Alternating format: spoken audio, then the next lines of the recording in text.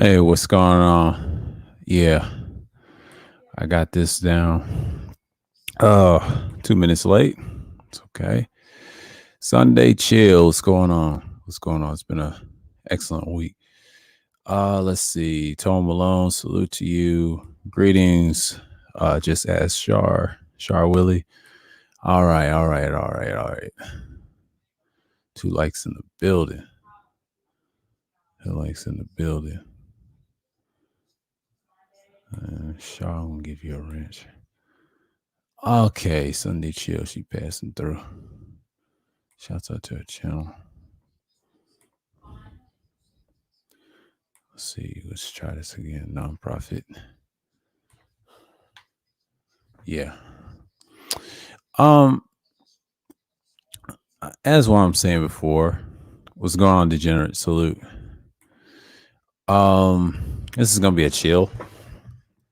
I'm just trying to figure out what's going on in this world, but and that's the thing. So I'm not worried about what's going on.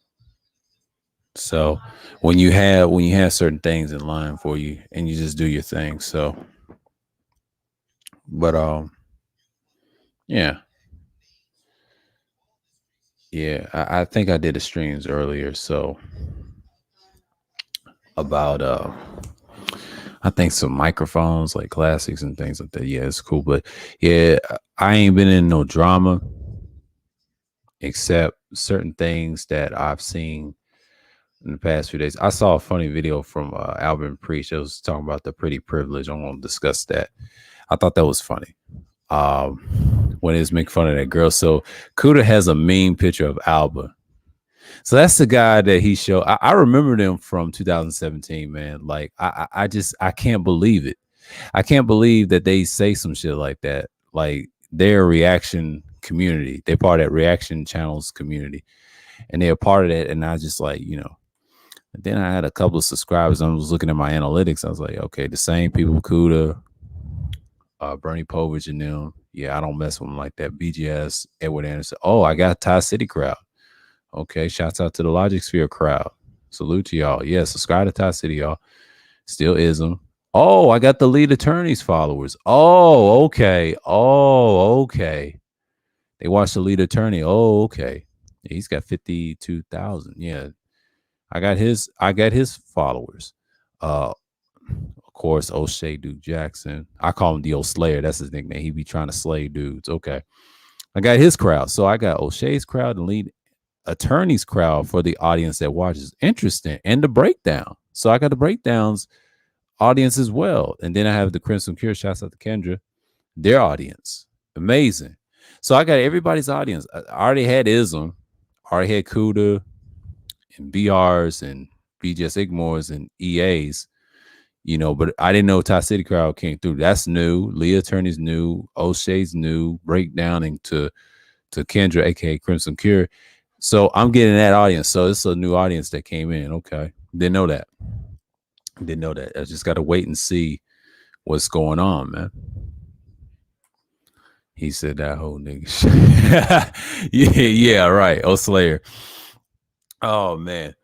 That boy is wild, but his audience is coming over here. I guess they got the word. They kept sharing my stuff. Okay, they probably saw my recent stream. I was saying correction is excellence. What I mean by that stream, that was just something I came up with. I saw DS1 stream and inspired me to do that, but it was another stream that inspired me too. It was that 7-hour live stream I did with Soul and Black. We was talking about correction all day long, but yeah, man, that's just one of those things, and I'm just gonna try to move around here. So yeah, this is gonna be a chill Sunday chill. I'm washing my clothes and thing. Yeah, that crowd sucks. Yeah, it kind of sucks, but hey, if they watching me, get all the support they get. I'm just manipulating the situation. So if anything happens, it goes right. But that's the real deal, right? And I'm not surprised what's going on. And that's the thing that you got to know and be mindful of what's going on. So and I'm getting new audiences all the time. So that's just me. But yeah, I've been researching, searching for things. I will do the conservative live stream. I will do the conservative live stream. That will be on the 5th. I got the wiki history of it, and then I'm going to add on to it. It ain't that much. I just want the conservative people or conservatism, and that's going to be a decent stream. It's an informational stream, so I don't know what time did I put it on. Let me check my StreamYard schedule. Um, Streams like that is crazy, but that's the thing. I'm not worried about the things that need to go. So yeah, that's why I'm pissed. Like when I'm kind of like pissed when people try to be misinformed with that. Yeah, I'm just gonna break it down on the 5th at 3:10, and that's like in the Eastern time, 3:10, September the 5th. On the 5th, I'm gonna break down a lot of conservatism history and conservatives period, who is well known and things like that. Then conservative history, how it goes back. I don't care about the 1960s. I'm just going for the whole history and that. I'm not going to skip over and gloss over. I'm going to do it point by point and just stay with it, right? Now, the history of Hawaii, that's going to be this coming up Wednesday. That's a Wednesday stream. That's going to be informational, a little long. I don't know if I'm going to open up the panel or things like that, but that's a good one. It's a lot of reading, but I'll show you pictures and everything, and I'll stick to Hawaii. I'll stick to the information. And it's not a lot of pages. It's pretty good. And then when I stick with it, it's a pretty good information. But that's the history of Hawaii. That's what you got. But Friday Madness will be on the 3rd, 8:10, same time at night.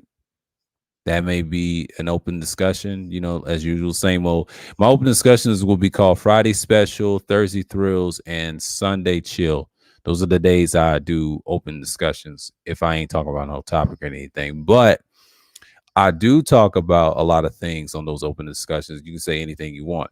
But when it comes to the topic streams, like the Zodiac, I'll do them on Sunday sometimes, or during the week, or sometimes, and then I'll schedule them and things like that. Because I'll say every Wednesday, I do topics. I'll say it like that. Every Wednesday I do topics. I'll say Sunday, Thursdays, and Fridays I do open streams. I'll do that. But topic streams will be on Wednesdays. That's what I'm gonna start doing for now. Because Wednesdays is one of my streams I can do topics that I'm not talking about anything. I'll just stick to my stuff that I have and make content on and just stick with it. Talk about different things. Sundays I can do afternoon streams. I can double stream and do Sunday chills and this one. I triple streamed today. I did an outside stream of myself talking about excellence. I did a ribbon microphone series. I'm going to do a part 2. And this time we're going to compare the difference between the dynamic condenser and ribbon microphones. That's going to be in part 2. Part 2 is going to be an extension of that. I don't know about part 3. Part 3, I'll come up with something. That'll probably be the end. It's probably going to be next month. Just give me time. It'll be a Wednesday stream, because the historical streams, that's too easy. I can come up with something and just talk about a little bit of everything. The Tarot cards, I'm going to try to use a different Zodiac thing and then go everybody's Taurets, and then I'm just going to break them down, see what's what. But Friday special on the 4th one will be on September the 10th. That's going to be 8:10 as usual. So yeah, it's a lot of streams coming down the pipe. This one is going to be in the books. We're going to see what's going on with this one. So, just be prepared. It's 7:52 right now, Eastern time. I started at 7:40. Thank God. This is like a 7 o'clock stream and things like that. I'm not trying to worry about anything or the numbers, but it's going to come through, because normally I stream at 8. I got a little things tied behind my back, so I'm watching $1 million worth of game, and Thorworld's getting the stream, talking about the tricking and things like that. I'm trying to steer away from that conversation. It's good and all, that's his thing, and I'm not trying to take his shine or anything. because people gonna come through later. They come around 8, 9, 10, 11. I'm not trying to stream so around 9 and then the next morning. I'm not doing that because Sunday chills, I'm gonna start doing them sometimes 7:40, 7:50, and things like that. I'll do the 7:50 thing. I'm gonna start doing that for now. Now 7:40, this is the first time I'm gonna do it. The next one's gonna be 7:50. I'm gonna push it back to 7:50. And the reason I say 7:50 is because I'll give me enough time to do what I need to do. Right. So this is gonna be like a series every Sunday. I'm gonna start doing them. Thursday, I'll do Thursday thrills when I feel like it. Now, every other Thursday, I do it every other Thursday. Every other Thursday will be Thursday thrills. It's not going to be every Thursday. It's going to be every other Thursday because Thursdays I'll do topic streams as well or self live streams. Those are ones that are debatable if it's important. Now, if I'm doing every Friday, I'll say every 2 Fridays. And then the next week, I'll have Thursday thrills and Friday will be blank. I may not stream on Friday. I'll take a break because I'm not going to follow everybody on panels a lot. I'm doing my own thing. And that's what you got to do because you did what you have to do. Just be successful in those areas. So, correct me if I'm wrong. That thing with the fresh, the flimsy and flammy, it's just they done fell off. You know what I'm saying? I've been posting people sharing their stuff, appreciate the people that do the same. Um I'm not worried about what's going on, so I just do it me for now. But yeah, I'll put this in the chat.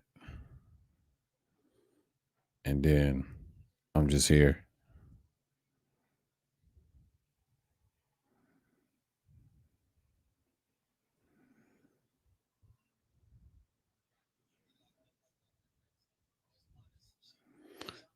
Yeah. Gillian them got 7,000. But yeah, I'm not even worried about what's going on. So yeah. That lead to turn is interesting. I kind of appreciate, bro. You know what I'm saying? I just subscribed to Tori and Rain. Pretty good, cool channel. Subscribe to him, y'all. He's a good dude. I'll watch his stuff tomorrow. Third Ward's got 17 in the box. He's doing good. Shouts out to Third Ward, man. He's gonna be in there for a minute. He talking about real shit. Respect the brother. No hate over here, because anything can come. Art the New Style got a good stream. It was called Sunday Art Auction. Wow, he was selling his stuff. Wow, that's what he does now. Yeah, whoa, pretty privileged. These women get very honest about how awesome it is. And the way he make fun of that big girl, man, that's funny. Yeah, yeah. Ab was a damn fool. That's him. Kuda used him as a meme. He ought to be shaming himself. That is funny. The villains are back. That was a short stream. I think I did one with Juan G's. That was like 3 hours. I shared his shit. But I was on his panel earlier. Shouts out to Sexy Red, man. She's doing a good thing. She tried to be different.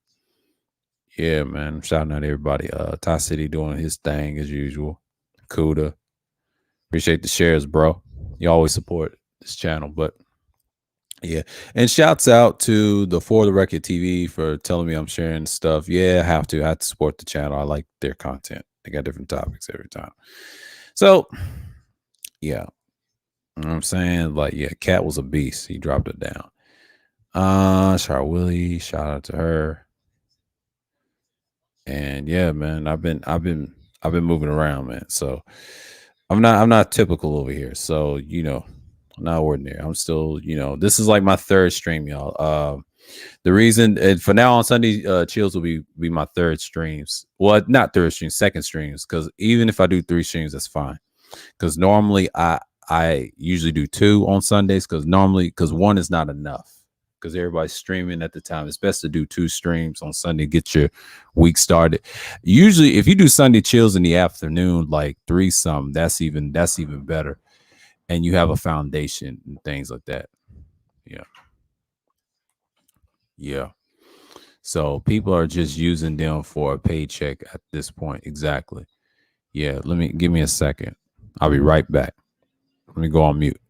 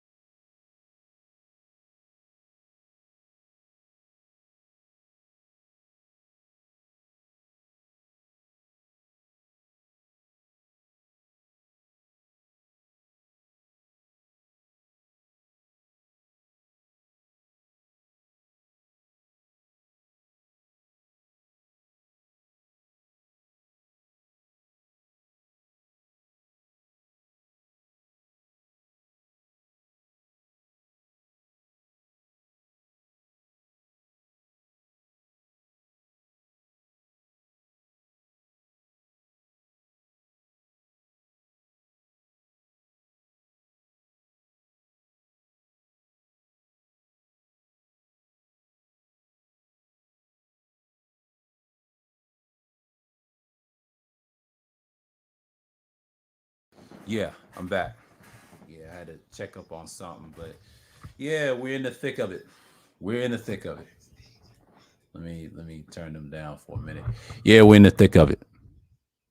So when we're in the thick of it, we're getting to the point.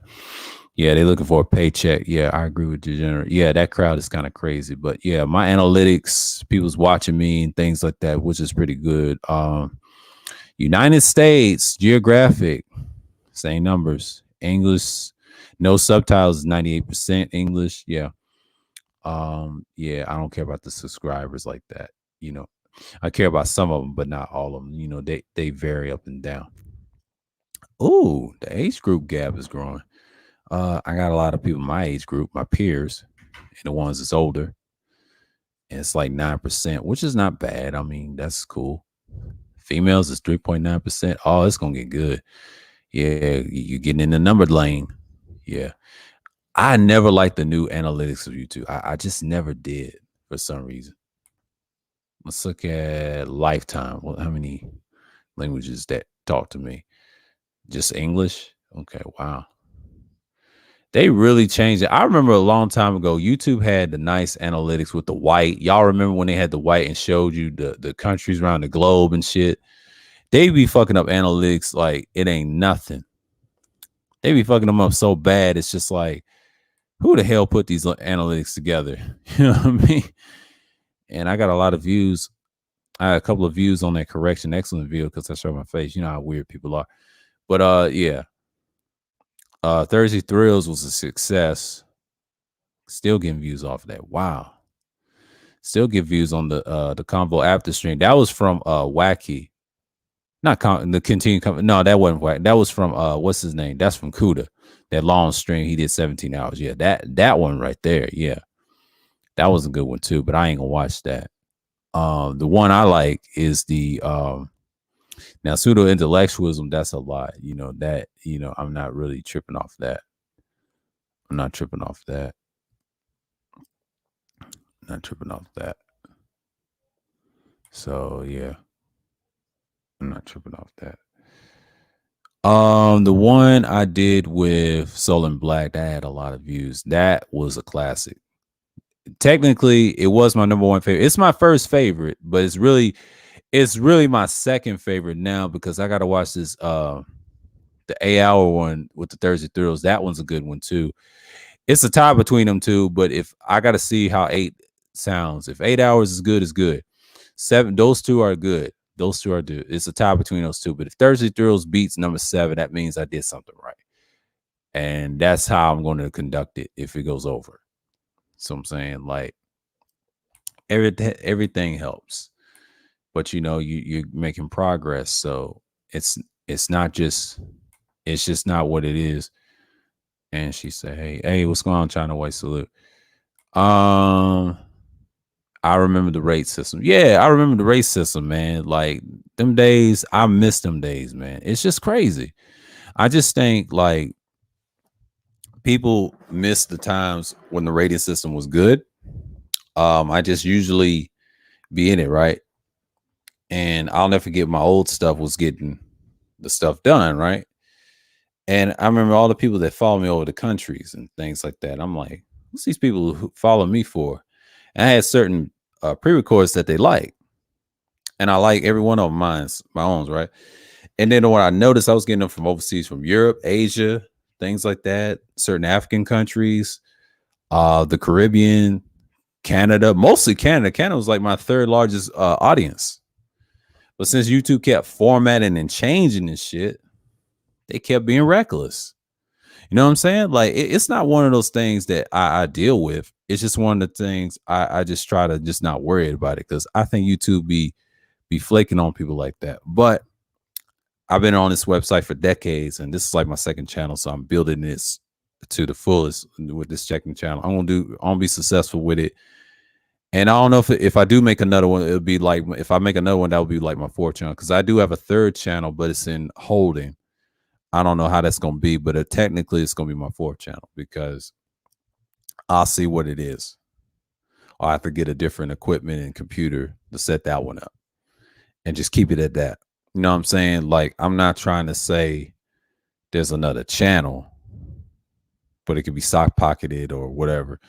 Yeah, we'll see. We'll see. And I'm not tripping off no emails or things like that. It's just I'm just looking at it for what it is, and I'll check it, but I'm not gonna just use anything, right? But yeah, I remember those days. I remember, and yeah, this is like a chill day. I think when we talk about certain things, we just get in the motion. But I remember a time when YouTube, what it was, man. We was talking about real stuff. But yeah, I'm not even tripping. I'm not even tripping what's going on in the new world. So yeah, that's how you got to deal with in the game. So that's part of it. And when you're in the YouTube society, you're just building content to be evergreen. So yeah, man, I'm not even upset at this point. Like the audience is who they are, and they gonna follow who they gonna follow. And it's just like it's great. That's just me looking at it for what it is, and that's how you get down with it. So and yeah, I'm gonna be consistent with this channel more, and I appreciate people supporting whatever But yeah, but those streams, man, with Just DeAndre, consistently, shout out to him. Y'all subscribe to that brother. That brother is awesome. He's got plethora of information. I usually do, I'll say 1 to 3 hour live streams. I usually do four. Four is my max. Okay. I don't usually do 6 or 7, 8 hour live streams. If you want to go over, that's like my limit. I don't really do 16 or 20. I don't do all that. No 11. I don't do all that. No, because I don't like no derailment. 8 hours, I can do that. I've done it before. Like that's one time on this channel, 7 times. But that's the thing that you got to do. Part of the reasons like I like it, it's that structure that you got to have, right? And that's the build up. So when you do those live streams, you get consistent with it all the time. So yeah, it's really helping me be that maintaining of the voice. So yeah, I'm not even tripping off it at this point. So yeah, people are coming through and be themselves and things like that. But yeah, welcome to this channel, and I talk about a lot of things, man. So yeah, just like the streams I scheduled, they're gonna come down. I'm gonna knock them out the park. So get ready. But the ribbon, dynamic, and condenser series, I would say the ribbon microphone series, right? I'm interested in that microphone, but it's the most delicate of all time. I was curious what's so different about it, but it uses music now. But it was a broadcasting microphone. And I'm just like looking at it like, man, this is amazing. But people are gonna be people. You know what I'm saying? Yeah. But yeah. I'm just saying, like, most people just gonna get it in and do what they fit in and do what they feel. So yeah, man. Yeah, it's just a Sunday chill. But yeah, I already did 3 streams, so I'm not tripping off this one. So yeah. Let me go on mute again. I won't be right back. I gotta check on something, make sure my laundry is done or wherever it's in the kitchen. So I'll be right back. Let me be on mute. Hold on.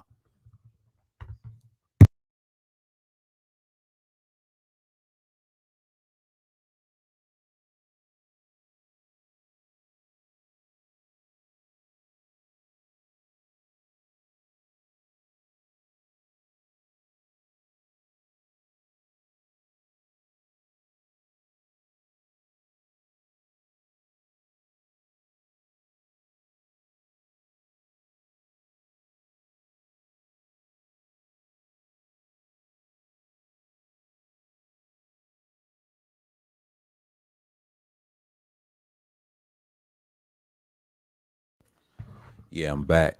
But yeah, just as was I'm saying. Um, yeah, those streams came. I think that was an after stream, but that 8 hour, that was not no after stream. That was a planned stream. That Thursday Thrills was a success. I gotta watch that and see how I did with this new gear that I got. So it's a big improvement with the audio, so I'm gonna get better. But yeah, it's gonna be more like that sometimes. I mean, people's got their own things to do, and that's cool. This is just a chill Sunday. This may go 4 hours. I don't know. This may go 4 hours because I started at what 7:40. This may go 4 hours. We'll see what this goes because I don't know how long third is gonna be streaming because everybody's streaming, but they're not streaming as much. But you know, a lot of people trying to compete with each other and streaming. That's cool. But the night times are the best, man. Night times are the best. People gonna be people. But I didn't know Tampa stream. I mean, I gotta hear some of his streams sometimes. Tampa. I got to. You know what I'm saying? Oh, Christopher Martin, he grew his hair out. Okay. He was cold back in the day. He's cold back in the day. He grew his hair out. He's trying to go dreads. NFT talk. Yeah. Yeah. I'm gonna go like this. And your boy. Tasse's a beast. Yeah, shouts out to the boy. Tassey's supposed to be streaming. I guess that crowd. Y'all subscribe to him, man. I know he's got a hell of a stream coming up. But you know, this chill thing is gonna come. But I know people passing through and do their things. But yeah, I'm just gonna give my little hour in so I can talk for an hour or two. But yeah. Why is everybody getting interviewed by Tasha K? My God. And she's terrible. I know people love Kevin and all that. Oh, excuse me, not Kevin, KS. Yeah, shouts out to Mace. Y'all support him, man. He knows his sports and stuff. I appreciate dudes that do the research. Yeah. Nice Jay-Z. Jay-Z looked like a mess with them dreadlocks. I'm sorry, man. I can't fuck with him like that. That's Hove. Remember they called him Hove. I just can't fuck with him. I don't know why y'all like Jay-Z, man. I mean, he's a good businessman. I give him that, but as an artist, no. I know Reasonable Doubt is straight. I know y'all love that shit, but to me, it's all right. I mean, it's not a bad album. It's pretty cool. Not judging nobody. I mean, if you love Jay-Z, I'm not mad at you. I had some friends that love Jay-Z, and I'm not hating. I respect it. You know what I'm saying? If you love Jay-Z, that's your thing. I'm not hating on nobody. It's pretty cool because a lot of people that love Jay-Z, I respect their little taste of music. But if you pick a guy, he's a good businessman. That's all he is. He's a good businessman. Oh, what's going on, True Savage? Salute, man. Yeah. What's going on? Enhanced Utility. Yeah, he's laughing about my recent joke. Yeah. What's going on, man? Yeah, shouts out to you brothers that coming through. But yeah. A lot of people just like Jay-Z, man. I mean, I just can't get with the dreadlocks, man. I'd rather him be a bald or that fade. Just, I just can't. But people like Jigga, man. The Jigga Man. They called him Hove. I don't know what they call him these days. He got so many nicknames. It's so fucking funny. But they love this guy. They love this guy because he's got a popular sound. They appreciate him. And he's done great things. So when you have a guy like Jay-Z, you're recognizable, right? So when you have guys like that, you really pre-existence what's going on. So that's just one of the things that I've understand and learned. Be a part of that stuff. So again, you just got to find your niche in the market. So I'm not worried about what's happening.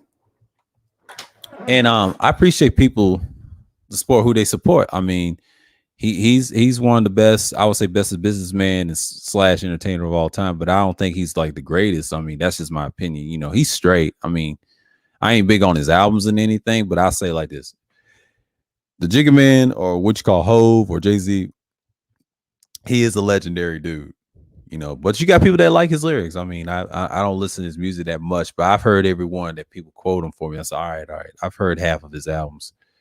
But I did like the old Jay-Z. That's just me. I'm a little biased. I like the old Jay-Z better than the new, because the new Jay-Z is kind of fit in the era that he just don't belong. But I'll say it like this. He is a better businessman. I'll give him that. I'm just not a fanatic over him. I respect him with that paper. He knew how to move different. Now him and Dame don't coexist, so you already know there. I'm a big Dame Dash person, not a Jigga man. You know, I respect Jigga man. He done his due diligence. So people say I'm gonna say like Brooklyn stand up, BK nigga. You know how it is. But let me quit making fun of BK because I got some kin folks out there. But you know what I'm saying? It's all good. It's all love. But you know, shouts out to NY, man. All my brothers in NY that support me on this channel too. It's all good, man. Oh, that 5-hour stream when I talk about the Locks versus Dipset, that was a massacre. That was a fucking massacre. And I knew the Locks was gonna win because it was from Yonkers. And it's just a different ball game, man. Like, I'm not hating on nobody. If you do your thing, do your damn thing. But just don't act like Dipset. Now, Dipset has a great catalog. Both of them have great catalogs. But when they disrespect the Locks over at DJ Cooters, man, you are effing crazy. Who the fuck you think you're gonna disrespect them like that? Who the fuck is anybody? Don't ever disrespect the Locks, man. The Locks all day over here. And I know I say Dipset, Harlem World all day too. NY all day, baby. I mean, their music is great too, but let's not hate on Yonkers, man. Them boys is real out there. They got their own smoothie shots helping black people. Y'all boys be hating. They hating. They hating. You know what I'm saying? They hating. You know how it is. But you know, oh shit, someone done them dip out on me. Okay. I know how this goes. I know this goes. Yeah. I know. Somebody hating. Somebody hating. That, but that's all good. It's all love. It's all love. He talked to dude, man. He acts so weird. He acts like a weirdo. I mean, that stream is funny. That stream is funny. I mean, shouts out to Juan. Jeez, man, he's entertained, but I missed all that. I had to go eat dinner, man. I had I had a steak and some roast potatoes, and then I had some broccoli that day. Man, I was great. I had a bless of the seventh day, the holy day of the Most High, Yah, on the Sabbath. But you know, I'm in great spirits. Yeah. He said we need more content on Black History. Oh yeah, I got one with the Hawaiians. That's it. You know, I might have to structure the ones in the future. If you want to talk about the Moors and things like that, you know, I'll go in depth and I'll pick something out. You know, I mean, y'all tell me what you want, but I'll do the Hawaiians first. I'm gonna get them, and then I'll probably think about the others where I'm gonna be careful with. Probably gonna do Cambodia and Thailand. We'll see. I'll try to do Cambodia, and I probably won't get flagged or anything. I mean, people appreciate it, and I'm gonna say it like in my streams: no hate, no hate. Just keep it real, and then I'm gonna do the microphone history as well. So yeah, you can't wait. Yeah, it's gonna be September 1st. It's gonna be this week. It's gonna be this Wednesday. Tuesday, I'll talk about part 2 of the Ribbon Mic. I'm gonna go in depth and we're gonna read. I'm gonna talk. I may open up the panel. I'm not gonna just sit around and, you know, it's gonna be structured. We ain't gonna talk about no hoes up here. I don't give a fuck about Fresh and Fruity. If you ain't got none of the added conversation, leave the panel, or if I have to drop you. But I am not gonna talk about that shit. We're not here for that. I want my shit structured. That's how it's gonna be. But you know, these streams right here, this is basically open discussion. You can say what you want, wherever it's on your mind, and you know, we focus on whatever. You know, all this gender war nonsense, that gynoxy talk got to go. That's 2.0 nonsense, 3.0 nonsense shit. We ain't with that. And he said, "What's the origins of the white man?" I say Central Asia for now. The Hebrew Israelites trying to say Edom. I'm gonna put that together. That's on that website as well. The origins of the white man, albinoism, and all that. I'll get into that. I'll make a separate stream on that. I haven't structured it yet, but that website breaks it down, and we'll get in all the formalities. And I know he's gonna say bogus on that website. Shouts out to the man that did www.realhistory.com. That's his platform. Let me use some of his content to put on my content. I appreciate him with the information. This brother's doing great work. Shouts out to him and that website. Keep us getting the knowledge, helping others understand how the world works. And all people ain't perfect, but that's how it is. Let's keep the honesty and truth alive. That's all I gotta say about that one. But yeah, we will do those streams. They ain't gonna stop. They're gonna be like every Wednesday. And the reason I say every Wednesday, I'll structure them because I can do content like that all day. I can do many of it all day. I just gotta structure it right. You know what I'm saying? Like I can make open panels out of that if y'all want. Have a quick discussion and just skim through and give y'all the links, man. But yeah, man, it's just one of those things, man. I'm Sky watching the $1 million worth of game. That podcast is gonna grow. They gonna get 500,000 before y'all know it. They want 500,000, and I just share this shit on the community tab. Y'all can watch. I'm gonna do that. You should also do a content on the origins of holidays. Holidays. Oh, that's pretty simple. Yeah, I'll do that. I'll find that on the website as well. If they have, if they don't, I'm gonna go outside and structure it. And it depends on what culture you talk about on the holidays. I'll do that too. And that's a lot of history right there. It's a lot of wealth of knowledge. It's right in front of you and things like that. So I got content like that for days. Speaking of that, because I'll talk about Hawaii. That ain't nothing. That's content. Y'all talk about content now. Sumer is long. A lot of these top parts I've done is long. The one I'm gonna do is gonna be Hawaii. I'll do Hawaii. I may do Cambodia. Vietnam is a little different. Thailand is a little controversial, but I'll do them in separate times. Those are easy. If people ask, we'll discuss it. I'm not gonna read much into it. Anatolia was easy. Those three was a little long. China's long. Eastern Europe's long. People ain't gonna watch much of it. Indonesia is gonna be interesting. That's gonna be interesting. That one is gonna be really interesting. They ain't our people. They just a different set of dark people, but the different races and things like that. I'll talk about that. My channel's based off that. So the Olmecs and Mesoamerica, that's a whole nother beast. I said, what did I say about that? I said I was gonna do Hawaii. I said I was gonna do that probably October, something like that. When it gets cold, I'll do the indigenous people over here and the South America 2, South America introduction. Yeah, I'll do those. Those streams will be on every Wednesday. Those I'm gonna do in October in the fall. Olmec and Mesoamerica, we're gonna revisit that shit again. So next month I will probably talk about Cambodia because Cambodia is a different, I don't think people would care because I met some Cambodians in school, in college. They're good people, so they wouldn't mind.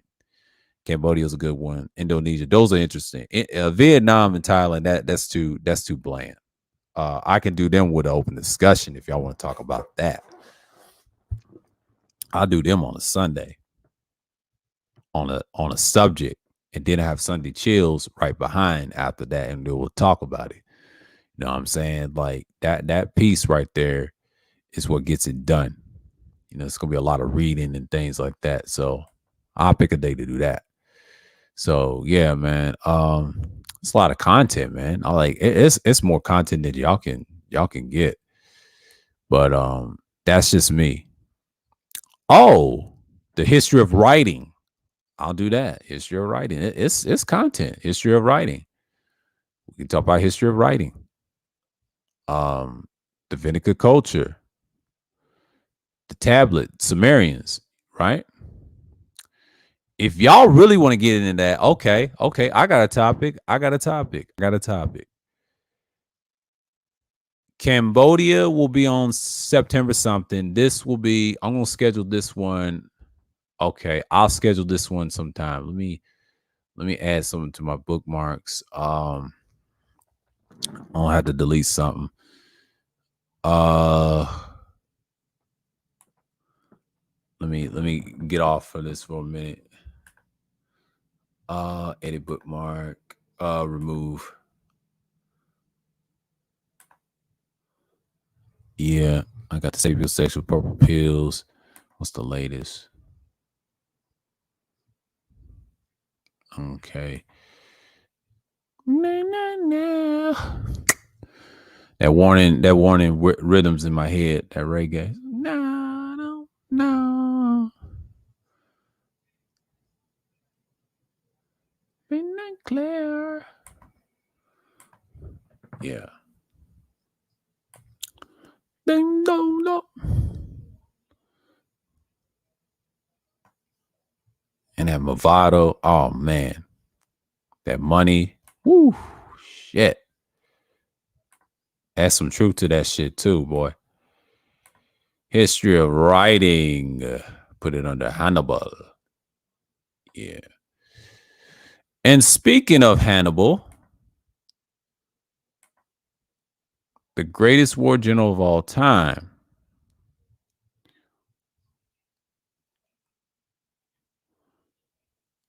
What's going on, Pepe? Oh, a whole lie day. Oh man. But yeah. I was talking this to Justy Andre. We did that stream. We was talking about Hannibal and his war tactics. And we're just gonna go in and yeah, it's 8:25 right now because it'll be 8:40 in a minute. That's gonna be like an hour. Yeah, I was talking about Hannibal and his rise and before. Y'all check that stream out, and I did that, and then I structured Crossing the Alps. I did it on the Babylon Timbuktu, The Joy of Baal.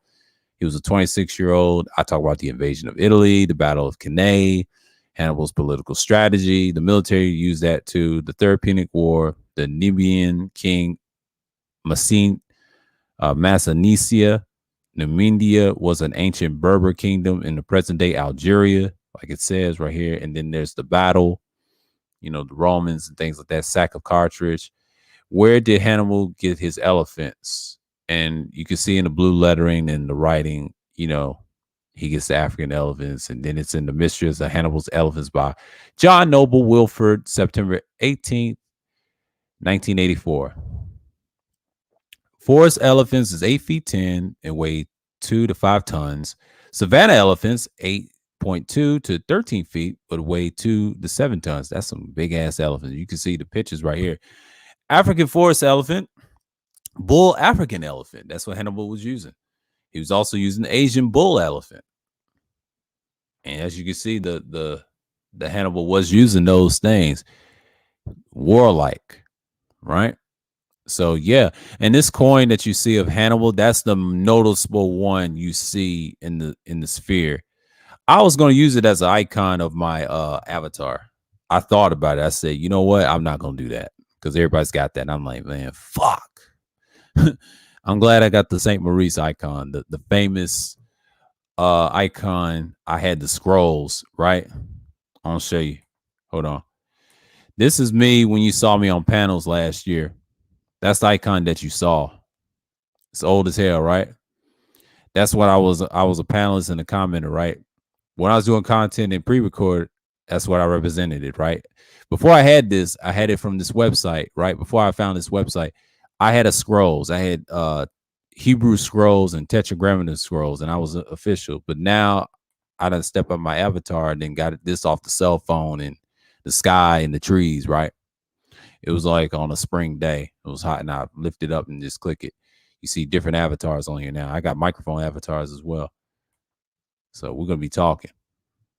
So you know what time it is, man. Yeah. Yeah, it's like 44 minutes. We in here just blasting away. But yeah, I'm not tripping, but the Hannibal thing is just a thing that for us, and we just keep it pushing. So, I'm not tripping. Yeah, Joey's on the panel and things like that. Shouts out to Tac Man and all that. Oh, dang, everybody's tired. Oh, Ty City's on. That's why Ty City's on. Anything from Ty City, he getting the views, man. Shouts out to the bro. Shouts out to the bro.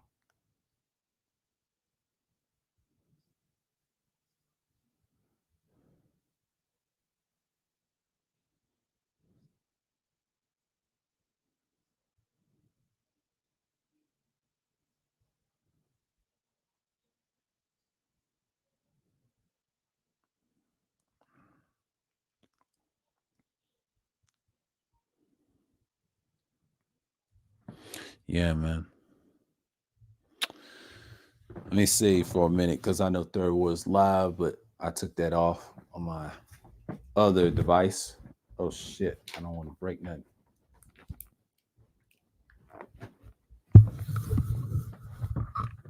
Yeah, I don't want to break nothing. Break Norton. Break Norton. Break Norton. Dance Farai. Rastafari. I'm telling you. Pandemic is be clear.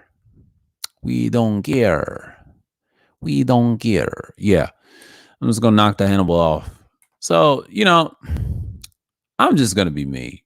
I'm just gonna say, hey, I'm here, just taking my time and just say, I got the sky, you know. But yeah, man, what y'all saw in the chat, that's my old avatar. And I'm just gonna say, man. Oh, what's going on, Zab? Salute, man. Salute. And yeah, I'm just here, man, because I know people be chilling over here and just acting crazy. So, and man, that kid, I'm still thinking about that kid 360, man. He had me rolling. He was a sycophant. That's all I can say about that. It's a lot of sycophants in these spaces. And you got a lot of people, a lot of problems. I think Platinum had a stream today talking about stand-up beauty. Nameless be dropping gems. That's the first time I've ever been on a no, it ain't the first time I've been on the panel with Nameless. The last time I was on the panel with Nameless, we had the slug. And before she fucked up his interview, shouts out to DJ Kuda, man. He bounced her ass when I was over that stream, and I saw half of that interview. It was weak, but yeah, that was the last time I was on with Nameless, and he cut out like during the later part of the stream. He had a good build. It was around the morning time, Eastern time, when it was sunshine, but it was around that. And then the same thing with his latest long stream with 11 hours. But it actually was 17 hours because it extended. He didn't want to cut it, and he cut it then. And then a lot of stuff from those 7 hours added on to that was cut. So basically, Nameless was dropping gems. He was doing the work, boy. And what I like about Nameless, he was cool. Me and him, that's the first time we conversated on the panel, but it was really not our first time. It's really the second time. Because when he was talking to me, we was actually building. So shouts out to Nameless. He did good on Platinums, man. That was intelligent conversation talking about race and beauty and things like that. And that's just the thing. So I'm not worried what's going on. You know what I'm saying? Like I just don't understand why people talk about certain things. But yeah, Nameless is the one. Nameless is the one. It's just like he just goes in and brings those gems, and brothers ain't be listening to Nameless. Nameless is the truth. Y'all can say what the fuck y'all want to say about Nameless. Nameless is the homeboy. He always get it done. He's the type of dude I can conversate for hours, just like DeAndre. But all y'all know him, we all know him as just DeAndre. But yeah, he told me a surprise about MBD, about a certain individual was popular 1.0 space. We ain't gonna mention his name. We're just gonna say I want to call him Mason Lack. But you know what I'm saying?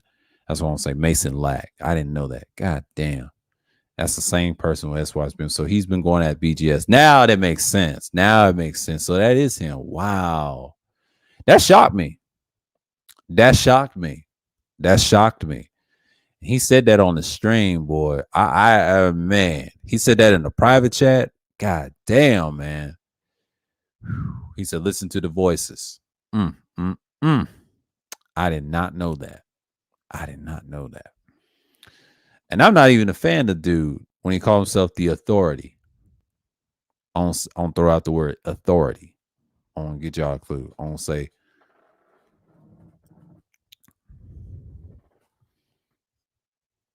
but yeah, man. Yeah. Yeah. Magnetism don't track no jealousy. That's bullshit. Someone said that in the tweet. That's a fucking lie. Magnetism is normal. They try to say it tracks jealousy. I know that's bullshit. That person is more jealous than anybody. They envy. Ain't nobody jealous of no weak ass person. I don't care how good you look. Jealous people hate people just who they are. I can't. People with these weak ass tweets is funny. Only person that's jealous is people that look good. They the ones jealous got issues. And that goes for it. No matter if you're pretty or ugly. A jealous person is a jealous person. If you envy a person, you're just a weak minded motherfucker. That means you don't have correction in your life and excellence. Like I said earlier in the stream, if you ain't built like that, that means you wasn't trained properly. A lot of these people, they get online and use their personas. I'm not one of them. I try to not to talk about crazy shit, especially relationships. That ain't me. That's just a hustle so you can get numbers and views. And where I look at trends, right? YouTube is known for bullshit trends. Trends and reaction videos is what's popping. Live streams is probably the second best thing. Eventually, live streams going to replace that because a lot of people don't want to hear that pre-record shit. There's only a handful that listen to pre-records. Now, pre-records are evergreen. They're good for certain YouTubers and a lot of people. That's true. But streams is when you interact with your subscriber base and your fans, whatever, or your community. Your community is your community that you're building. Next thing you know, your community becomes bigger than the social media, and then you have other platforms to go through. So it's not a bad thing to think about, right? So I'm not surprised what's going to happen. So, I'm going to go over an hour because I'm wait till it gets to 8:40. I'm going to drop it because I'm not going to just, 2 hours is too easy. I can do that. They said you can talk for 4 hours, not necessarily because everybody will be streaming because you don't want that. You want to do it now. And if they don't come up, it'll be like the 8-hour stream like I had with Jesse Andre and my boy Rashawn. They both came around the 2-hour mark. And that's when they hop on, the links in the chat, boom, boom, boom, we up in there. So it's a Sunday chill. So I'm not tripping off what's going on. I'm just being more realistic what's going on. So a lot of people ain't built for those conversations, and that's what I'm saying. Like I'm getting my equipment and my skills up and doing content, man. I gotta say, that Siren Mini, that microphone, I'm thinking about getting that as a backup. Use it for certain content or pre-records. I'm thinking about that. And then I saw the Elite. I have to take that back. That Elite is basically a super cardioid dynamic mic, and they got one as USB, a condenser one too. That brand itself is not bad. Okay, I'll take that back. That brand is awesome. The problem is the Sirens X is trash, but the other two, I'm feeling those mics. That's something I'm going to invest in the future if I have a studio padded wall room. I will get the Elite Siren to start off as a dynamic mic, and then eventually I'm going to work up my way with the XLR and the probably the lavalier. I'm a lavalier person. I like to go outside with dynamic mics. If you go outside with a dynamic mic like Kudas, that's pretty easy. And your boys, the coloration, it works. Lavaliers is the future. That's a microphone, right? So basically, you're just gonna have that foundation. I'm not even tripping. Because what you're gonna have is you're building a foundation. That's all it is. You know what I'm saying?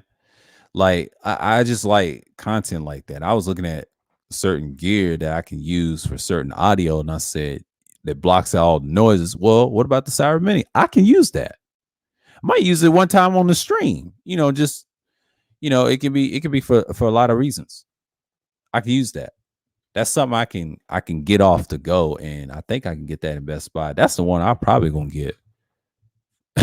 That's the one I'm probably gonna get. But then there's another microphone besides the small one. I want another regular size one. It's gonna be the G-Track, or if I want the Quad S. I really want the Quad S, to be honest with you. I'll get that. That's the one I really want. But I'm glad I got the red one because the red one's nice. I'm using it now. Pretty cool. But I want another one. I want the color one. Now, if I want it as a gift, that one's the one I want. It's 160. You give me that microphone, I set it up, boom, boom arm, boom, up out of there. But the other two mics, like the Razer Mini, oh hell yeah. Hell yeah. I want the Mini instead. Now the Solo Cast, I can get that too. I can get both of them because they're both reasonable. If you get both of them, you the shit. It's just you got two types of small microphones, and you get the Siren Mini, shit. That's super cardioid now. That blocks out a lot of noises, they said, but you got to get away from the keyboard. But if you hold it to your lips, You got to have a little thing online and just look for it and just test the mic out. But it's pretty cool. You know, like you don't have background noise, and I think you got echo canceling. But the thing is, you don't want it too loud. But that microphone blocks out a lot of noises if you put it like that. I mean, wow. You just got to have a program. But the HyperX is good too on this StreamYards. That's a pretty good microphone. It's condenser, you know. But the dynamic stuff, I ain't got an upgradable account. That's why I don't have a upgradable StreamYards like that. But eventually, I'm just not at that point yet. So that's something you got to look at, you know. And I'll be there. I'll be there. It's just got to be a certain level that I have to have. So, you know, I'm just doing it a day at a time. See, I'm not trying to build a big studio. I just want to get my audio right and use this. The avatars, I'll probably use it for these type of streams. I mean, camming up is no problem. I just got to have a proper setup that I want. I ain't trying to be like everybody else if I have a setup. That's not, most people don't really care. And what I've noticed when I watch all these tech streams, a lot of people don't give a fuck about that. A lot of people say they do, but deep down, I'm talking about outside of these spaces and outside of YouTube in general, they don't fuck with that. You know, I'll tell you a secret. If anyone heard of Daquan Wiltshire, yes or no in the chat. But I'll give you an example. His setup is nice. He has the Elgato, I believe it's Wave 3, and his setup is nice. He got the gaming chair, the green screen, and everything, right? He's a comedian. Now, he is spontaneous and pre-records and that, and then self-live streams. He don't do panels and StreamYards. Now, he does have a StreamYards account to let you on. He interviewed AMS, which was a classic. He helped that boy and gave him some game, and which is interesting. But yeah, he's a funny comedian and everything else. But nonetheless, he's a good example of what you want to be. He's got a lot of subscribers and going to 1 million. Now, if you're like Soul Illuminati and them guys, yeah, that matters. But 9 out of 10, most people don't care. Twitch is where you want to see a setup. You want to go to a Twitch stream, they have a nice setup. Now that is live streaming. That is number one. That is paramount. See, we talk about these fucking spaces doing with panels, hell no, because it's not structured. Most people care about fucking audio. Now, gear and all this stuff is fantastic. I respect all the gear talk. But a lot of people that get in dynamic stuff, I've noticed, and when I look at their subscriber account, not just, you know, it's not a bad thing, it's a good thing they're starting, but here's the trick. Their topics got to be evergreen. I'll tell you a secret. If you get dynamic stuff, which is nice, it's cute, nothing wrong with dynamics. That's the goal that we're trying to get over here too. And yeah, you improve it. There's nothing wrong with dynamic content. There's nothing wrong with dynamic everything, right? To me, it gets a little overrated. The best dynamic microphones, and me personally, I love lavalier mics. I'm just going to be honest with you. I love lavalier mics, period. The other ones are so overrated, and that's the problem. I think too many people's getting too many RE20s and Shure SM7Vs and things like that.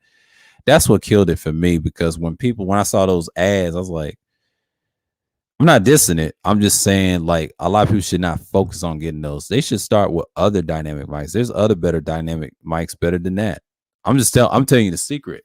The secret to get a lot of subscribers is not clout chasing. It's being paramount. You know, you got to have some evergreen content. You can't talk about this typical ass relationship talk.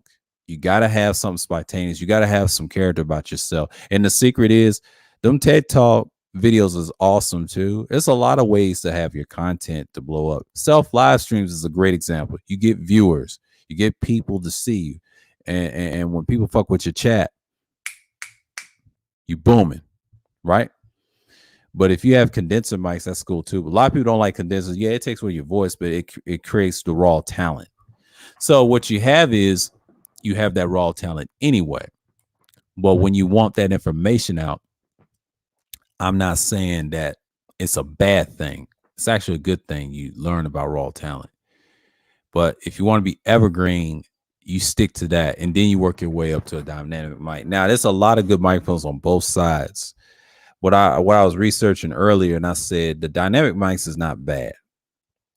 My thing is with it, it's just you stick with what you have. So, you know, And I'm just gonna be like, yeah, let me go something real quick with it. Let me go with that.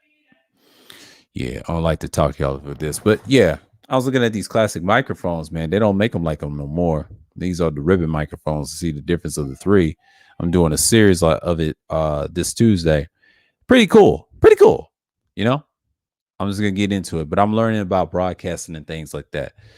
But a lot of people I've noticed is using a lot of condenser mics versus dynamic mics. Now, condensers, that's just like a way of the natural raw voice. I think that's the part of the new podcasting wave and the new broadcasting wave. A lot of people like those is because they do damage. And that's the thing they just want to be a part of. You know what I'm saying? Like a lot of people they just want to just be them. But yeah, I know people just tripping right now, but you know, I don't really care at this point. But yeah, it's a Sunday chill and things like that. I'm just hanging out here, but you know, yeah, because I did 3 streams a day. But I'm gonna talk about more of it probably Tuesday.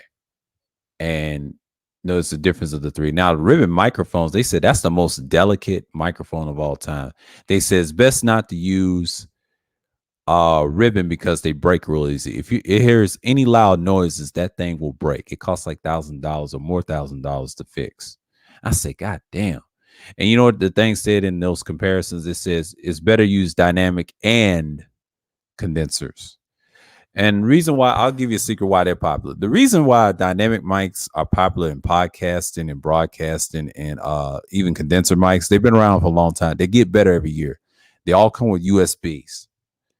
The reason they're getting better, because condenser mics been around, they're the second most delicate. They're using a lot of USBs. Now, the ones that can handle sound and crazy improvement, that's a dynamic microphone. Now, you got dynamic microphones have USBs. It's certain brands. What's going to happen? The condenser mic done took over the dynamic market. So if you read more history to it, they're transitioning. They're all competing. I'll tell you a secret. They're all competing with a cell phone.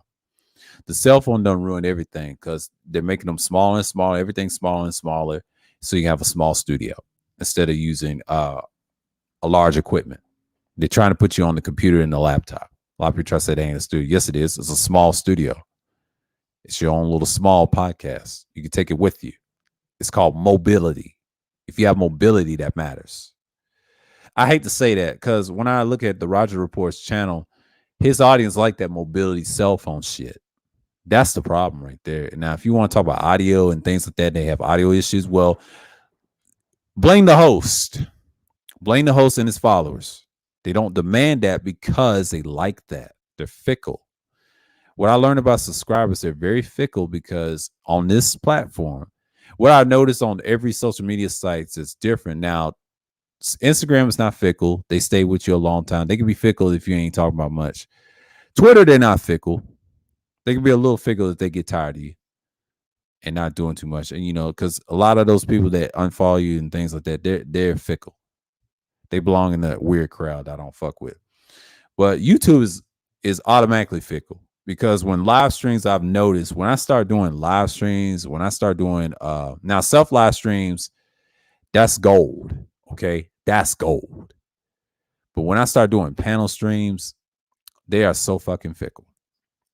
And I've noticed that I don't get that many views, but I understand why they're fickle because they like the trending bullshit topics. And the reason I noticed that I don't get discouraged by it, I know what they're going to do. If you're not talking about women, you're not going to get enough. And I understand that's trending, that's cool, that's fantastic. You're that. But when you're dealing with trending topics, you got to be careful. It costs money. A lot of people don't care. They're just in it for the money. So that's why you don't have guys a structure like that. So when you don't have guys a structure like that, you're going to have problems. And that's the thing about me. I don't give a damn what nobody says. I'm just going to do me and do my content and just stick with it. So, yeah. A lot of times people just want to be bad about that. You know what I'm saying? And a lot of say, you don't add nothing to the conversation. I told her yesterday, I add a lot to the conversation. What the hell are you talking about? People worry about me and say, man, that guy's knowledgeable. Not everybody likes the fuckery, man. Everybody don't like the fuck shit. I'm sorry to tell y'all, but to bust y'all bubble, nobody likes the fuck shit. Nobody. Nobody. And I'm okay with that. Because if they like the fuck shit, why are you here? Why are you in these spaces? These spaces are still growing. I'm getting new people every day watching. And now everybody's going to support me right away. And that's a good thing. And I'm not mad. I'm not upset. I'm enjoying this shit. Enjoy this shit while it lasts, man.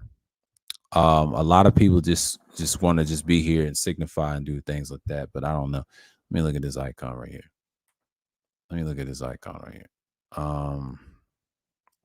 That's the Shure 300. The Super Cardioid ribbon microphone, the SM33, the SM30. I'll say that the Shure S30, 330. I mean 330. I don't use the SM330. I'm gonna use this to piss people off. Yeah, y'all know what time it is. This is a ribbon super cardioid microphone. This is called the Shure SM33 super cardioid. Blocks out, catch up a few small noises, and does this damn thing. That's the one we're going to get into. So, yeah, I'm going to take a quick break. I'm going to step away for a little bit. I'm going to be on mute.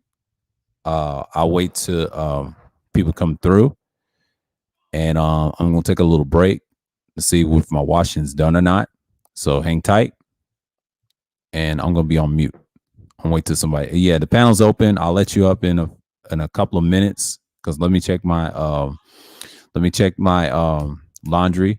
So I'm gonna see what y'all doing, and I'm not worried about what's in the chat. So yeah, it's been an hour, so I'm good because not everybody's gonna come through right away because everybody's streaming. So with that, I'm gonna go on mute. I'll be right back in 5 to 15 minutes. I'll say 5 to 10 minutes. I'm gonna keep it like that. All right.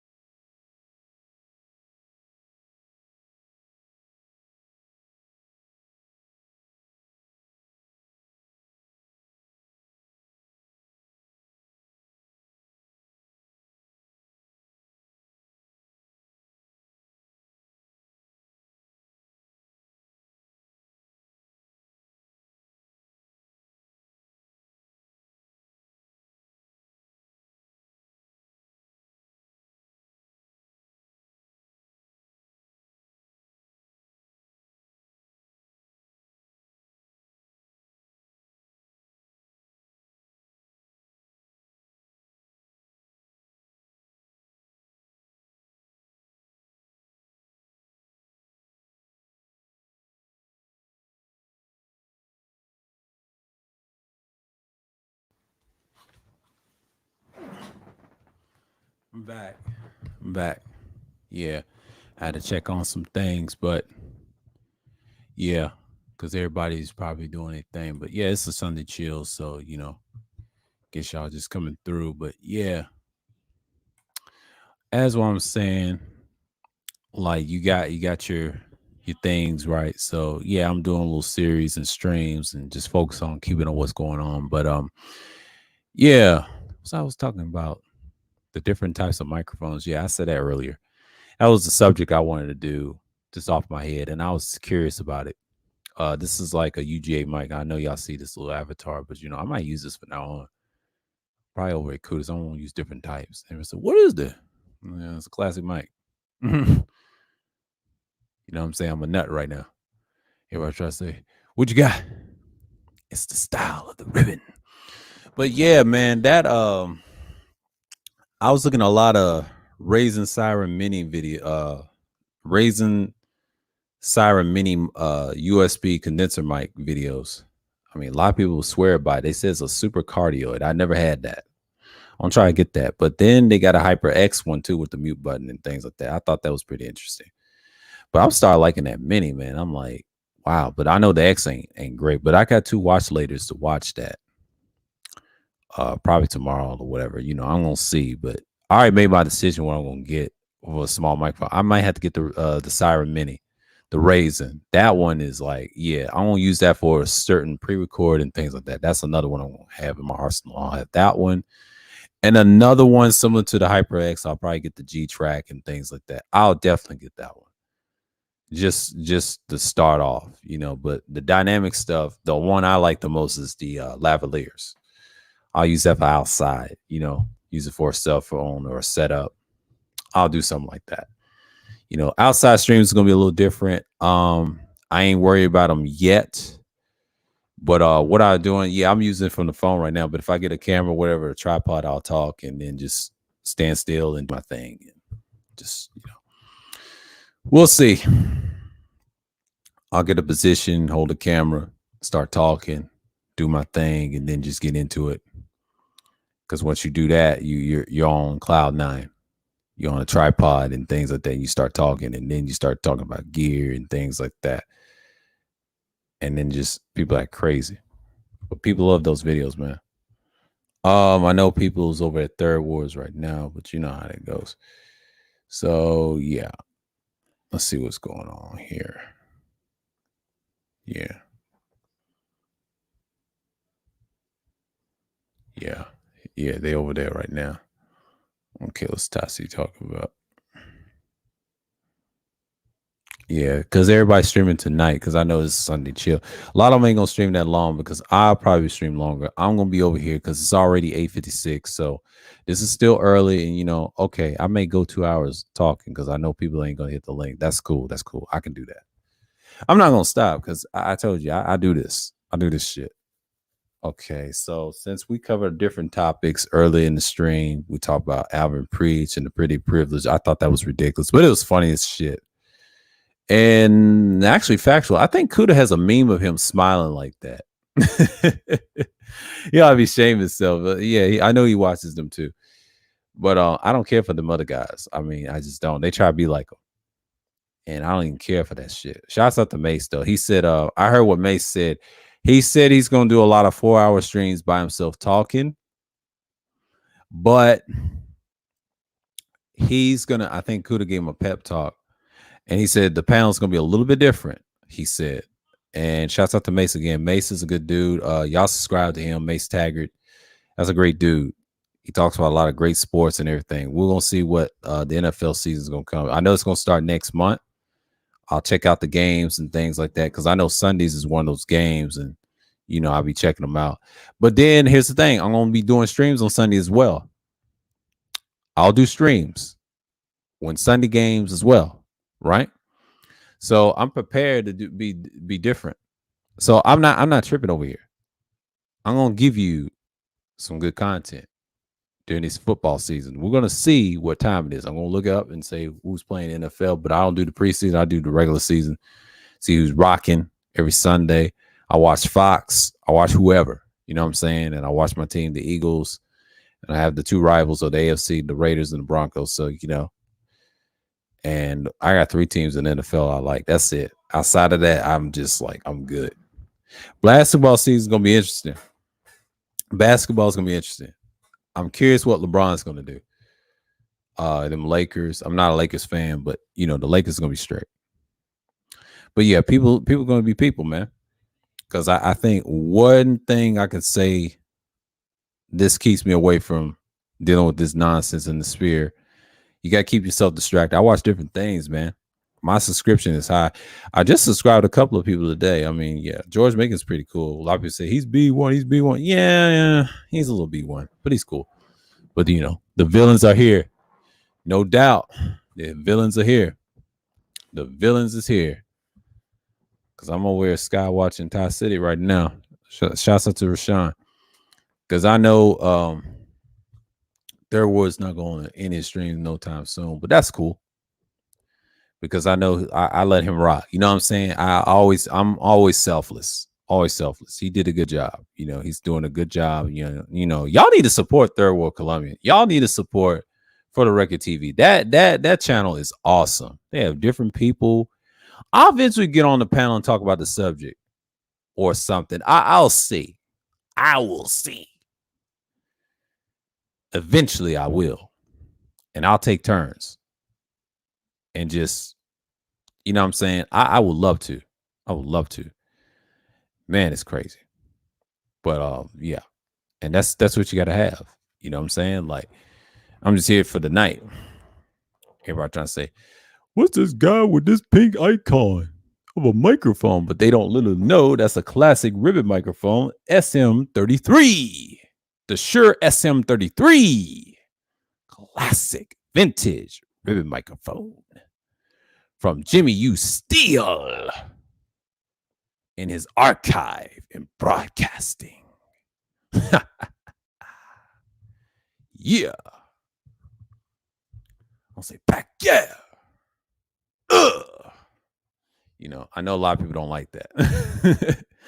You know what I'm saying? But yeah, but I had a cam up on that last stream I did. It was around 3 something to 4 something. It was like an hour. I had a cam up. I had to get on something on my chest, and I saw that DS1 stream. It's another classic by him, telling his stories and great. Appreciate him with the share.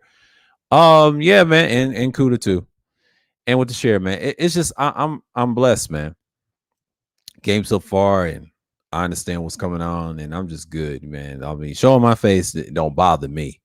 I'll do that on a self live stream from now on. I'll do it a few times and start talking my bullshit, about my bullshit, about my bullshit. But I'm about that. So yeah, man. I had a female yesterday just tripping. You know who it is. I mean, the legendary, the UK. Call me a what's called a cult hanger.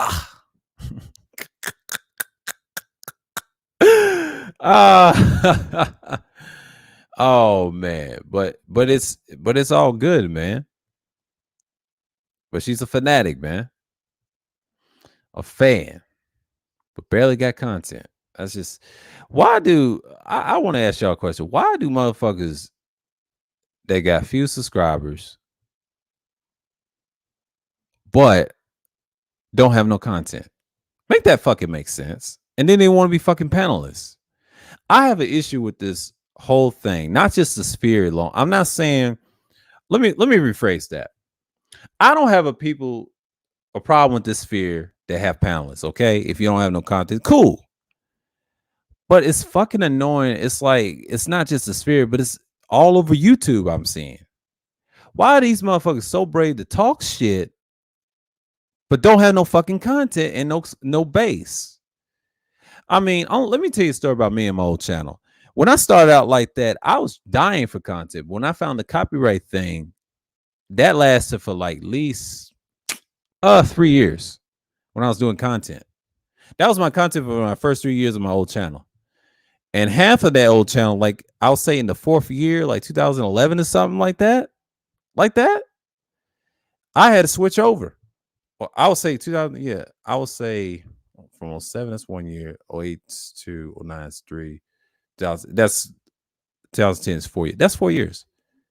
The 5 year span. Yeah, the 5 year span. Because the 5 year span was unbelievable, man.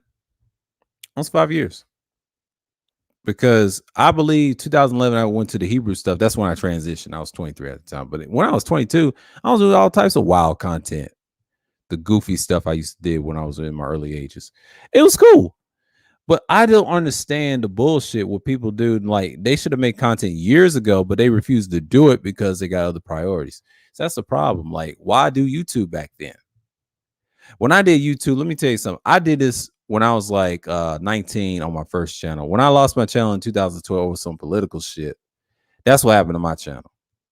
And it was some bullshit. It was a sting op and things like that.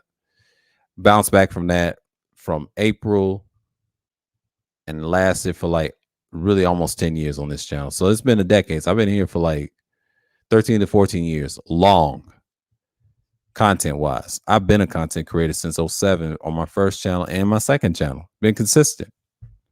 Never been inconsistent. I never was that person to say, oh, I'm going to have a few subscribers and don't do content. What type of bullshit is that? And they have a format that you can talk to these people, but they have, let me tell you something, what they're doing on panels, they're wasting their talents and giving their content away to a fucking host. Be consistent, goddamn. I mean, all that content, if you talk more than 30 minutes to 40 minutes to an hour or fucking 5 hours, that's content being fucking wasted, especially on a live stream. Now, if you do pre-records, I understand. That's great. That's great skill. Anybody can do that. But we talking about different layers of content. I just started to be a live streamer on YouTube in April, enjoying the hell out of this shit. This is probably the best fucking year that I ever had on content. Best fucking year on content. So to me to see that across the board of YouTube, I'm learning a lot about it. And it's not really that hard. It's not that hard. You just got to structure it. The hard part is maintaining it. That's the thing. And how I'm going to be evergreen on this, that determines on the people. A lot of people said they're fickle. Fuck those fickle people. They're going to die off. Okay. A lot of people are tired of the fuck shit that goes all over YouTube. Most people are tired deep down. They claim they love it, but deep down they fucking hate it. You get new people, they're going to get sick of that shit. They look at your shit, you be like, whoa. But if you sound good, they're going to miss you. But if you do content, boom, you're back. That's how you maintain your subscribers. Ramil does it plenty of times. See, I already know what Ramil does. I do real shit. Just keep them posted on the community tab. You're good. But what I've done is I mastered the way how it works. Now, I took a 6-year hiatus from 2015 all the way down to 2021 and came back doing content again. And then New said, are you doing content again? I said, hell yeah. I was doing pre-records on the cell phone. That was my thing. I should have did self live streams at the time when I was fucking those certain individuals I was. And then I had to reevaluate in March and picked a different sector of guys and audience. And I learned a lot in March and I built my shit. And I started doing self live streams in April. Thank goodness. And I support that shit. Yeah, I was on my bullshit back then, but I knew I had a foundation. But the foundation is great. So from April to August, that's some months. By 5 or 6 months, I improved. From March, like 4 to 5, 6 months. I'll say 4 to 6 months, I improved. And that shows you I transitioned very well. Got the latest equipment on the microphone. That's a good start for audio, and people come listen to you. They'll mess with your content more. Subject matter. But this is more like an open discussion. So yeah, I mean, if y'all want to hop on, that's cool. But you know, I might go over 1 hour, so whatever. When 9:40 comes, it's gonna be 2 hours. So that's gonna be a record. But we'll see. But yeah. I get tired of these damn panelists that don't have no content, man. I don't argue with people that don't have no content. They ain't on my level. I build my subscribers. I didn't get 1,000 subscribers until like 2019. That's a 4 to 5 year process. That's evergreen content of your pre-records and people enjoying your shit and finding your shit and they fucking with you. And that becomes the norm. So anybody that say anything different, fuck them. Okay. They don't know how to be a content creator. That's the thing.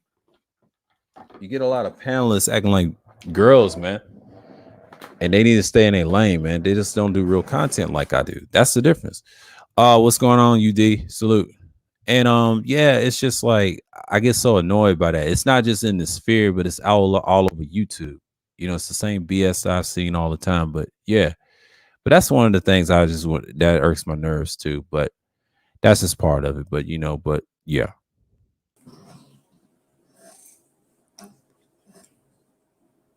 What's going on, UD? What's on your mind? Now, I just can't let you know that you keep up the fine work. Keep on doing what you gotta do. You got the full support of me. I just finished doing my MMA about an hour ago, so you know. So, but I Oh, seen you cool, was cool, on. cool. Yeah, yeah, I Yeah, do it. it's just an open discussion. You know, y'all can say what y'all Okay. want. That's just a little Nah, nah, mild yeah, yeah, rant. yeah, Yeah, yeah, yeah, yeah, yeah. I understand. No, no, you need my rant sometimes. My rant helps.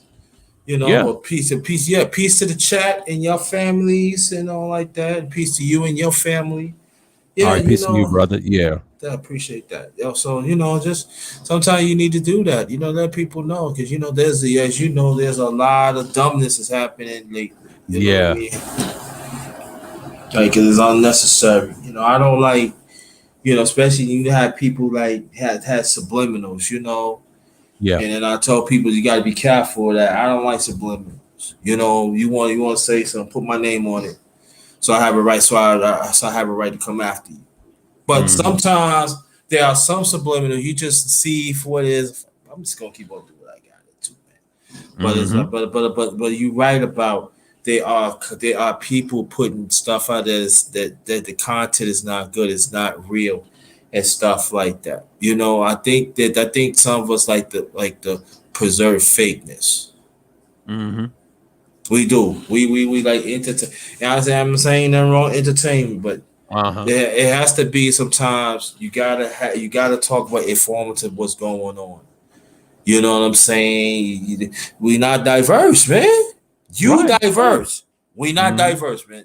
So people say, "Where you been?" No, no, no. Some of these channels are not diverse. They not. They don't tap in. You cannot just do the same thing all the time because it gets stale. Like my late father, he's a chef. He said, if I'm gonna cook the same thing all the time, it gets stale. You know what I'm saying? You got to create. You have to create. You have to dig deep down yourself and create. That's what I do. I dig deep, man. I had my goddaughter. She called me last week. She said, God, for you got so much stuff on different stuff." I said, "Yeah." You know, she said, "Yeah, I like that. That's me. Okay. I don't have to go here, but I can go here." And that's what it is about your channel. You talk about this. Okay, I talk about this. You talk about that. But it's informative. See, there's a difference. See, there's a difference to be diverse and informative, be diverse and doing without anything happening. Hmm. You gotta be diverse. Be diverse, be informative. And that's what it's all about, brother. You know, people Yeah. say, let's talk about polite. People always talk about polite. And I already know about polite. And I Hmm. mean, there's people had to break it down. That's rightfully so. I'm not talking about those content creators. Yeah, you should break it down. You know, what about Afghanistan? Yeah, you know, you talk about Afghanistan. Yeah, I already know about Afghanistan. I don't even know about it. You know, so people like this. Let's talk about us as a people that are trying to get some economics in our community, so we could build. Let's talk about that. Hmm. Let's talk about the men and the women, the black men and black women. Let's form a coalition so we could talk about our differences. And the ones that do not want to, you leave them alone to have a relationship so we could put our families back together. Let's talk about that. Hmm. Brothers, engage in sports, man. I'm telling you, y'all be surprised. You could learn a lot of sports, man, of social content in the past and even now. Engage in that. Engage what my brother here is doing. You know what I mean? Talk about business and other stuff. Engage in that. But you know what the problem is? We don't want to engage in that.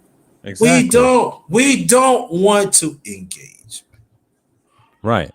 And just like you said about the sports, that's a great way to form of exercise, man. And I mean, the Mm-hmm. beauty of it, even though combat or organized sports, I talk about it on a few times on the channel, like in the open discussions. I mean, that's a great Yeah. stress relief, man. Exercise, combat, exercise. My father said it all the time, even though he walks every day for his health, even though he had the blood clot issue in March, but he did okay. You know, he told me he started smiling. He was gonna be fine. He told my mom it was gonna be fine because Oh, that's it good. wasn't that it wasn't that serious. Yeah, he had to take that small medicine to take, but since they're gonna wing him off of it, he's in good shape. So he's almost like what 70. He'll be 70 in like 2 more years. That's a But blessing. yeah, that's a blessing. And then he realized he's happy for to be here because he's just trying to stay healthy and stay alive, and God bless him in another day, you know, and that's what it's all about. And same with me. What I try to do is there's a way, and you get your message out and just be brutally honest with certain people. So, you know, and that's why I try to be. You know, I talk about different things and we can talk about certain subjects, but it matters to certain people. But thanks to you guys, it makes me do more content even more. You know, shouts out to Cuda and everybody else and got me out of this rut in March because I had to figure out what I had to transition to. But this is kind of nice to me because I now know the power that I have, and then I upgraded the little things around my little things in the area. And I said, you know what? Let me talk about this. I could talk about different things. This is simple. I just had to structure it right. Once I structured it, I said, yeah, this is it. Mm-hmm. And then when I saw Just DeAndre come through, that we had that long build over Kudas, I said, man, this guy's awesome. Even though I can do it by myself, but him talking about other topics and we stay on point, we become consistent with. We kind of play off each other. But you know, there's other people too. But Rashawn's been like my day one, Yeah. supporting me, man. I support him, and he's got good content too. And I told him keep Yeah. doing your thing and just be different, man. You don't have to do what they Yes, do. and exactly. And I want to thank you to send people to my channel check me out and shout out to Yeah, y'all. yeah, Thank yeah. you, really, because I really don't get that push. I'm not Yeah, complaining, but I don't really get I that push. try I to, man. I've appreciate seen that. you around like years ago. I should subscribe, but you always talk about some good boxing. I think you and there's some other guys. I know people like Ticket TV and them other guys, but I watched what's his name? Too Raw for Sports. He's a good dude. He's got Yeah, another yes, yes, sports. yes, Yeah, yes. yeah, he's got an excellent channel. Then he's got another one with politics. He got one on Patreon. I support him to like folks. I subscribed to him like a couple of years back, and that's an excellent dude. I try to tell Mace, you need to hook up with that guy, man. Like that will enhance your stuff, and y'all be talking about real things and have them on one day. You know, just have your platform to grow a little bit. I'm just saying, but Mace is a good dude, but I think he's doing his own thing. And shouts out to Mace Taggart, man. I mean, Yeah, he's yeah, bringing he's third definitely party doing his dudes thing and the same. everything. That's why I try not to force it on him, you know. But I told him, you know, just speak around, man. Just speak around. There's people that think like you. Trust me. Yeah, There's always sometimes a space for you you. gotta Yeah, branch out. You gotta yeah, man. want to branch out. Right, right, absolutely. And he will. I mean, he's a good dude. And Yeah, the yeah, first he time I is. talked to Yeah. when I first talked to Mace, it was a Roger Report, and I saluted him Uh-huh. in the chat first. I saluted him first, and then he saluted me back. You know, the respect level he did for an elder like that, man. I said, man, that's a good dude. Yeah, he And is, man. that Yeah. right, man. Yeah, until his upgrades, man. I said, man, he sounds awesome. I remember him Yes, last he year did, camming man. up. Yeah, it Yeah, helped. I met him through. I see him in Cuda, Mhm. DJ Cuda, and I was like in and out of Cuda thing, and he said, "Yeah, man, what's up, man?" He said, "Man, I'm getting ready." Like, he always he said, "Young man, I'm getting ready to do my channel." I said, "Yeah." He said, "I heard you do the talk little here." I said, "Yeah, come on." And this is I was I was on my way to 2000. He said, "You come here, young man. I'm gonna do whatever I can to get you 2000." Nah, I mean, come here, man. I can't support me. Come, young man. I go get you. And and that was it. And then I became a regular, in Shatner. It's Mhm. like I come up there, doctors. You know what to do. Hit the link. You ain't no strange. I said, oh man, maybe I want to now. Get your behind up here. You know what I'm saying? And it makes me, and then, but at the same time, be on Mace, it feels good because it does expand my mind of sports and other things too. Mhm. And so that is appreciative too, because I have my head. The people understand it. People, I want to learn about your channel. Just go through my channel. That's all you need to do. I'm not going to keep on broadcasting my channel. Just go to my channel, go through it. You know what I mean? Go through it, and then you find out. You find out. You see the growth. You see what things I'm into. So, so that's what it's all about. We got to have more diverse information on our channels in this space. It's not enough, bro. It is very, very important. There's a channel you need to check out too. Is Big Duke. His channel is Fourth Quarter Talk. He into nutrition and fitness. That is another channel you need. Trust me, bro. Need to check out. And that's his profession. That's what he do. He show you how to lose weight. You know what things to eat and everything, to work out and everything, what certain muscles to do, and also he be on with Bruce Goals. That's another brother. That's another one. He been down with this for 30 years. At times I do be on the panel and stuff, and he had great people on there, and it's building and stuff. Talk about health, mental health, and everything. You know, and I think that we got to engage in these channels. We got to engage in these channels and everything, brothers, especially brothers, man. You know, stop thinking about I don't need to learn. Everybody, you gotta learn something new, man. You know what I'm saying? We got, like I said, got support. Even like your channel, we got support channels like this. We do have good channels. We do have great channels in these spaces, but we have to support it. Yeah, we have to support it consistently. Another channel, Go Professor, you know, Brother Sheed, and you know, we got to support these channels. Juan G.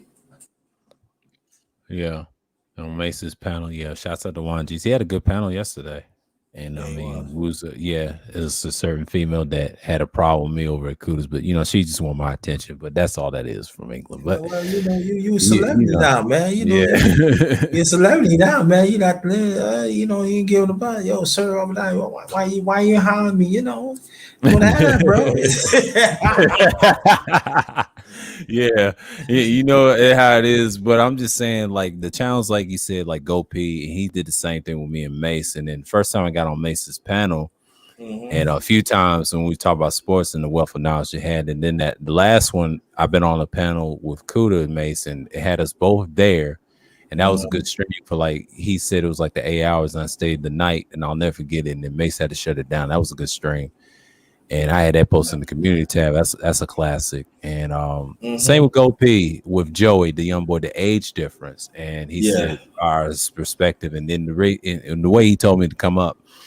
And I said, you know what? I won't come up. And this is the first time I met Go P on his channel. Now I met him over at Rogers in the comments. Yeah. You know, we was cool, you know, and we talk a lot. And it's like the first time hearing me on the panel. So, you know, I've been doing this like last year when I started this format of the Sphere, you know, because I've been on YouTube for years. So and that's what kind of helped me through a lot, and then learning about people's emotions and how they deal with conversations and things like that. But yeah, it's pretty cool because you learn a lot of channels that's similar to yours. And I said, man, I need to blend in. I just saw, what's his name, Torian Reload. He's got a good channel. Like he talks about different things, situation. And then I just subscribed, what's his name?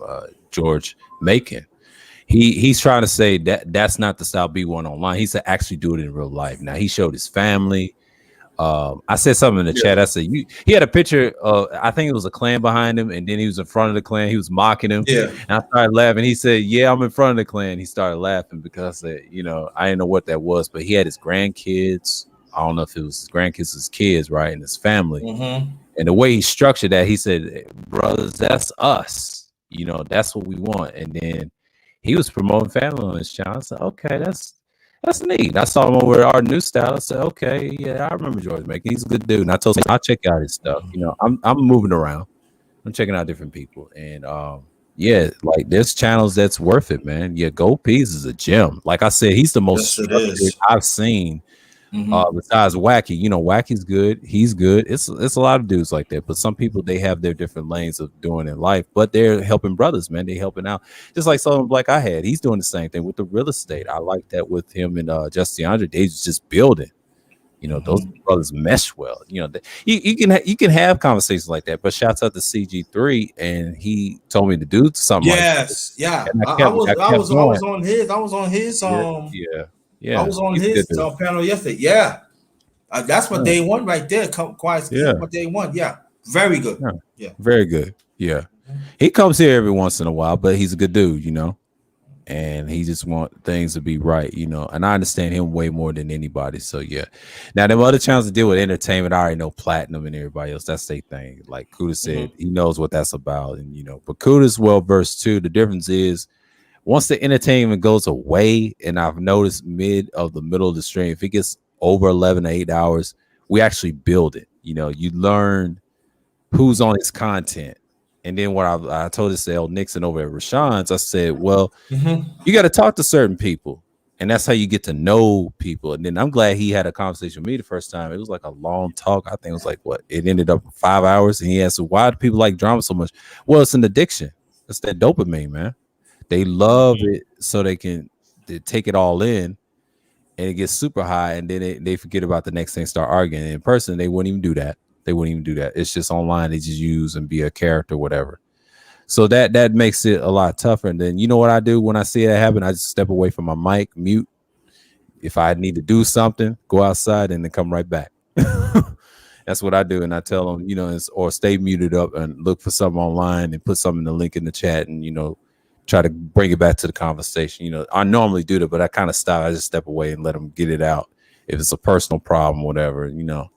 I've been on panels like that, and then I've been on panels that people that it wasn't that serious, thanks to Just DeAndre and Fast. And I said they have an interesting relationship. It happened twice. And there was a woman trying to stop it. I told her, no, don't stop it. Don't stop it. No, it's just a little disagreement. You know, it's just, you know, you can talk it out and do whatever. And he did it on the Kuda's panel. That was like an older stream. So I appreciate brothers like that. And that's why, you know, I had Fasting on here when we did an after stream. And I told him, yeah, you welcome anytime, man. Like I talk about different things. I mean, yeah, I stick to my subjects and things like that, and that matters. So, you know, I'm over here. So, you know, people come through. And shouts out to Triple Black, man. He got tired of talking about that stuff. And you know, it's the first time he came through the panels twice. And I said, yeah, you're a good dude too. I mean, you talk about different things, but even though it's the ratchet stuff, but you're toning it down. But you know, man, like you got all those subscribers, man. It's time to talk for something different, you know. I just try to be different than everybody else, you know. I'm more evergreen over here, and that's what my content is all about. Like I said, bro, nobody don't grind like me. That's how I feel. Nobody don't grind like me. Yeah, but I put out. You know what I'm saying? I put out. I might put out another tonight. I don't know. It depends. Yeah. It's pretty good. Yeah, you can, man. I mean, I'll be over there to support you, but I'm just saying, like, hey, man, like you do what you got to do. That's why I don't force people to not do what they want to do. I mean, you do the content. I'm always gonna support the brothers that's actually speaking the real. You know, shouts out to DS1, man. Like he had a good. Yeah, that's my day one brother too. Yeah. He's good. Yeah. He's a good dude. Shouts out to Kuda for talking about him on the panel, and then when I checked out his channel, he had a stream called Cap in His Life, and man, he went in, but he knew who I was, and that right there, I got respect for him. Then when he came on my panel the first time, I said mainstreams is just trends, and I was shocked that he came on my panel, and that was a heavy hitter, and that was my first one, and my next one was Ty City. And that was a good one. That was huge. Oh, Todd City. Yeah, that's great. That's great. That's good. See, it's like this for me. It's like, you know, it's so funny. My God said I just found he had a channel. I know he had a channel, but he wasn't really doing what he said. Yeah, why people don't come? Why people don't come in panel? It's all right. You know, I gotta do my thing. When I do my thing, I do my thing. That's why, like, I encourage brothers that sometimes do self lives. Get it tight. Get a topic and just stick to the topic, you know, and do a self live. I just talk. Then if I don't feel like being on a panel, I cut off. Dude, that's it. Sometimes you gotta do that. But if I think that also that's diverse too, that we have to willing to join other panels too. But what you gotta handpick. So, but what you talking about, you had Ty City and DS1, you cannot get no better than that. Yeah, and then I had Solon Black, and that's another heavy hitter, and he's been around. Yeah, right. And that right there is my second favorite stream. I don't have to watch the 8 hours one, but Just DeAndre, he's good. Yeah. He's a small channel, but the reason he came about is I was on another panel with Wack. It was a 2-hour stream. We talked about the correction with Big Truck, and him went at it, and he did a stream, and I was on that panel too. It was a good stream. We all had great points because he put seconds on the clock, gets turns, who has the mic. He's structured like Gold Professor. And the reason he's number one, he don't allow all the the nigga shit. He just cut it down. He's like, hey, that's it. But even though he's from NY and everything, so like he does, yeah, he does it orderly, yeah, like you. I'm just saying. I forgot you up there too. I don't have to redo my list. Who has structural panels? And I'm gonna observe now. Roger, I'll put him in top 10. Now it can be hectic because at first when I subscribed to Roger, it was very structured. He allowed both men and women to talk, but over the past of the trolling since he got popular, I understand because he had certain white boys trying to mess with him. I know why he got flagged this time, because when he had that Universal Galaxy guy, he came out of left field and a lot of brothers got emotional. And what I noticed from last year is the same thing with the Mazunga cat. And then I noticed that brothers got to stop getting emotional when white folks say slick stuff like that. He was the type that was trying to get them triggered. And I saw that. You gotta keep calm. You gotta keep calm and hit. Yeah. I told people you gotta keep calm. It's just hit them with reality in history. Yeah, that's all you gotta do with them. That's what you gotta do. That's what, because I had one 2 years ago. 3 years ago. Yo, you like this? I said, well, I told him like this. Yeah, I said, let me tell you this though. All right, though. I said, let me ask you this question. You say you don't like black women, right? Yeah. I said, I was born and raised in New York. So I said, so why mostly on the strip clubs you always ask for black women? It's not just New York. Answer that question. I shut them up. Facts. I shut them up. I said, why you ask for black women though? You say you into your people, right? You say you into the women, but you ask for black women and you ask for high class black women. So explain that. Explain that to me, please. I shut him up. Now you can get that. Now you can get the F off my panel, all right? Because I let him get on the panel.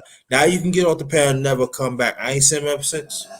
And people say, God, because I be calm. Because they want you to get emotional. When you get emotional, that's when you forget where you want to come back with. I mean, it happened to the best of us. Don't get me wrong, but I know I had to be calm. I said, "See, shut him up." I said, "So the next time you run your mouth, bad thing you deal with me, because I know." You hear what I'm saying? And so this is what you had to do, brother. That's what they want to do, because I have to say to see of all nationalities, when they see, especially the black men that we form, when we don't go by background, we just form and build it. They don't like that, so they gotta intervene. You hear what I'm saying? Yeah, that's part of them. And we not just talk about this. We gotta stop just talking just white people. There's other nationalities. They don't want us to form, brothers. Facts. You gotta understand. Stop saying white people, because what you doing, you taking them away. I seen it. Sometimes they come to my channel, and be like, oh, so you hate Chinese? Why I won't hate Chinese for? I'm just telling you facts like that. I'm telling you, in the late 1800s, was black Chinese back then? It was around like thousands of years? Did they tell the truth? Or I could bring we can Google this. Let's Google. That's what I do. We can Google right now. Shut up. There you go. That's what I do. Because like again, I know. Listen, I know some stuff. I just don't put it out there. But I know some stuff. But I don't put it out there. Just gotta be your brother. Stop being emotional. Let them say what you have to say. Long as you have facts and history on your side, that's all it is. That's it. All it is. Yeah, that's what you do. And that's why I've been about for years. And when I study other races, and I treat them the same as white people, because those guys that's antagonistic to us, and this is why I like talking to them and picking their brain, because what they think about us over there besides the media, because they brainwash the people, masses over there too. So when Fasten said that on Kuda's panel and told it to the black, that's why I respect that Condoleezza, man. I know he's different from me, but one thing I always admire him, he always tells the truth, expose how his people's doing dirty over there. And like he said, he's not welcome in his own country because he tells the truth. I ain't saying he is, but I'm just saying people like that, if you tell the truth, yeah, they can exile you. That I've noticed that. And even us, I mean, we exiled ourselves, but the ones that got the real truth, yes, you stand on your square, man, because but when I saw those brothers got emotional, I said, Pastor try to get into him, but I try to like told him in the chat, like, say, calm, you got it. It's just Rogers kind of stopped and get into him, but the boy left off the panel. He got upset when Rogers was trying to control the situation. He's the host, and it kind of went haywire. And then I don't know if his trolls try to flag his channel, whatever, but that's what they're gonna do. That's what they're gonna do, because I've seen this years ago, and it's nothing new. And that's a lesson we learned. Now Rogers being careful now, but yeah, that's what they do. But it's okay to debate them, on a neutral ground, but not he has this side and you have that side. Now you can get him that way. Now, if he comes to your territory, you got him with knowledge. You just don't get emotional. The trick is they will press your buttons. They're trying to see how you're going to react to them if there's 4-on-1 or 8-on-1. You know what I'm saying? Or 8 or 2. And that's what they do, man. And I've noticed this stuff like, we got to get better than that. Now, there's certain brothers, we can do it. We just don't need to help them. They need to learn how to do it, because they have to understand if we do it, then they'll do it. Brothers can do it. And that's what we got to do. You got to stay calm. And even your own people that try to portray, have that white mind and everybody else mindset. You have to, you have to be very disciplined. Discipline is key. And that's why I did that self live stream about correction is excellence. I mean, you need that. That's what they need. And it's okay to have correction, to learn. I had to learn that growing up. That's true. And please, people, now you're talking about the ones in the chat, but the one listening from the clouds from my brother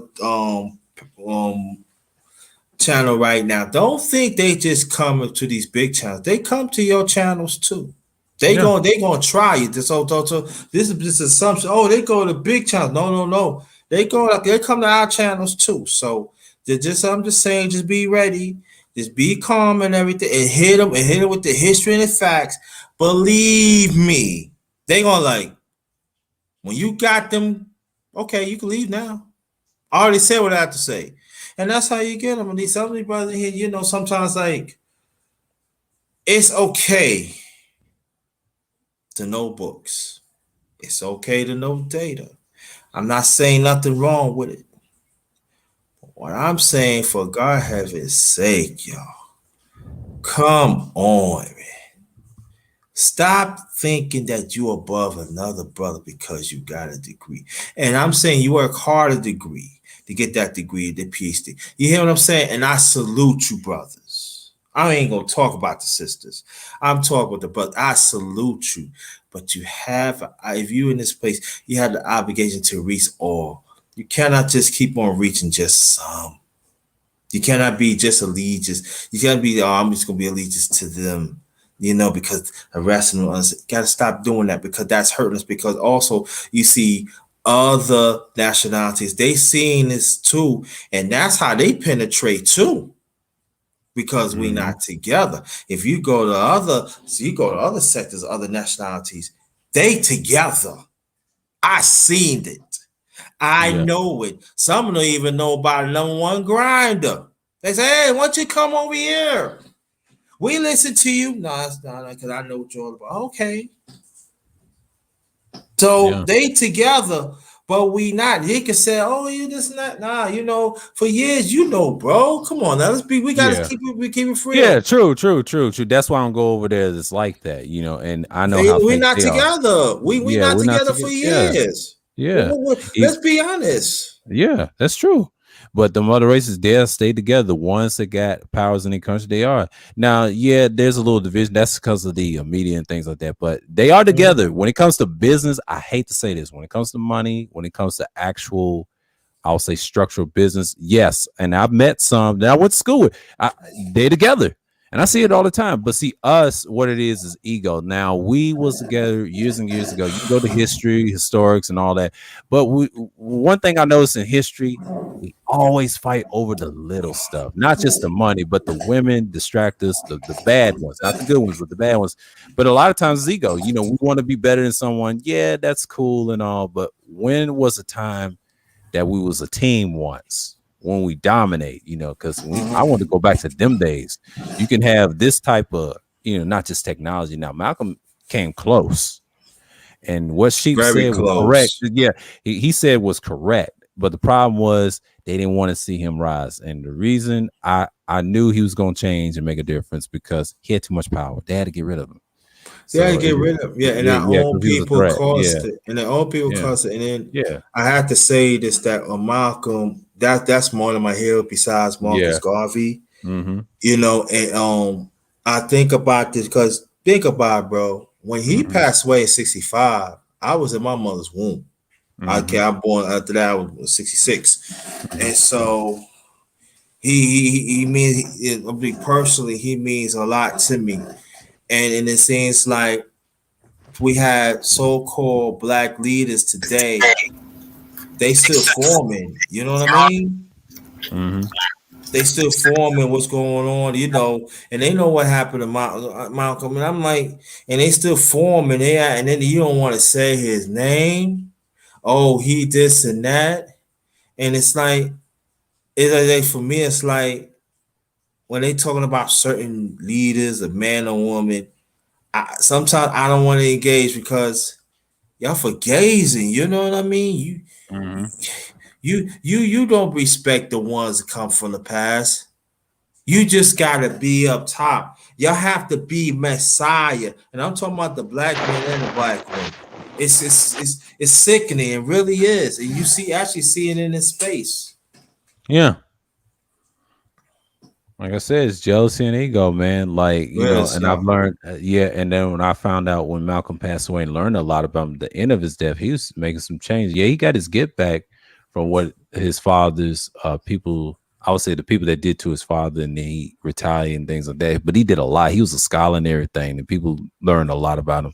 But what I've noticed, he was very, very disciplined. Now, we was on the edge of that change, man. Like, that's when when I read guys like him and his speeches, I said, man, that guy's for real. And now Martin was too at the end. I wasn't a fan in the beginning, but I guess Malcolm and then Elijah told him, yeah, this is, he saw something over there. He said, no, this can work. They had to get rid of him too, because he flipped at the end, because I knew he had a certain speech and he knew he was going to die too, because he didn't think he was going to live to see that, because other brothers did the same thing. And then you had guys, now, if you want to talk about gangsters that try to convert, same thing.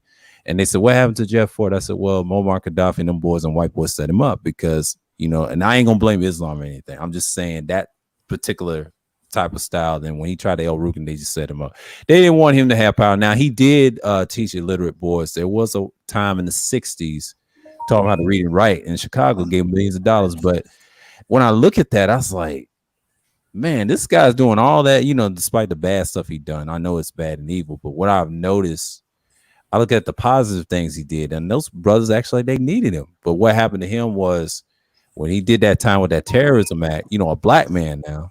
And, and then I look at that, I was like, he got charged from an airliner, but set up by a Libyan guy, president at the time. And he's dead, and now rest in peace to him. But I'm just saying, like, but he was trying to win against America. You know how that was in money. But then this is before like a 9/11 attack. But when you hear stories like that, how many times that we see other conflicts stopping us from doing great? And I see this all the time, and especially online, because I've seen it years and years, and it's going to continue, and it's just like they don't want to see us succeed. And I get it, we can do it. It's just you're gonna have to deal with those factors, but it takes that discipline. But you can't have that ego, man.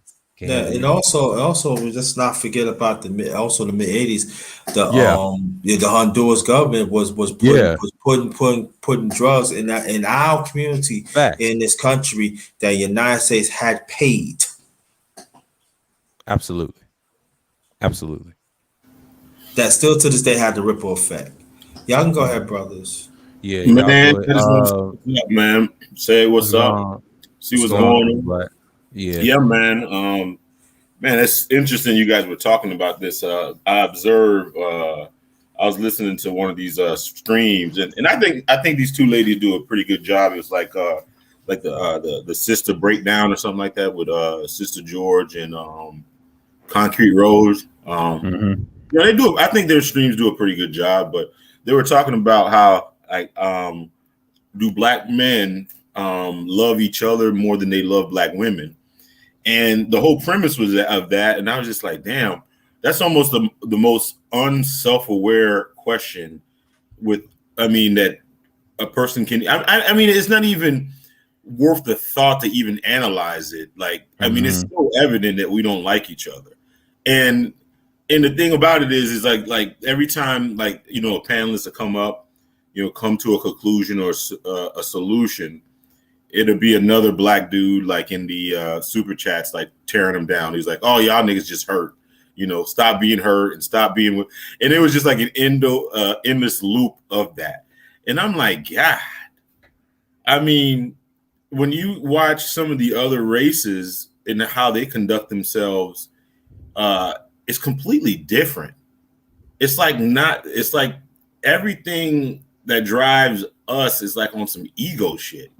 Like, I gotta be better than you, I gotta be more alpha than you, I gotta one up you, I gotta get more women than you, I gotta have more money than you, or I gotta, you know, be able to handle more pain than you. It's like a pissing match, and it's like a never-ending pissing match. And what I really started to really understand, it's like a pissing match, and women kind of almost in control of it. They almost throw the rocks and hide their hands, and then we just have it out. Right. Mm-hmm. You notice that shit when you be outside looking, and you're like, "Whoa, wait a minute." Like, you were just talking about Malcolm X, right? Right. Most people don't even talk about the fallout that he had with the Nation of Islam. What it was about. Yeah. It was over women.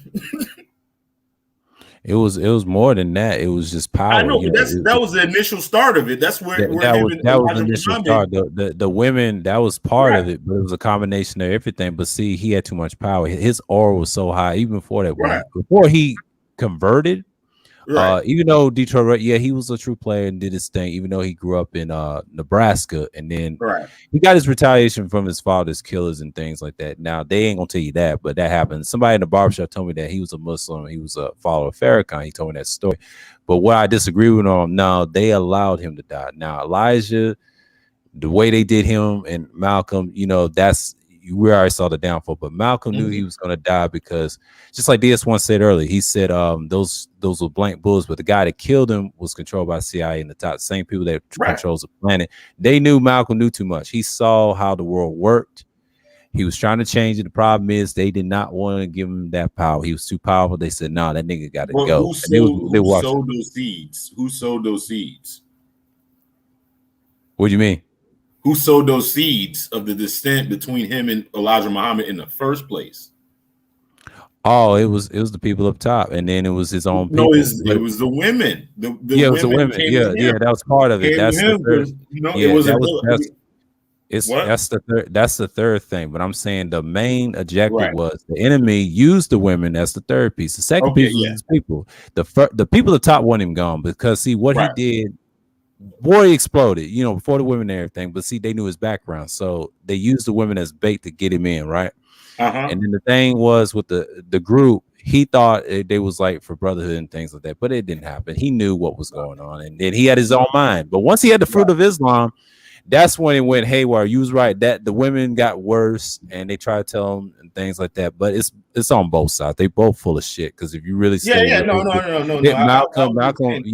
Malcolm won his own thing, and shouts out to this guy. What's his name? I used to listen to Brother Dawood. Broke him down. He was on that occult stuff, which he was, and he was anti the top himself. But once he got killed, man, after that, there was no more black leaders after that. Now, the street guys I mentioned, I hate to say Jeff Fort, even though they kind of set him up the same way and locked him up with that airliner incident in the 80s. And I was like, damn, he was teaching illiterates and everything in Chicago, had $1 million and everything, right? And he walked out of the federal thing. You know, if you watch Gangland, it makes sense. But see, when I used to read about before they had Gangland, I thought it was like a bunch of white dudes or whatever. But then I said to myself, those are niggas having power like that in Chicago. I was like, whoa, wait a minute.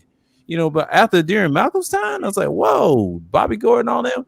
And then I learned about their downfalls. I said, God damn. But see, every time we have a leader that's black people, the women in certain white governments allow that to happen. And then you know how time is. And then when Muammar Gaddafi messed up that Peace Stone game, I thought there was something. Then they decimated. After that, his sons kept fucking up. They killed his son. The other one doing time. Now, the dad's doing the hard time. He's in federal prison right now. They say if he gets out, it'll be his 91st birthday. I don't know if he's gonna get out or not, but that dude, he was teaching. But when he did that El Rukin shit, that kind of set him back. I hate to say that, but you know, he tried to help the younger brothers, but they went back to the range. Like you said, Troy, like, yeah, women is part of our downfall. That's another weakness too. It's three things. I can lay them out. We can have a whole subject about what happened to these leaders like that. Yeah, women is the instrument of the starter. You're correct. But I'm just saying, like, a lot of dudes trust and they get weak. That's just how they conquest you. Just like I tell you a secret about Hannibal. Same thing. Great general. The problem was he wasn't a ruler. See, ruler had power. People will support power. But if you didn't have that, you're a conquest like Killmonger, like what me and Justin Andre said in that stream, that second part of that part 2, that right there lets you know everybody adopted that. And it's sad, but you know, but like you said, yeah, women's the key. You know, it's not. I mean, when we talk in this form, a woman to hear that and almost act like we're bashing them in a way. Right. We're not. I mean, there's a lot of nuance to it. Was it? I don't know if the book. I'm not a Bible buff, but you know, women are like a great dichotomy. You know what I'm saying? Right. That what their strength is also their weakness. They're they are master manipulators, but if you can manipulate them, and they can, because they know how to manipulate pretty much anything, right? Right. So if you know how to use them to manipulate others, they do a very effective job in it. You feel me? Mm-hmm. But they're easily manipulated too. You know, you can kind of I don't know how to explain it. You know how you can, like, once you get a woman, like, you can start manipulating a woman, she can do whatever you want her to do, but she has that same power over a lot of men. So she can actually cause more destruction. You feel me? Mm-hmm. She can do it to a larger degree because it just naturally, she just have those manipulative instincts. And the thing is, I think the United States government understands that, you know, that they have greater power, because you think about it, if you give them, you know, the power to be able to manipulate a household, right? Let's just say they have 4 kids in that household. That's a lot of destruction, right? Yeah. Huh? Yeah, it's a lot of destruction. It's a combination of a lot of things. Once they took the man out the house, and if you study proper feminism, the white man had something to do it. He had the power, but see, the women on both races knew there's nothing they can do about it. They respect him so much, and like the Grinder said earlier about other races sticking together, they do stick together. It's just certain ones, but the mass of them, they ain't really purely white. They're just brainwashed. But what he's saying, like each and every whatever, they stick together. We're the only ones is dealing with ego. Now, a woman, that's done by design. It's over. I mean, you can say some. I mean, it's over, but I'm saying you could say some, like the pick-me's, the Sister George, or those types. That's fine. But when you're talking about the mass, that's work. That's like pulling teeth. You know, same with the men. You know, because it's only a select few we can save. We can't save many of them. But I mean, you can have a small unit. I ain't with this big unity, because if they're not really about it, they on the other side anyway. It's just like everything else. But I get the unity aspect. You know, a lot of people want the large unit. I mean, we could try again, but 9 out of 10, it's what's inside you. It's internal, man. Like I said in that self live stream, man, I said, look, that's something you got to work on, in that correction. A lot of women don't like correction. That's just like the men. Now, how do you correct if somebody's already been conditioned for dysfunction? Yeah, you know, I mean, it's already. I mean, that's just their life. Their life is it's not easy. It's not easy, but if they're willing to be disciplined and learn, like the ones we got, like I say, like Toy and a few others, that's great. But the majority, now, if they're willing to listen, because I almost had Kat yesterday willing to listen to me. She was asking about that community shit. She tried to derail him to get drunk on me, and I said, okay. Yeah. And then she asked me a simple question. She went right back to the community. I said, I don't care about those other people. Like, you asked a simple question. I said, well, if we can't coexist, it ain't gonna work. Like I said, it's on Juan G's pound. Juan G's, remember? And I was saying the same thing. I said, look, if we do, we both got to put our pride in our pockets and think about internally how we're going to help us. And we got to help the men first before we help the women. That's another thing. I gave her a strategy, how we did do that. But she didn't understand. She's from another country. See, why you worrying about our problems? This is our problem on the Western Him. You know, I know we all in the Western Him ourselves in the Western culture, but our Western culture in the States and the islands, that's our problem.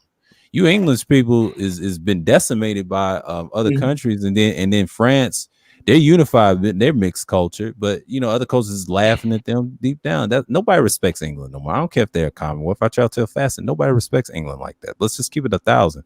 They respect American because of the money, the greed, the banks, and all that shit. They know we got everything. The sad part is the women are just pieces to the white man, and then we fall for it and don't understand their program. But it's only a few you can save. You can't save all. It's a few, and I've noticed some of them is breaking their programming. The rest of them ain't. You know, and especially on panels, I stay away from them because I know what they're gonna say. Yeah. I ain't trying to reason with that. Now, if the younger ones, you got to get them. Yeah, somebody like Kat is a classic empty barrel. Yeah, empty barrel, just talking just to be talking. You feel me?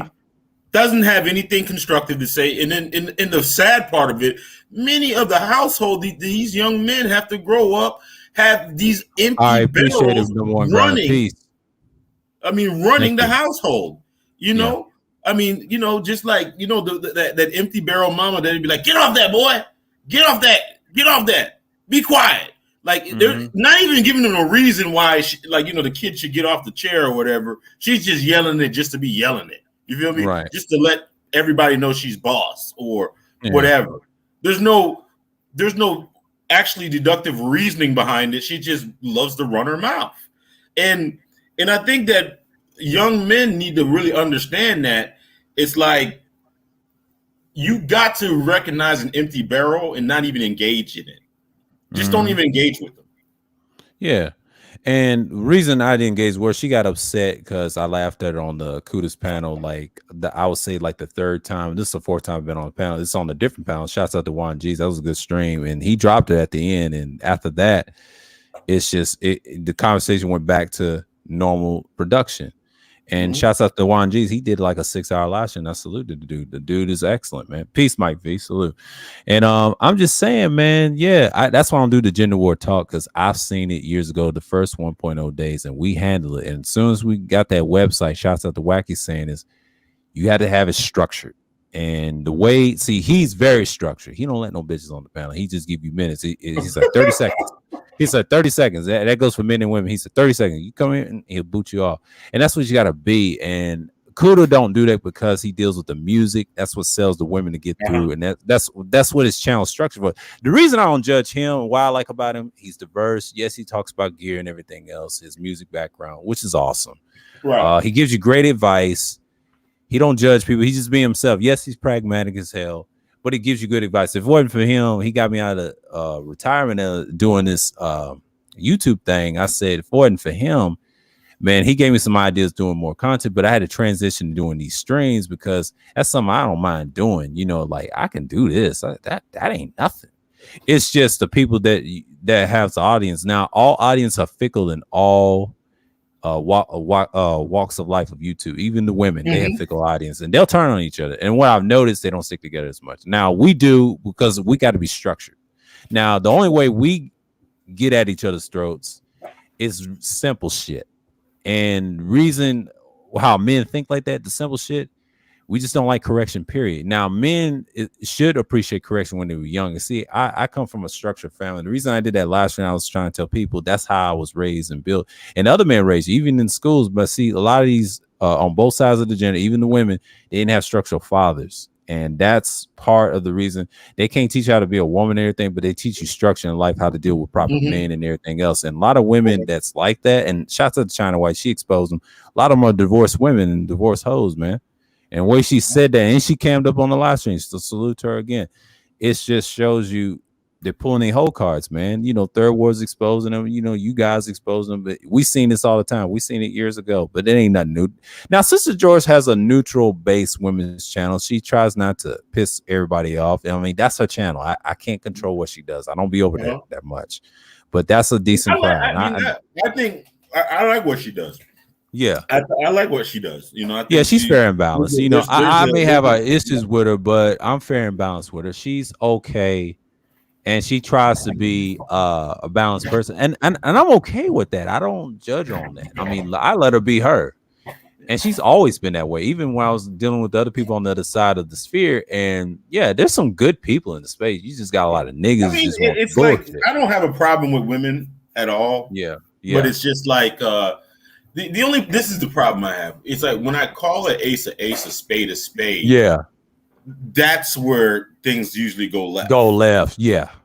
I'm the same way. I don't like liars. I call a spade a spade. That goes for men and women, but mostly the women that try to be aggressive. You know, now Kat, she's want attention, and even though I told she laughed when I told you, "Are you drunk again?" and I threw her off. So you know, her weakness is if you laugh at her, she'll get mad at you. But it's not a real anger. It's just attention. You know, because they like that attention. You gotta understand. Most women like that, and they love that shit. With Kat, I remember a couple times I went like strong at her, just like, you know, I hit her over the head a couple times with some. Yeah, like I do that all the time too. Comments, and then next thing you know, I start flirting with her, and then all of a sudden she's like in my hands. You know what I'm saying? Yeah, it's that simple. She was in my hands yesterday, and she's trying to say I could pull all you guys to get game. I said no, you can't, because I got her with the bottle. I said, man, if there was such thing as holograph technology, you threw the ball at us out here and we'd be dodging. And them brothers started laughing on the panel. Juan G's would tell you if you watch that stream, but she was something else, boy. She was drunk. I've seen her like, not like just sloppy and cussing out everybody and hurling insults and shit. And I'd be laughing, but see, it don't bother me because she did that before. I love that shit, man. Like that's the only one that can try to keep me on my toes, but it doesn't work because I know what she be on. She did it us with Kuda. She's mad about that. See, if you laugh at women's face, I did this on the job once. I did this to a white woman. They do not like that. Even a woman pulled me to the side. You can't do that. That's like an insult. And they hate that shit. They hate that shit. And especially if you're right. As a man. They don't like that. You want to trigger a woman? Boy, you laugh at her, you make fun of her, whatever. Oh boy, they can't take that. They hate that. They can't take that. They get mad too. They get even. Yeah. My mom's the same way. My mother's the same way. And she told me that, but I did it anyway. But see, I'm so petty, and they know that's this petty mother. Yeah, I mean, I haven't seen Kevin. I mean, you just go on Kevin Samuels, and that's his thing. It's like it's so easy with them because they go on Kevin Samuels' show, right? Mm-hmm. And you know, just by the facts, I mean, he just by their whole reasoning, their thought process and stuff, like he easily embarrasses them. And then the thing about it is, instead of taking the L, they will not take the L in the embarrassment, so they make themselves look even stupider. You feel me? Mm-hmm. They just like then they start going off the rails. Then they start saying like, you know, hurling insults, you know. Like, and then they'll stick on a nonsensical topic or point just to try to be right, and that's when shit get foolish. Like, you ever argued with a woman when she was completely wrong, right? Mm-hmm. And then she doubled, tripled down on something that was completely just insane. You had those moments, right? Yeah, I had plenty of moments offline, you know, but when I was younger. But see, when I got older, I learned not to argue. I just walk away. My dad said the same thing with my mom, you know, when they're married. Like, he tried to tell her something, and she's trying to go back to revisionist history. I said, yeah, that's my mom. She's very, very big personality. I know she's Leo and he's an Aries. That's usually the way it is. He said, I learned not to argue with her. He said, I learned not to argue with her. But see, they've been married so long, but see, they're very inseparable. It's just, yeah. Because Aries, they tell it like it is. They push them buttons. But see, y'all cardinal signs anyway. If you're a Libra, that's what y'all do. Like, y'all expect beginning to change. I tell people, cardinal signs just tell it like it is, man. It's just, you know, just like Kuda. He's different, but he's quiet with his is because we're both earth signs. Even though I'm a Taurus, we're the same way. I don't know what it is about me and my dad. When we push people's buttons, they get triggered. You know, my mom is easily emotional because see, Leos, what they do, they have this big ass person, especially women that's August Leos. They're the worst. Now, Toya is calm. She used to be rough probably when she was younger. I can tell she's getting older, but when you're like my mom's age, she realized she's 60. She don't even like that. See, women don't like that age, like 60 or older. Yeah, and time done got by. It's time to change something different with your profession. My dad was saying that to me at the table, and we was having dinner together at Saturday, and I said, look, that's on her. And I learned to stay away. And I said, Mom, I can't hold your hand for this bullshit. That's between you and your man. I'm like, yeah, that's what she do, man. But see, I'm used to it. I think it's a gift, for me, I always say it's a gift and a curse for me. It's like I easily get under people's skin. And it's like it's not even a challenge for me to do it. No, it's not. I mean, it's natural. It's in you. You don't have to use the zodiac thing, but that's anybody's makeup. Everybody's different in each sign. But what I've noticed in character, it depends on how you was raised. To see, thank God I had an Aries dad, man. Like he was so impatient as hell, but good as he is, he's a trailblazer, man. He gets shit done. He show you results. He said the facts is going to be the facts. That's how he talks, man. I know he's born on March 31st. But it's also it's a curse because. The thing about it is like my dad is very calm, calculated. He was born in November. I don't even know what his sign is, but see, me, I'm very. Is it early November? Early November. Oh, he's a Scorpio. He's a Scorpio. That's but anyways, he's very calculated, so he doesn't engage a lot. I'm the same way. As fixed signs, what we do, we're very calculated. I had a grandfather like that too. Was November. But he's very nuclear though. When you get him there, he's gonna go. But the thing about it is like with me, like I easily trigger people. I can easily do it, get under their skin. But the thing about it is that I'm not gonna let nobody try. Like as soon as you even try me, I'm going to let you know that I know exactly what you're doing. Exactly. And I hate that about myself. Sometimes it's like that too. Yeah. And like, hell no, you even to try me. I don't even try you though, because I know how you are as Libras. Y'all can be very indecisive, but I understand y'all sign because y'all do a lot. Yes, y'all balance, and it's not a bad sign. Now the women, when I dated a Libra, oh man, she was damaged. I mean, she went through a lot. Now she was good for first. We just didn't mesh well, but we did understand each other intellectually. That's one thing I can say about my ex. Even though we shared the planetary, the Venus shit and the feminine energy and all that stuff, that's cool. Even though, yes, I'm a Taurus, I'm a fixed sign, but she was attracted to me because I don't know, it could have been that planetary shit that she picked me out of the litter. That's how it was. She was light skinned too, but I was kind of a little scarred by it. But I said, nah, it was just my turn. I said, nah, I just couldn't do it. I had to find something else. But but in business, I would say all the cardinal signs I get along with them versus my fixed sign. Only fixed signs I get along with is probably the Scorpio and the Aquarius because they get it done. Now Leos, they're so passionate. We're both stubborn. I mean, we can work, but the problem is they want too much. It's all about me. Because when I think about mom and her sign, I said, nah, you got too much big personality for me. Now you like Barack Obama. I can't deal with that. They try to trick you to use shit on you. I'm like, nah, I know what that is. I'll resist. I'll say no every time. See, I don't like authority. That's the thing about the me and New. Like one thing I like about me and New in Third Ward, man, we're the same signs. We understand each other like a brick of wall, but we get under people's skin like you do. All cardinal signs do that. That's what Kuda does. When he roasts and jokes on the low, when you don't see him do that, them bitches get mad at him immediately, just like Slug Cherry. I call it the Slug, and she got emotional, even though she was a Scorpio. Like she just got rattled.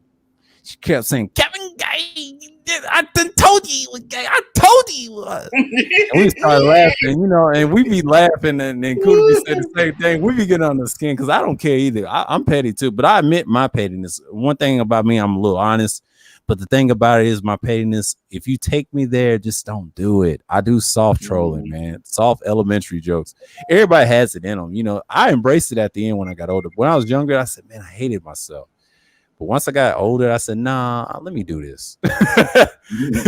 I try to be me, man. But that's how you got to be. And especially with the women, they hate when you laugh at them. They hate it. Oh, yeah. Yeah. Oh, yeah. Yeah. Man, you want to say something, Hans? What? I was saying if he's there. Hans, you gonna say something? Jump in. Man, I was just listening. It's good. What's good, man? Yeah. I mean, I'm just chilling. It's a Sunday chill, man. Like, I always do these. I'm gonna do it like this is like what part 2? Yeah, I'll do a part 3. This is kind of like an open discussion, just a weekly what's going on in the week. You know, just put your input in there. You know, yeah. So the fixed signs are the rebels of the zodiac. A little bit. I mean, any of them can be. You know, he said that. Degenerate said that. Yeah, he said he's an Aries. Yeah, but you Cardinals are rebels too. Now, like, you don't blame that on us. Fixed signs, we build shit. We ain't got time to worry about other shit. The ones is change like the weather's those damn Scorpios. But I get it. You know, what did Art Newstar say? He said, "Yeah, they want the cool white. Yeah, bullshit until you push them there. Shit, that Stinger, Topaz in them." She said, "What'd you say about them damn Scorpio?" I'm like, "Topaz, sit your ass down, man. Come on, man." Like, her and Cuda, man, when we was talking about the Zodiacs, man, she just started tripping. I was just trying to build conversation. I didn't give a shit, you know. Yeah, man. But, you know, yeah, man. But Hans, I did saw that restream of you and me. We was building. And, man, I was like, that was a long stream. When I look at that, I was like, that's a long build, but Nameless be going in. But he went in on Platinum. They was talking about some girl being light skinned, whatever, you know, Nameless protagonist. And he went on old boy. And I said, man, he was building. Look at him over at Platinums. Yeah. Oh, he was going off on Platinum? Yeah, on somebody talking about the European standards and things like that. The standards of how they look at other women. And it's relative to what we were talking about. Yeah. The one lady yesterday I was listening, she might have been I think she might, I know Bomb, what's the name, is pretty stupid. But this one lady, Tabitha, I think she might take the fucking cake. Like, I've never ever listened to some lady like just so, I mean, she's like the definition of just off the rails, like just takes these conversations to this like stupidity. Like she was arguing, I don't know what the hell she was arguing. You know how like you have like men and women. She would not take the L. It was the stupidest argument ever, right? She was like, talking about how like it's predatory for men, you know, if to go after young women or whatever. And then they were like saying like, you know, basically you got to get a woman young, you know, before she gets, you know, influence. So, you know, she's easily coachable, right? So she's, you know, she's like one of those old birds that want to poison all other women. So she'll go through great lengths to do it, right? Right. She'll go through great lengths to do it, right? So Platinum had her cornered, pinned. She's like, so if a girl starts stripping at 19, she's a stripper, right? And some dude that is 32, you know, wants to get with her, change her life, and all this type of stuff, right? And you know, would you have a problem with that? Would you call that predatory? She's 19, which is a legal age, and he's 32, and he wants to, you know, take care of her and take her out of that situation.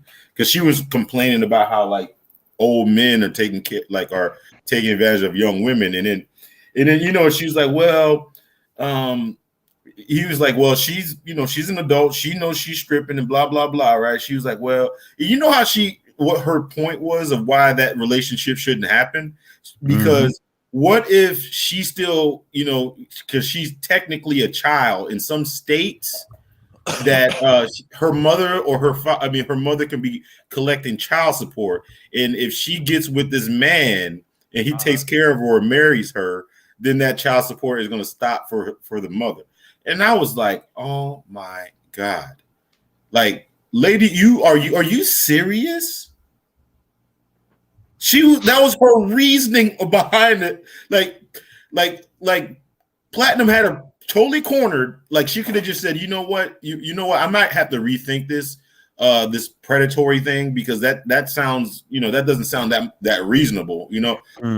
But instead of just saying, you know, just waving the white flag, she thought of that as a reason why they shouldn't get together. Right. Child support. But child support ends at 18. I guess in some, it ends the only caveat that it extends if the girl or the boy is in college. Right. So the fact that she's not in college Let's just say she was in college, but a 32-year-old man that can change her life, take care of her, she shouldn't be able to explore that option because, first of all, she said it's predatory. Second of all, she said it might cut off the child support for her mother.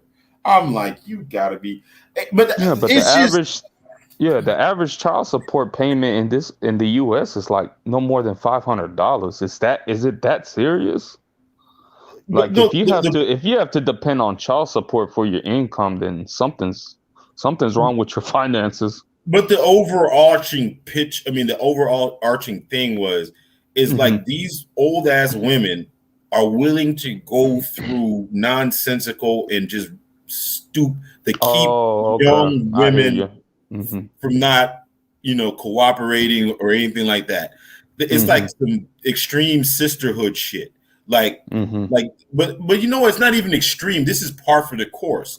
Think about it. Why do you have like sometimes this environment with all these young women think like this? Because you got the bomb cherries. You got the, he's gay. You got those are the influencers. Kevin gay. Oh my God, I done told you he's gay. Yeah, that's how she sounds. See, before they even these young women have to go through a gauntlet. Yeah, that's a tactic. What she tries to does. Yeah, she gets inside a gauntlet of bunties, bitter women, just like them, trying to keep cool aunties. Cool aunties. That's how they are. I don't even pay them no mind. I mean, everybody's got them in the family because I had a bunch of them, but they mislead women all the time. And then you wonder why they sprung out and then be on drugs, and there they are, and their career is down the shitter, even though they went to school, whatever. I'm shaking my hands. How many dudes she done had? And my parents be talking about it, and then my grandparents was talking about it. I said they shake their heads all the time. So what have we not raised a child like that? They be talking some shit, but see, they from the older generation. They used to look down on that, but now it's like, if you're born like a Gen X in my generation, it's just, they said, fuck it, we don't care. They don't care, at this point. But yeah, man, like, it's in different ages and child support and things like that. People get off it. But one thing I noticed is like, even from women that I've known in the past, they progressively get worse when it comes to when they leave a dude. Oh, it's you ever notice that? Yeah, they get worse. I mean, people get worse, but I'm just saying, a woman, the reason she gets worse, if she's that bad, she's up out of there anyway. It's just like, when the dudes, when they get worse, yeah, we bounce back. But the difference is, it's that mindset, man. Like, you can't be worrying and just saying, like, she's going out there or whatever. But what I've learned from females that do get worse, the ones it's obvious, like a cat or whatever, they just like, even though she said, I'm divorced. I said, yeah, we see your problem while you're divorced. You probably was drinking. The man probably got tired of you. See, we don't never know what they do over there. Like, and they can't even drink water over there because it's that bad over in Europe. My dad was telling me about this, what's his name? Larry Wilmore. It was a podcast talking about psychedelics and things like that. He was a comedian, right? He said Black on Air. That's a good fucking podcast. And exposed a lot about the natural shit of the drugs used right. White men abuse all that shit, right? Before people added that, the fentanyl with the heroin, because and Charles Faulkner, shouts at him, Officer Charles Faulkner, he exposed that and shared that with us, and I was on the panel with him once. We saw them people tripping off that shit, but we saw that Mexican almost suffocated, and then he's supposed to wear gloves and a mask or some gear touching that shit. It was potent. And then Rodney, what's his name, Abuki over there at BGS, he's a doctor, talk about the C-19 and things like that. He's an expert of dealing with people that with COVID patients like that. He said, you got to wear gloves with that shit, man. And he shook their head, saw that video. Yeah, it was awful. It was awful, man. Like, God damn. Yeah, I think 1 gram of fentanyl can kill you. So yeah, it can. One you gram. You got to treat that shit like it's nuclear waste. He survived for some reason. He was just suffocating. It got to him early, but it was like in seconds. But if that 1 gram, like you said, that take like minutes to you go out like that. Now, I don't believe George Floyd died with that shit. No, they try to put that shit in his mouth. And that's why old boy, Mr. Fentanyl, tried to lie about it. And like, that's why I call him that. He had to take this nut L, but that dude was doing a hard time trying to kill a black man that was innocent. But they used Ahmaud Arbery. He was innocent. They ain't got nothing on him. But the reason they got George Floyd was pretty simple. They just said, look, you just a nigga. We're going to use this bait. And then you saw the riots and everything. You see the single moms tearing up shit, divorced women tearing up shit. Don't care about the kids, whatever. It's just funny on every state level, but that's what the media pushes. And I laugh. And I say, you tearing up your own neighborhood. You ain't no man protecting. They say, he's supposed to protect us. I was like, bitch, you ain't need no protection. But then you got other race of women copy them too. You know, one thing they try to mimic. I ain't talking about the ones that's structured that we see, but there is other race of women think the same way like black women too, and that's their leader. It's like the white woman. You know, like when you have women that think that way, and then people want to legalize prostitution, it's a disaster, but it's necessary, but it ain't gonna stop. But those women are gonna die off that do that. But the ones like Justin Andre said earlier, he said that could fix it. But he's in Japan. Japan's about that structure. America is too far gone to legalize certain things. It's gonna be like the marijuana weed. In comparison, it's gonna be like the weed. It's what they go after. It's just like the Larry Wilmore said in that podcast at the time, and the guy corrected him. Now, the reason the black folks and the hippies they had problem was the real reason he said the government because it was the drug of choice at the time, even like the prohibition era. And he was saying that the same thing. They just use that as an excuse to go after at the time. Now they have to legalize stuff. It ain't that bad. What kills people the most is cigarettes and tobacco, you know, and smoking. That's hard to get rid of because people die faster with that. Not faster, but slowly, and then die faster when they get older. So COVID just escalate that, you know. And then Justin Andre told me everybody gets humanization and all that shit. That's normal. That's nothing you can't do because a lot of stuff over there, if you didn't give now you die quicker than that. So you better save. They just put serum and antibodies in your body. They just take the animal skin, other nutrients in your body. See, humans survive so much shit I ain't never seen before. How can they survive a lot of this shit? But the natural shit kills them, and they done fucked up the natural shit. You know what I'm saying? See, it's a debate of science all over again. See, I don't worry about vaccinations and shit like that. That don't kill nobody. What kills you is the natural shit they done put in the hair, done tampered with. You know, like the hurricanes and things like that. You can't trust the government. You can't trust the white man. He lies on both sides. That's why I don't get in those conspiracy arguments because it's dead weight. And the other people, the experts that got out of media is telling you the truth. That's why I like guys like Larry Wilmore. Like, yeah, he's a comedian, but I told him, yeah, my dad, he's smart, and that's why you listen to him. That was good podcast when he talked about the psychedelics and the antidepressants and things like that. More harm than good, you know. But I took them.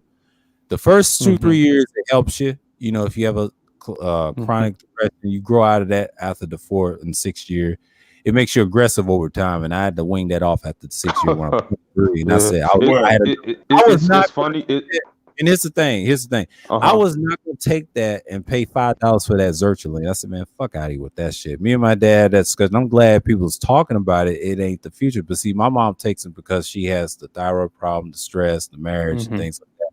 But there's other herbs that can fix that, you know, to get them off and be antidepressant, like the PTSD he was telling me. Yeah, all that stuff. A lot of the natural drugs can fix those problems. Even the heroin. They took the heroin when they was over there, what they was saying, but when they leave, they stopped using heroin. That's the difference. Now they put in poison. You know, like you said, like, but go ahead and enhance utility. No, I was just gonna say it's kind of funny how psychedelics and marijuana that was banned by the government, they're now using it for special operations troops to concentrate on winning the secret ops. Now I heard somewhere in a podcast that they're using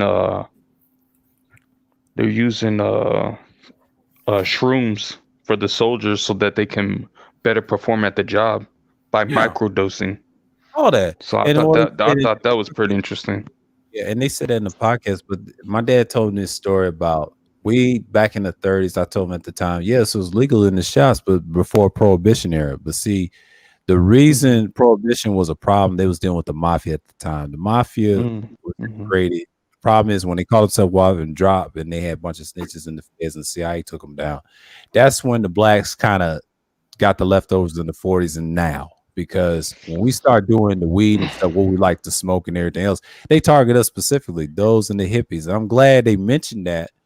We was targeted. That war on drugs is at the time. It's just convenience. And then the way he said that, it was convenience too. Well, a part of that also was the hippies and Black Americans at that time. They were quote unquote how you call it? They use left wing politics, and at that time, the government doesn't like anything left wing Yeah, on the left on the yeah, political spectrum. yeah. It's really left wing. It's a combination of Yeah, neither side is anything perfect. Yeah, anything that's counter to capitalism, or far government right. doesn't like. Yeah, Mhm. fascism, pure fascism, not the fake right. and all You that know what's stuff. crazy? You know what's crazy? That the government. First of all, the government is like the biggest dope boys ever, and Yeah. they'll never let you know that. But if they were very, if they were very upfront and honest about drugs, and like, I mean, there's so much stuff that's hidden about drugs that's like that if they gave like information to the masses, oh my god, it would basically kill a lot of shit. Like for instance, you know how like you know how like people get hooked on opioids, right? Mhm. And you know it's like, oh, you know, there's no cure, there's an opioid addiction. Man, there's like, what is it? There's ketamine treatment that basically can keep people off a fucking opioid like almost like in a month. Like you know the cat tranquilizers. Yeah. They can like you can take that shit to get out your system, but they don't want. I mean, it's great. It's profitable to keep people hooked on that shit, like on painkillers and all this type of stuff. All You know that. what I'm saying? Yeah.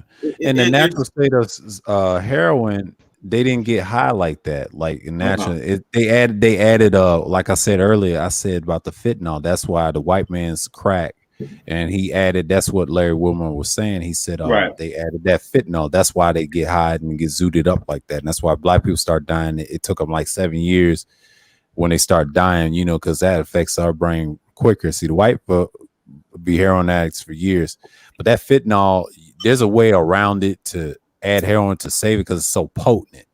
And that's that white stuff. Now, heroin, I forget, it wasn't a white drug. It's like a natural color. If you study opioid and the plant and the coca leaves that people was eating, they was talking about all types of stuff. You can lather coca leaves on your body if you have bad skin or a breakout. You know, it's a lot of drugs can fix a lot of problems in your body. Bro, if you use it right, if you use it right, but like, but ain't you Haitian? Y'all has your own little things with medicine too down there. Herbal, So you know about all that I mean, stuff. like for instance, like the prisons, like for instance, like you know, they be locking motherfuckers up. Yeah, they know that didn't do the crime. Right.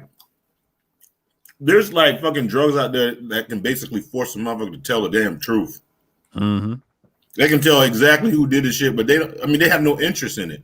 Like if we can get a conviction and you're not gonna snitch on anybody, shit, we might as well just keep you. I mean, it makes us money. Yeah, you know. I mean, but I guess it's very profitable for them to misuse drugs. Imagine if they were using all the drugs and all the herbs for the right purpose, helping people. Man, they couldn't keep you. There wouldn't be a lot of these epidemics. You know what I'm saying? Yeah. There wouldn't be a lot of these epidemics. Exactly. Because U.S. pharmaceutical is a trillion or about $1 to $2 trillion business. No way in hell. I mean, and also like in terms of our trade, our trading patterns, U.S. pharmaceuticals is the one industry that's successful in America that we actually have a trade surplus in pharmaceuticals. Right. Of course. I mean, bro, you can just grow rosemary. Like, say if you got high blood pressure, instead of taking a pill every day, just drink some fucking rosemary tea. Oh, and that will for blood pressure. You know? Yeah, for inflammation, all you got to do is drink cherry juice. Right. If you got diabetes, you want to keep your blood sugar, just freaking eat cinnamon. Choose cinnamon. Matter of fact, the easiest way to lose weight or to get rid of a lot of inflammation is to do a long fast. Just don't eat anything for long periods. I've done intermittent fasting and I've lost a lot of weight and it's free. especially a water fast, you basically reset your body's hormonal and bodily functions, your organs. You reset it, and you feel better by the time you end your fasting regime. No, you can reprogram. What they say, you can reprogram your cells pretty easy. Because like most Americans, they eat 3 times a day on top of snacking. You're not even allowing your body to rest, to heal yourself. Technically, humans should really eat like one big meal and fast for the next big meal the next day.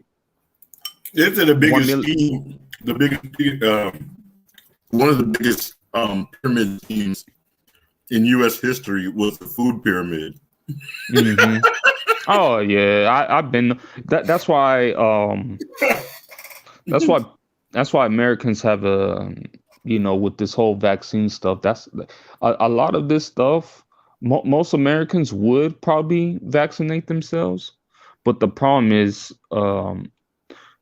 when you got CIA, psychological operations against Americans, and you have a pattern of the FDA being bought out by big pharmaceutical companies to allow dangerous drugs still be on the market.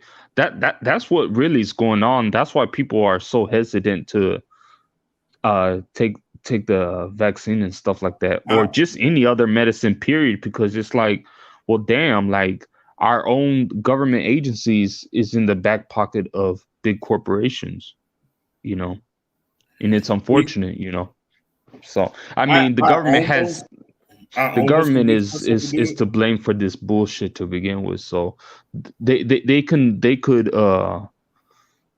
pass the blame on the people, but really they have a part to play with it, especially when African Americans are targeted for a bunch of medical experiments in the past 150 years, Right. So I was about to convince him. I was trying to, trying to come around to it, because I was just anti. I'm not doing it. I'm not an anti-vaxxer or anything like that. No, me neither.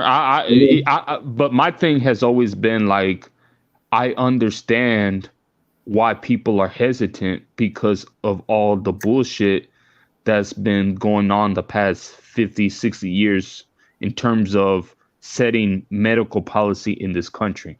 That's what people are, that's where I can get an understanding. But as soon as they said, was it Johnson & Johnson put their shit on the shelf, I was like, nah, I'm good. I ain't finna take that shit. I saw it's just mistrust of corporate and government policy. That's why people are hesitant, and it's rightly understood. So that's why I'm not, if people don't want to take it, I understand their concerns. Eventually people are going to have to take it, because a bunch of companies are now starting to mandate it, that you take the vaccine just to work for them. Yeah.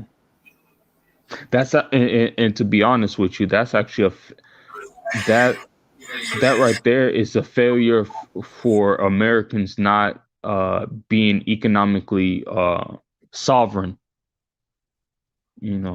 That's what I like to preach about is economic sovereignty, economic cooperation. Instead of competition, we cooperate to get a piece of the economic pie, and be self-sufficient. And the reason I ain't gonna say force, but a lot of people gotta understand, like, this virus is nothing but the AIDS virus, and that's what what's his name, Justin Andre, said the same thing. He said, "Don't be surprised they're gonna treat it like that. Yeah, this cures for all of it, because that colloid silver, and the government knows that cures a lot of stuff. But then you got contaminated stuff around the world that had problems for years. America is just greedy. I mean, when you have corporations and fascists run around, they came from I won't say Nazi German, but that style goes further back in ancient times in dark culture. They Well, did it well, see, before. a lot of Yeah. U.S. military technology is from Germany. Most Yeah, it's people from don't Nazi know that, Germany. but a Yeah, it's lot of Nazi our Germany. Yeah, like that's what I'm the saying. NASA But program. yeah, the No, I NASA was and just all gonna that. say, yeah, Yeah, I was just gonna say that the NASA program was actually started by the head of the rocket program in Germany. yeah, yeah. Broke Gene says it's I called mean, you Puffy can money. actually look this It's up on big. Wikipedia. It's bigger than FU money. No, it's called power. They've been doing this shit for centuries. The white man just studied dark cultures. What he does, they conquest people. They did the same shit before. The Nazis studied old cultures. What they done. They just probably one of the best groups that disguised and became. See, they were the original OSS, and people forget that's what created CIA. And I told my dad this story because Eric John Phelps used to go after the order, the Jesuit order, and make little conspiracies and the people over Israel, right? And then the same people. What he realized, he started exposing the Nazis, right? And they became our CIA, the Central Intelligence Agency. Now, if you notice, why do they control the SEALs, the Feds, and COINTELPRO? They in every terroristic group. Taliban said they cool. Taliban is number proxy to our people. And I hate to say that because a lot of them, let's just say they were born over, right, but grew up in America, where I'm from, in Tennessee somewhere, and hold his head up high, go to a weak ass church and Christian, then convert him to Muslim, right, and send him back. And it's weird shit, right? Other cultures used to do this years ago in Mesopotamia, and they did this in dark cultures, and Egypt did the same thing. And it's a pattern. Every time I study history and then current events, it's the same fucking pattern. But the sad part, the people are still gullible and dumb, and they never had revolutions. A lot of revolutions were financed. Some of them were legitimate. Like I give them that, but the rest of them were just financed because you can question who's overthrowing who. And the thing is, but I'm just saying. He says, more money you get, the more. Yes, yeah, you can say that, but you can't say that to a people that dominates the world. Yeah, you can get that, but that shit ain't gonna save you. They'll still put a bullet in the back of your head. I mean, I've seen this historically and now. Like, certain people say a lot of things, right? But once they clip you, man, it's nothing you can do about it. Yeah, you can have all the FU money you want. They still can knock your head off. Because look what happened to Malcolm. Look what happened to Malcolm. Malcolm's a great example. Like, he came close, and it was excellent. You can have all the money in the world, and those people can't fight against you. Now, we can have a society. We can have like a party, like you said. Like, now you do have brothers that have a progressive broadcast, like just come up here, like Mike. He has his own thing, counter the conservatives. But you got so many people that actually want that type of right. Now, the left's problem is they can have a structure. The problem is you're competing with guys that want that ideology, man. Because that's another reason too. What I've noticed, I ain't never seen black people are pro-Nazism, especially in these places. I ain't never seen that. I never seen that. Never seen that. Our black Trump supporters. Yeah, we had an open fucking fascist in the goddamn White House for the last 4 years. Like, that's how you can understand motherfuckers don't understand politics. Yeah. Like, and you try to teach them real history, like, it's hard. Like, that's why I'm gonna do that conservative stream and do my research on the history and make track record. No, I'm gonna do it for real because a lot of these people don't know, and then the names they don't mention. There's a guy named what's his name? This is a guy named mentioned. He's from Tennessee. He's well known. He had a lot of radio station and podcasts. What's his name? Phil Valentine, the white guy. He didn't take the vaccine, right? Brainwashing people, and the military people was brainwashing people too, right? He died a couple of days ago. My dad told me was over out to eat, right? And he told me, he said, you heard about Phil Valentine died? I said, no, but he's from my state originally, right? Right. And everybody knew him where he's from. And I said, I know I think he's from a place called Mount Juliet, but it's in Wilson County. That's in central Tennessee. But he was well known in Nashville. He had like 300,000 chapters of radio, or something like that. But I'll mention him in that stream. But what it was, he was a well-respected conservative, none like these fake ones on TV. He's up there with, he's above Rush Limbaugh. And he was one of those guys that, actually taught conservatism and things like that. What hurt him was we heard the situation with the vaccine, he just went off the rails. So, you got a lot of people going crazy, but no, it needs to be told. Now, I mean, I'm gonna do research on that conservative strain because that shit is crazy. Yeah, no, I mean, it was just like certain things that you would see, like you would hear from, like, I would just say on Donald Trump, like, and then like I used to argue with people, and then I was like, man, they have like no idea. Like some of the shit that he was talking about was like straight out of the book of Stalin.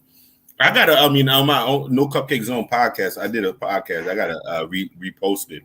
But you remember when you first became there, and then you remember they had that carrier, the carrier event where he went in there and you know he just became president. You know, he's taking photo ops, trying to save that damn company and all this type of shit. And you know, people are praising him. I was like, you guys know that shit's fucking out of the book of Stalin, right? Yeah, it's a combination of a lot right there. That's fascist shit right there. It's fascism. You know, it went over everybody's head. They don't understand that shit. Yeah, it's a combination of a lot of stuff. He did one with he took Hitler's tactics. He had his own type. But the difference with Trump though, right? Even though he had liberal policy, a lot of people try to say it was liberal, man. Because a lot of people knew he was on the Democrat side, but he played the conservative game to trick them. And the conservatives got mad, voted for Biden. That's all that was. And a lot of people got mad because they knew his grandfather was a con man from the West Coast, even though he's from Germany, a noble. And Black Mind outside to him for explaining that stream. He said the reason they kicked him out and they told him no, they kept his ass in New York. Don't come back to Germany. We took your nobility. You kept your ass right there. His daddy wasn't shit. He was a weak con man, but his son, I would say Donald, the second grandson, he was smarter than his older brother because he wasn't the smartest, but I'm gonna say he was the smartest one out of the two that con people for years and years and try to finesse people all day. That's all he does is finesse people, but that central part jogging, that gets the best of him. If you mention that to him, he will fold like a ton of bricks. I mean, if you mention that to him, like he's Melania's dad was one of the key guys in a Communist Party. Yeah. Her dad. Yeah. Not only that, I wouldn't say communist, but I'll say fascism too, because they play both sides. No, whatever country, Slovenia, I think he was like one of the head dudes in the communist, because I think at one point they were fully communist, but no, fascist. I mean, they're fascist. I mean, I don't know how people couldn't connect the dots. Her father was a part of the Eastern Bloc, so the Eastern Bloc wasn't fascist; they were communist because of the Soviet Union. But they communists. But look who he befriended. Putin. That's a fascist. Kim Jong-il, fascist. Fascist. Huh? I wouldn't say Putin's a fascist. You could probably call him a neoliberal, but he's not a fascist. Yeah, he's neoliberal, but he does. Yeah, he's a globalist. Now a lot of people put him in that. I mean, a lot of people. Now I wouldn't say he's KGB. He's more of a Russian. He worked for the KGB. Federation. Yeah, he worked for the KGB, but he's more of a Russian federalist. I mean, he's more the Federation. He has their policies. I think a Russian told me that I used to work, and he said, "No, he's part of Federation. They're ruthless too. They don't even stick together. That's the weird part, and I don't understand why people don't understand. They don't care about them Arabs like that. They have that same mindset like the British a little bit, even though they're rough. You know, they tell on themselves. I mean, it was overt shit, like singling out a press company, like CNN or anything like that. Now if you want to say fascist, North Korea, yes, he brutalizes women, grab them by the what you call it, the heels. I saw this in the documentary. I didn't know he was like that. I was like, damn, bro. I mean, you're not supposed to single out news outlets and shit like that. I mean, that's kind of. I mean, that's in this country, man. That's nothing you can do about that. I mean, but I didn't think there was like that. But that's one thing I learned about North Korea in school. But they didn't teach us about it. They always talk about our allies, like South Korea and things like that. Mm-hmm. But I wish Justin DeAndre would break it down, because he said a lot of Japanese, they got a lot of mixture of Koreans in them too, because some of them, they have different tribes and things like that. But that's a tricky topic when you talk about global politics with them. Even if you work with them, they'll tell you, nah, it's a cultural thing. But China is the big player, and what Mike V said is in Africa. They talk about that in the Brain Trust. They broke that all down, and Yeah, I mean, I think that, to your point about black men supporting Trump and fascism, white identity is cultivated in fascism. Right. If you think about all of your civil rights and constitutional rights, it had to be enforced by the government, and it wasn't enforced by the people, right? So you think about the 13th, 14th, and 15th Amendment, the whole war was fought over this, right? The Dred Scott decision, right? The black man has no rules that the white man is bound to respect. So even though black men had rights in the North, the South didn't respect all of that. Right. No. Right. So their identity and what they're holding on to doesn't respect the idea of democracy. And that's where black men have to really understand that your sanctity as a human being, not just a black man, but as a human being, is being fought for right now. These people want to go back to a time where you had no rights. Right. They will love. They're pushing for this all right now. That's what all of this, the voter restriction laws, the anti-vaccine vaccinations, and the masking and things like that. See, their perspective is that those are nigger laws, right? Those are nigger ideas. Only y'all get to y'all got to wear a mask, but we don't got to wear a mask because we're white and we say so. Yep. That's what that's coming down to. Yep, Right? that's like the whole "I'm white and I say so" narrative. Yep. Yeah. I'm not taking no vaccines. I don't know what you're talking about. Even though they were behind Trump and they were like, "Oh, Trump's going to come up with this vaccine," but the COVID is not real. It's all fake. It's all made up. So why does he need the vaccine, right? And so their conspiracy theories are all over the place, and it goes from one thing to the next, and that's what's driving. It's just like it comes that I'm white and I'm say so. You're not going to restrict my rights like you do those niggas. Like you can tell those niggas what to do, but you can't tell me what to do. Yeah. It's like anything that equalizes us to them is unacceptable in their they almost, it's like it's like they have to have somehow they have to have more rights than us for them to feel whole. You feel me? They feel that they're superior. White supremacy, exactly. Right? Yeah. They feel that they're superior, and that in this society, there is no such thing as equity. This is part of the reason why they're holding on to capitalism for so long, and why black men have to understand that the reason why you're in the condition that you're in is because of an inequitable economic system that constantly capitalizes off of your grievances, whether it's the criminal justice system or the criminal injustice system. Think about how much money is made off of all of that. Police officers used to use revolvers, man. They didn't start using, 1911s until after the fact. Think about Ronald Reagan's, the Mueller law, trying to take guns away from black men because the Panthers were the ones leveraging the very same laws, gun rights, that everybody else had to arm themselves. And they said, no, we can keep these guns from these niggas. And that's how you got gun control in America. A lot of guys don't even understand that these people that you're trying to align yourself with don't have your best interests. Facts. Well, I knew something different was happening. I remember I was at Publix one time, right? And like this whole concept of Karen, it's been a long. It just hadn't came out, but it took like this pandemic to bring out a bunch of Karens, because I was sitting there at the grocery store, right? I'm in the customer service line, right? And this is like, when COVID was at its height. And this lady comes in and she comes in with some chicken or some shit like that. And then they're like, "Ma'am, we're not taking back, we're just right now we're not taking back returns," right? That lady felt like there was no way in hell, even though there were signs that we're not doing returns and shit like that, that you were going to turn her down. Like, and then the one lady's like, "This is our policy from because of this COVID," right? And then she like almost just bypassed her and looked at. He's like, "Nah, that shit doesn't apply to me. It might apply to those niggas or whoever comes up there, but me, white lady, it's not going to apply to me." And of course, guess what? Karen got exactly what she wanted. And I was just like, damn. Me or you wouldn't dare even try to do something like that. But she just felt entitled that she was going to get what she was going to get, regardless of what the rules were.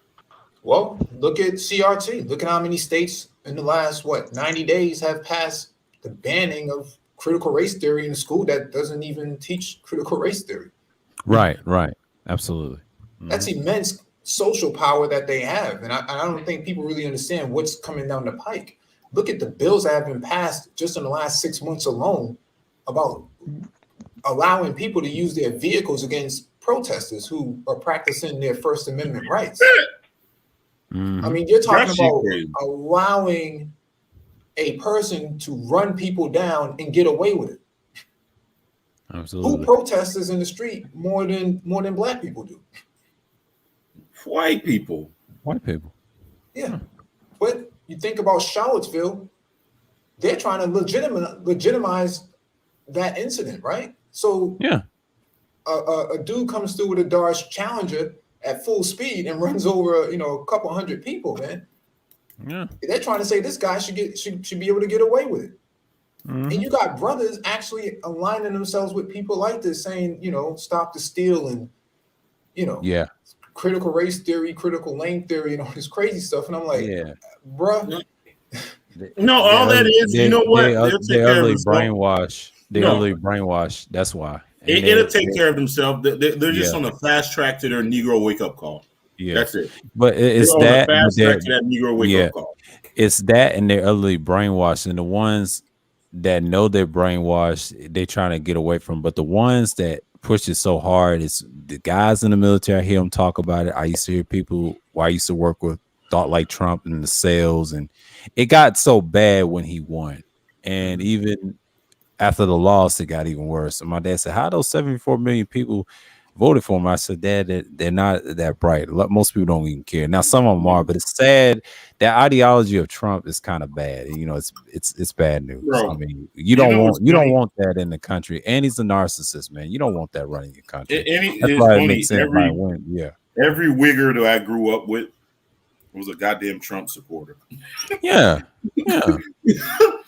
I mean, don't put it past them. Every dude that was like trying to be like black and all this type of stuff. It's them. It's a combination, but the ones is brutally honest, they'll show you. But the fake ones, they usually flip flop and go to Trump. I see it all the time. Like in my state, we're consistent with it. Where I'm originally from, but they don't play that flip floppy stuff. They punch him in the mouth and say, "No, you better support Trump or whoever." It's a white thing, it's a culture thing. No, I understand. I mean, if you take your stuff and you analyze it, you understand it.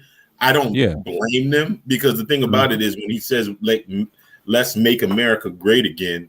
It's a dog whistle. That slogan woke up home, but it's actually saying, "I'll tell you what it really means. It really means."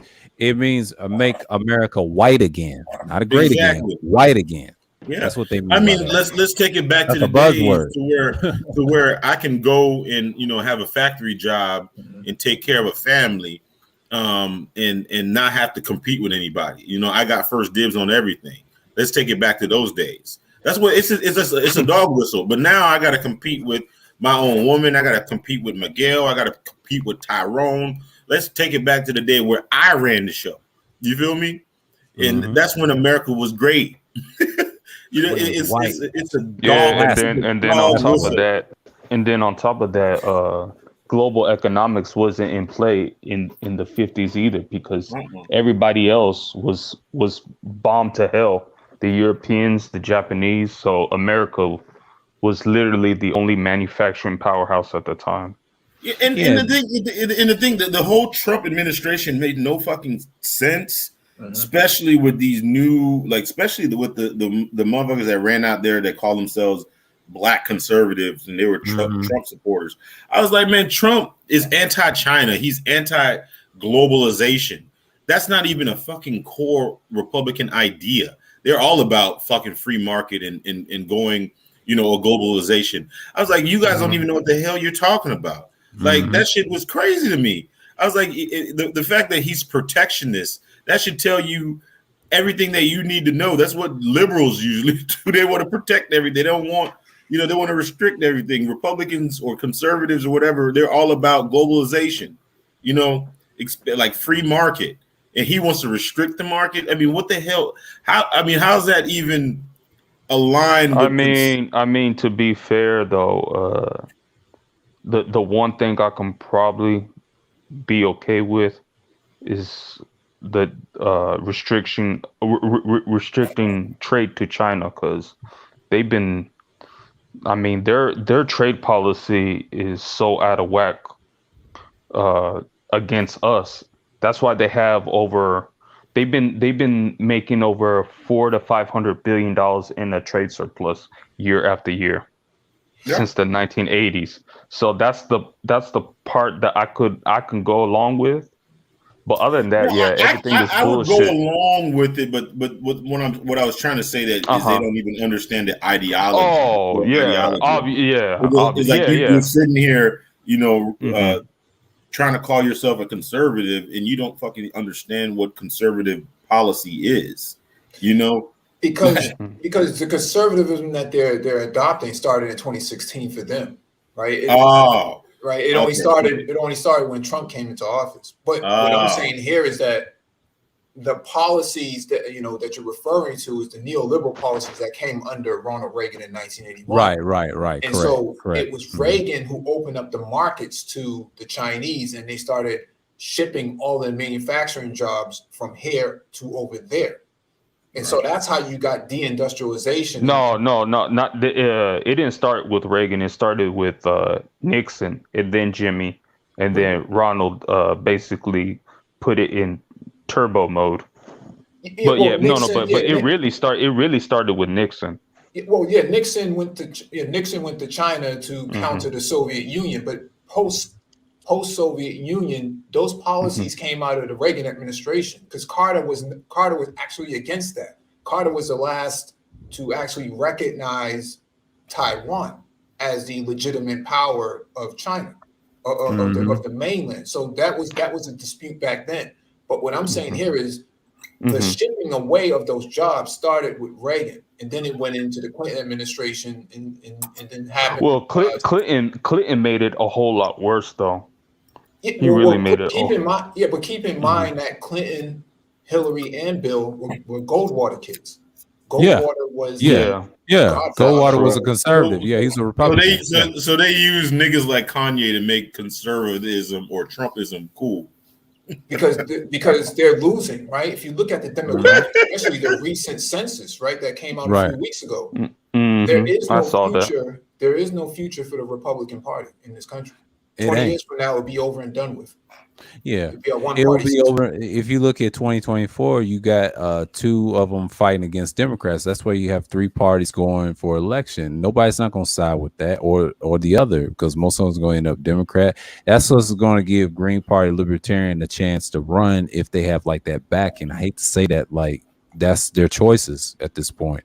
Now they can't create another party. Like a lot of people's tired of the Republicans in general and the corporate and even the Democrats, but like I said, the two parties left. What you got? Green, Libertarian. That's it. I mean, England's got so many. I mean, you got some smaller ones like Constitutional Party. I've heard about, and you still got Independent. You can cast yourself as Independent. That's but I'm just saying you can. Huh? No, I said what's crazy if we do go to that one party system, pretty much.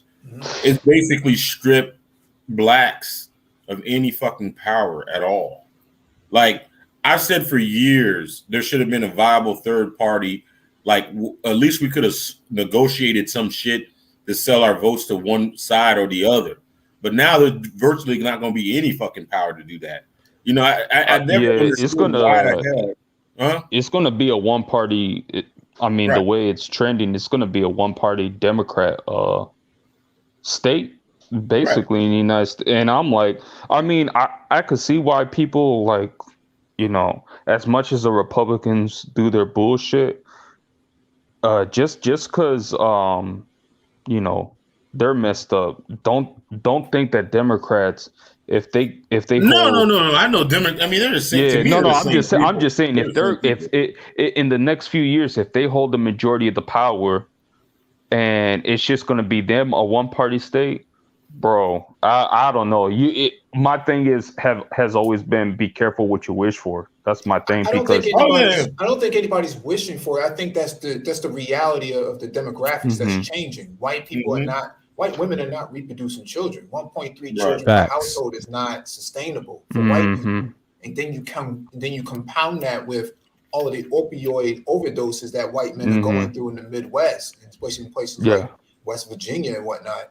That's not sustainable long term. If you keep that trend up for the next 10 to 20 years, it's going to be over, game over for you. And so, I mean, the census has already said by 2045, white people will make up as a minority group. But now what you're saying about the trends that they're not reproducing enough and they're dying a lot quicker and not replacing their numbers, it went from 2045 to now 2038 now. It's gonna get worse. Shrunk. It actually shrunk by 7 years. And let me tell you something, it's gonna get worse. And then this COVID is gonna escalate to, it could be 2024 or 2020. You just never know. Yeah, the number. Yeah, and then it's on top. Why and you then think when you why do you think they're doing research? Yeah. Why do you think they're doing research on the history of the ancients right now because of that? And they're paranoid because they're getting absorbed. And you're right. That's why I had that whole conspiracy thing, and that's why they brought the COVID. Because give me 1 second, bro. People keep people indoors so they can start reproducing. But with this extreme fucking feminism, with this these extreme ideologies, I think that shit might have made like their situation even worse because their women are getting the influence. I mean, damn, they're getting influenced by like our women, and that shit right there is a recipe for disaster. Like now you have white women acting like our women and with even more power. So that's why those guys are getting. I mean, like that red pill shit is really really important to them because their women are getting very unruly, like very unruly. Like if you see some of the TikToks, you see some of the messaging like by these women. Oh my god! Like you thought our sisterhood was worse. Ugh, those white women, boy, huh? Yeah. Well, the thing is, that's kind of. It's kind of, I guess, a byproduct of a failing system, right?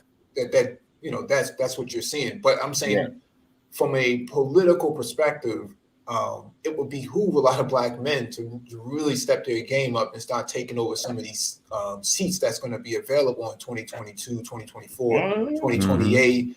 That's where brothers really got to start organizing and start really getting involved in. And make a decision. If you think the country's going to fail, then F it, leave it. But if you want to uphold the system because you think it's going to be viable and powerful, to deal with other countries like China and India and some of these other Middle Eastern countries that's about to come up in the next 10 to 15 years, it may be in your best interest to actually get some political power by building political capital, and coalition politics is going to come into play. And I think a lot of brothers are missing out by trying to jump on the bandwagon of the MAGA party or the MAGA movement and think that that's going somewhere. That's not viable, man. That's not viable long term. Exactly. So, you know what's crazy? This is a crazy thing that I don't think a lot of even just the public even thinks about. Just say like 10 years ago, if I told you the vice president would even consider putting prostitution on the table, legalization, what you think I would? You thought I was be crazy, right? Huh? Do you think there's like 10 years ago? Do you think there's any way in hell a vice president would even consider legalizing prostitution on the table? So they're not legalizing prostitution, but what I'm saying is the consideration. You would think that would be like, there's no way nobody would even have enough political capital to even survive that storm. And what I'm saying is somebody like Kamala Harris has considered it. I don't know how openly she's considered it, but it's a viable solution. That's kind of weird. It's kind of weird that you say that because, like, from my understanding, she was actually the spearhead of shutting down those prostitution websites like Backpage. So I don't know. So No. I'm kind of confused on that. No, Yeah, you're right because she about was that. the No. spearhead. Uh-huh. She's her idea, and I can't remember. I gotta do some more research on it. Oh It's no, like, no, no. basically, if Then you you're probably legalize talking it, about you can yeah. end it. Well, it's not legalizing per se. Decriminalizing it. Decriminal. Mhm. Decriminalizing it. Basically, not giving the pimps and stuff an incentive to human traffic. That's like her remedy. Like what I say, like 10 years ago, would you even think that would even be like somebody would even have the political capital to even? Well, you got to also remember, like, church attendance is down across the board. People are not even most people don't identify Christian anymore. So Okay. that's another aspect to it, because like you have atheism, you got agnostic, and then you have other religious groups that, you know, they don't hold the like Christianity doesn't hold the sway like it used to be. So Well, you know, it's you could pass something like that, you know. Well, it's not so much that they're just doing it, you know, because they have nothing else better to do. It's what the women that organized and lobbied for. And so the decriminalization isn't so much for the pimps, but it's more about the prostitute herself, that she can't have. The idea is to expunge their criminal records and the history behind it. And so Rhode Island had tried that during the Obama administration by legalizing it, not decriminalizing, but legalizing it, that women could do it in their houses, but not in public.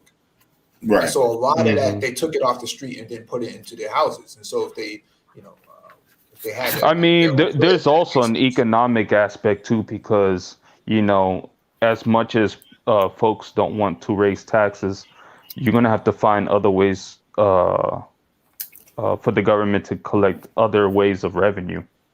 Right now it's on the ballot. Yeah, right now it's on the ballot in Maine, or maybe last year it was on the ballot, but I think it might be on the ballot this year, come November. Yeah, because like a lot of black market, I did some research. Black market economies equate to over $2 trillion in the U.S. and some of the black market includes prostitution. So if the government can collect $2 trillion of it, oh yeah, they're gonna do it. Or they're gonna collect that money regardless, whether it's, but I'm just saying. But now with technology, I've seen it where instead of paying in cash, you can pay credit cards, because you know, have you seen that Vice Square, that you can do a mobile credit card swipe on your phone? Jack Dorsey. Yeah, or cash, and now you got Cash App and other cash transfer apps and stuff like that. So if you were able to, so if you legalize it, that means the prostitute or the escort have to claim it as taxable income. But in order to keep records, now instead of demanding cash, they're going to demand you swipe it with your debit card, credit card, or Cash App. That way they can keep a record of the cash, the cash flow coming in. So that's why I say legalizing it, or at least decriminalizing it, and then making it legal so that the IRS can collect taxes on it. Oh yeah, that's going to be on the chopping block pretty soon. Because in New York and California, I've seen it where escorts and prostitutes want it legalized so that they can earn the money as taxable income and stuff like that. Yeah, it's like that in what did Justin Andre say? It's just like in Japan. Like mainly, you see in other cultures like that because they trying to. I won't say marriages or anything. Then he was talking about what he said on the panel, like the incel problem. That's a combination of a lot of things, but that's part of it. But America, they're gonna treat it like the marijuana issue. It's like a day in the time. But you know, like certain states now, Georgia, I would say, like in Atlanta, for example, yeah, they can benefit because of the tech and things like that, because they need money to sustain how the city's gonna be run. But other cultures, you know, they already been ahead of us, so we're so far Yeah, behind. I mean, Thailand, Thailand, Vietnam, Vietnam, that Cambodia, stuff has been going on Western for Europe. generations. Yeah, generations. Yeah, we're the only major industrial we're advanced nation we're behind. not We're to have. behind around UK when it comes to prostitution. He said the same Mhm. thing, and then he said, I think Canada is legalized. Yeah, that's right. Yeah, So that we're dude, that behind. white boy, a couple weeks What's ago, he gone, bro, said, Genius? Yeah, "What's going on?" He said that prostitution was legal in Canada. yeah. We was on that stream. Notice Yeah, how with the notice how yeah. calm and relaxed he was about sex and idea. Like, I mean, it's just like, if you want something, get laid, you go to, you know, brothel, or you hit up a call girl or whatever. I mean, Right. over here, dudes is sending $1,000 to chicks with British accents to get a possible date. I understand. Like, He was guns a blazing, thinking shots fired. my thing, I understand. Is, like, some dudes in the manosphere, from my understanding, like, I think I talked to you, Sir Obadiah. Some guys are anti-tricking, and some dudes are for it. I've always been like, time is money, man. So Yeah. I'm not endorsing it. I'm just saying, like, when you have other things to do, or you're trying to build your business. Yeah. Most businessmen, I'm going to tell you this right now, because when I did Uber and Lyft, I've seen the underbelly of escorting and stuff. And most of these guys that are like sugar daddies or whatever, one of the things that I discovered was like, man, I'm just getting my nut off because I run a multi-million-dollar business. Because to them, time is money, and they don't got time for dates and stuff like that. Yeah, So, I talked about that on a stream, I think an 8-hour stream with Just DeAndre, and he broke it down. It doesn't matter on neither side. He said the game is kind of stupid at this point. If you're my age and above, there's no need. And I'll tell you why, because the older you get, that's just trying to protect. I don't know if you're married, for example. Yeah, it saved a lot of marriages back in the day in certain cultures. But the problem with us is this ego. We want too much money and try to be like, I hate to say, like the what's his name? Damn, Elon Musk and them guys, and Bill Gates and them dudes. They have problems with their marriages, and I'm just using that as an example, but that's normal. But the ego problem is, I don't care how much money you have, like that stuff ain't gonna sustain you very well. But you know, prostitution is supposed to help the ones that have problems with the women. That's what we was talking about that for like 8 hours. And we broke it down. I've always said, You know what? I've always I think said, it's more beneficial let for him younger finish. guys. Let him finish. Let him finish. Enhance. Go ahead. no, I was gonna say, I've always seen it as more of a supplemental. If you got issues with the opposite sex and you're trying to overcome that, why don't you visit one, so that way you can get rid of your insecurities? And you know, because a lot of these chicks, like, you know, they'll give you tips on how to make a girl happy, or how to improve things. Yeah, I've always said it should be a supplemental. Yeah.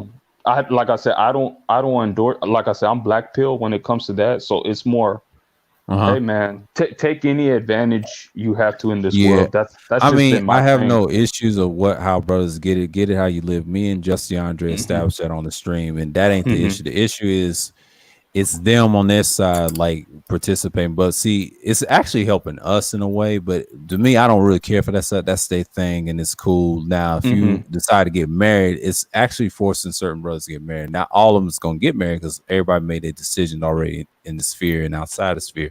But we discussed that for like 8 hours straight about that. And we had our little disagreements over at Kudos talking about it. He wants things a certain way, but times change. And no matter if it's the T thing, the P thing. Look at the Fresh and Fit bullshit that they try to finesse men into that nonsense. And then Alba tried to teach this sycophant, aka 360 Blessing. I felt sorry for him, but you know, he was so brainwashed by it, just like the Trump support. You know, anything like a cult following, for example, You get so wrapped up in it. See, when you're young and dumb, you don't know. Because when I was their age, I was following different types of people. But once you get older, you start growing out of it. Change. It's a phase. You know, you have to grow up. Like, especially you got to learn how politics properly. That's why they don't want no 26-year-old running for fucking president.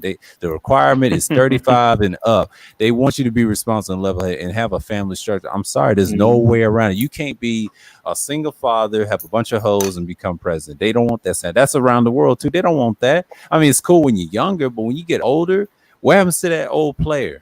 How they gonna bury him in insurance in the nursery home? I see this all the time. They put you in the ground, man. They don't care nothing about you because neither side doesn't win. See, you gotta understand the madams is winning because they need the help for government. But I'm not shitting on the madams all the time. But I should let them live. Like, look, they're part of the ecosystem. What he said, me and Justiana said this in 8 hours shit. He said the simps is part of the ecosystem. They're gonna do what they're gonna do. That's why me and BGS don't judge them on that. That's just their thing. You know, we just step in the side and let them self-destruct. That's their problem. But what you're saying, you're right though. I think it's go ahead, Triple Black. This type of thing would probably be way more beneficial to like somebody that's really, really young, you know, that doesn't have that experience with women.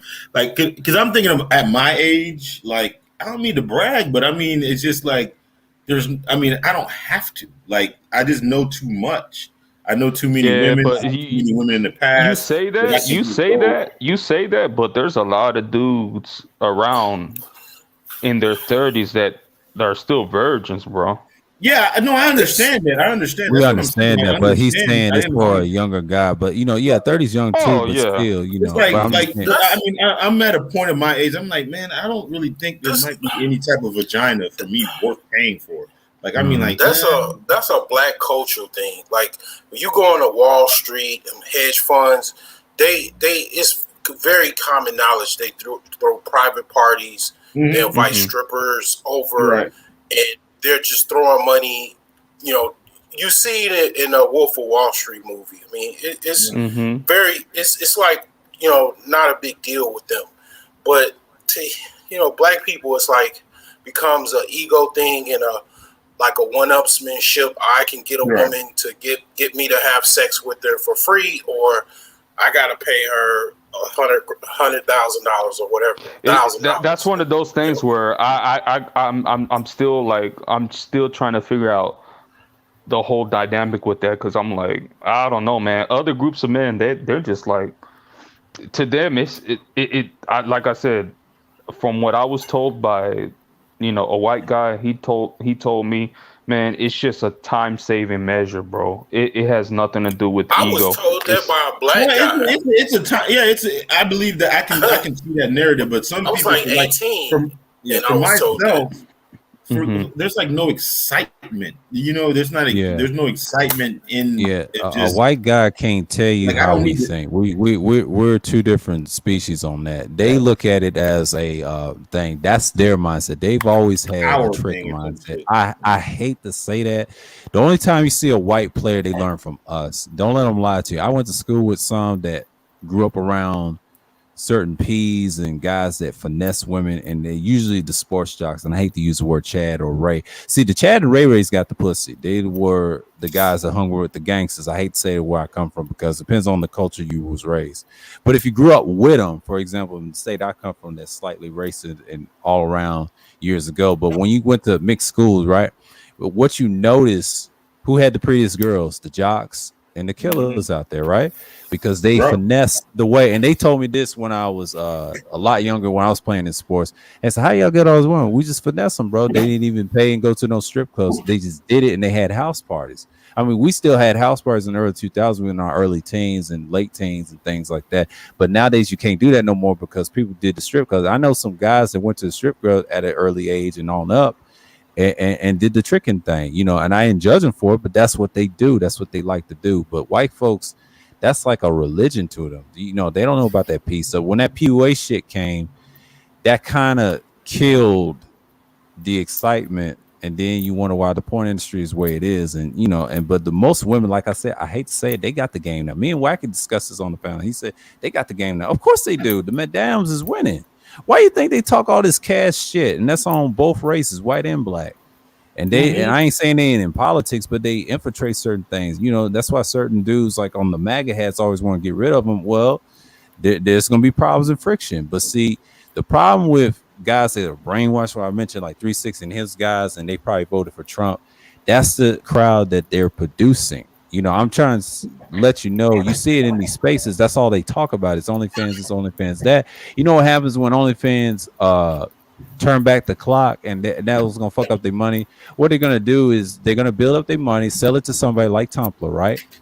And they're gonna downgrade what that site is, and people stop fucking with it all completely. See, most of the high quality ones went to what's these new sites that go Fansly and Pocket Star. I don't mess with them sites, but I'm just saying I see what people do on Twitter all the time. They move around. People going to move around. They advertise it on their pages, and you see it on Front Street on recommendations. See, Twitter's trying to be like a combination of what YouTube and everything else is, but everything changes, man. Like you can't stop the automatic of prostitution. It's going to be different levels. It's online, offline. It's going to be less and less because there ain't no jobs because COVID escalated all of that.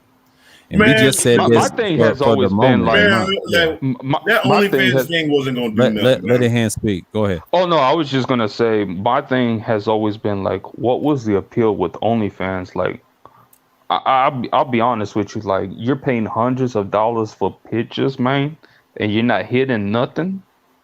I could never understood that. Some of those chicks, they actually do. They do both. They do meetups and they do OnlyFans.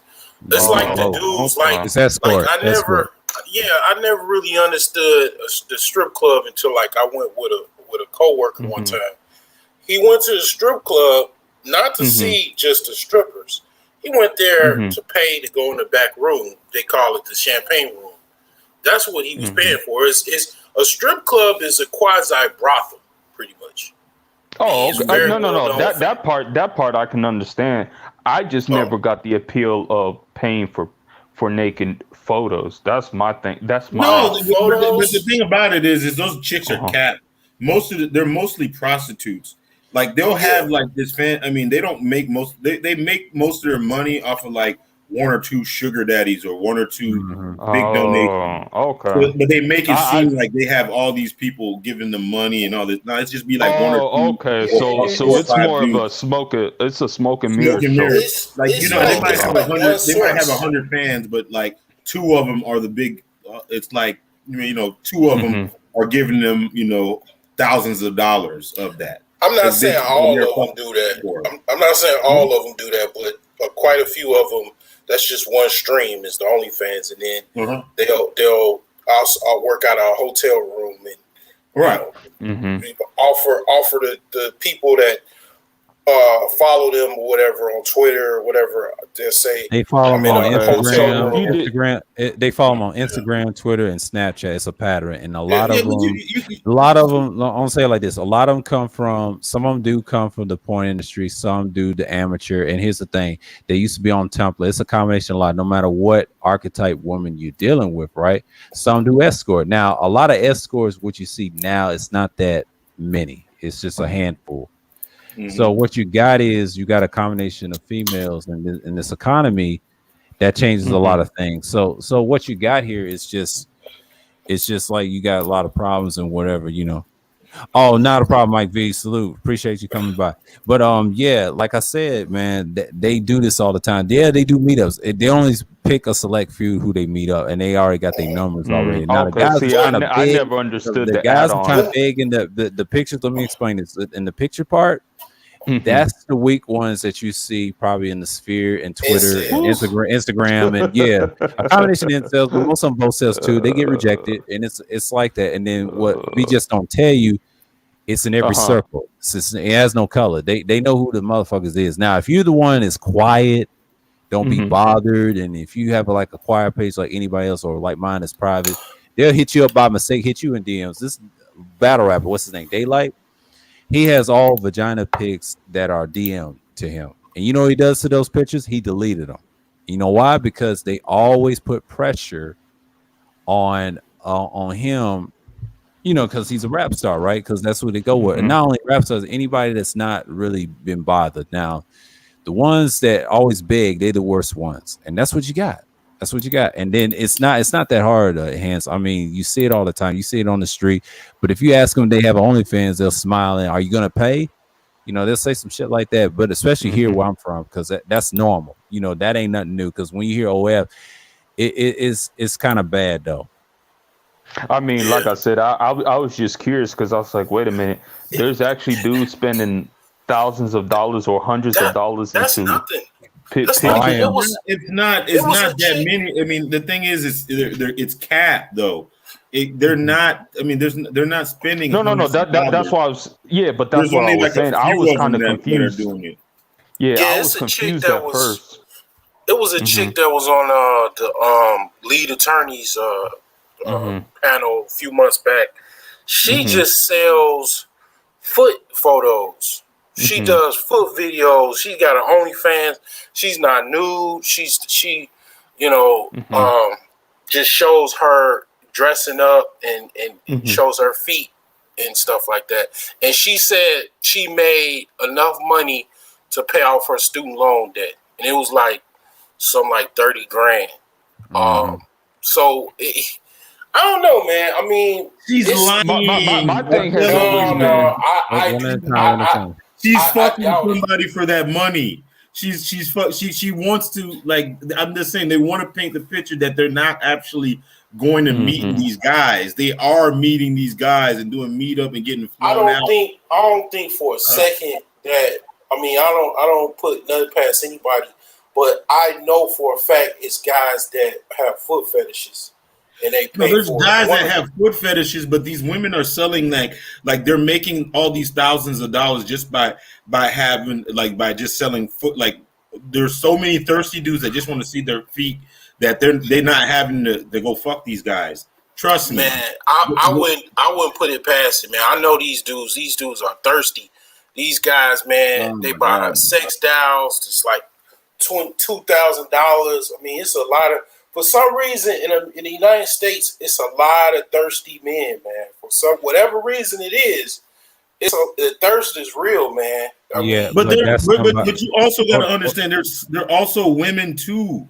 Women always want to marginalize their body count and whatever. Like, they want to make you feel like, oh, you know what? I'm just so great and beautiful. Like, motherfuckers are throwing me money. Right. Meanwhile, there might be like a damn Saudi Arab dude with millionaire. It's some weird dudes, man. On, I was about to get into that. It's some weird. You don't like. I'm in Illinois. It's some weird dudes, man. That I trust and believe. They got like crazy fetishes, man. Where they wanna.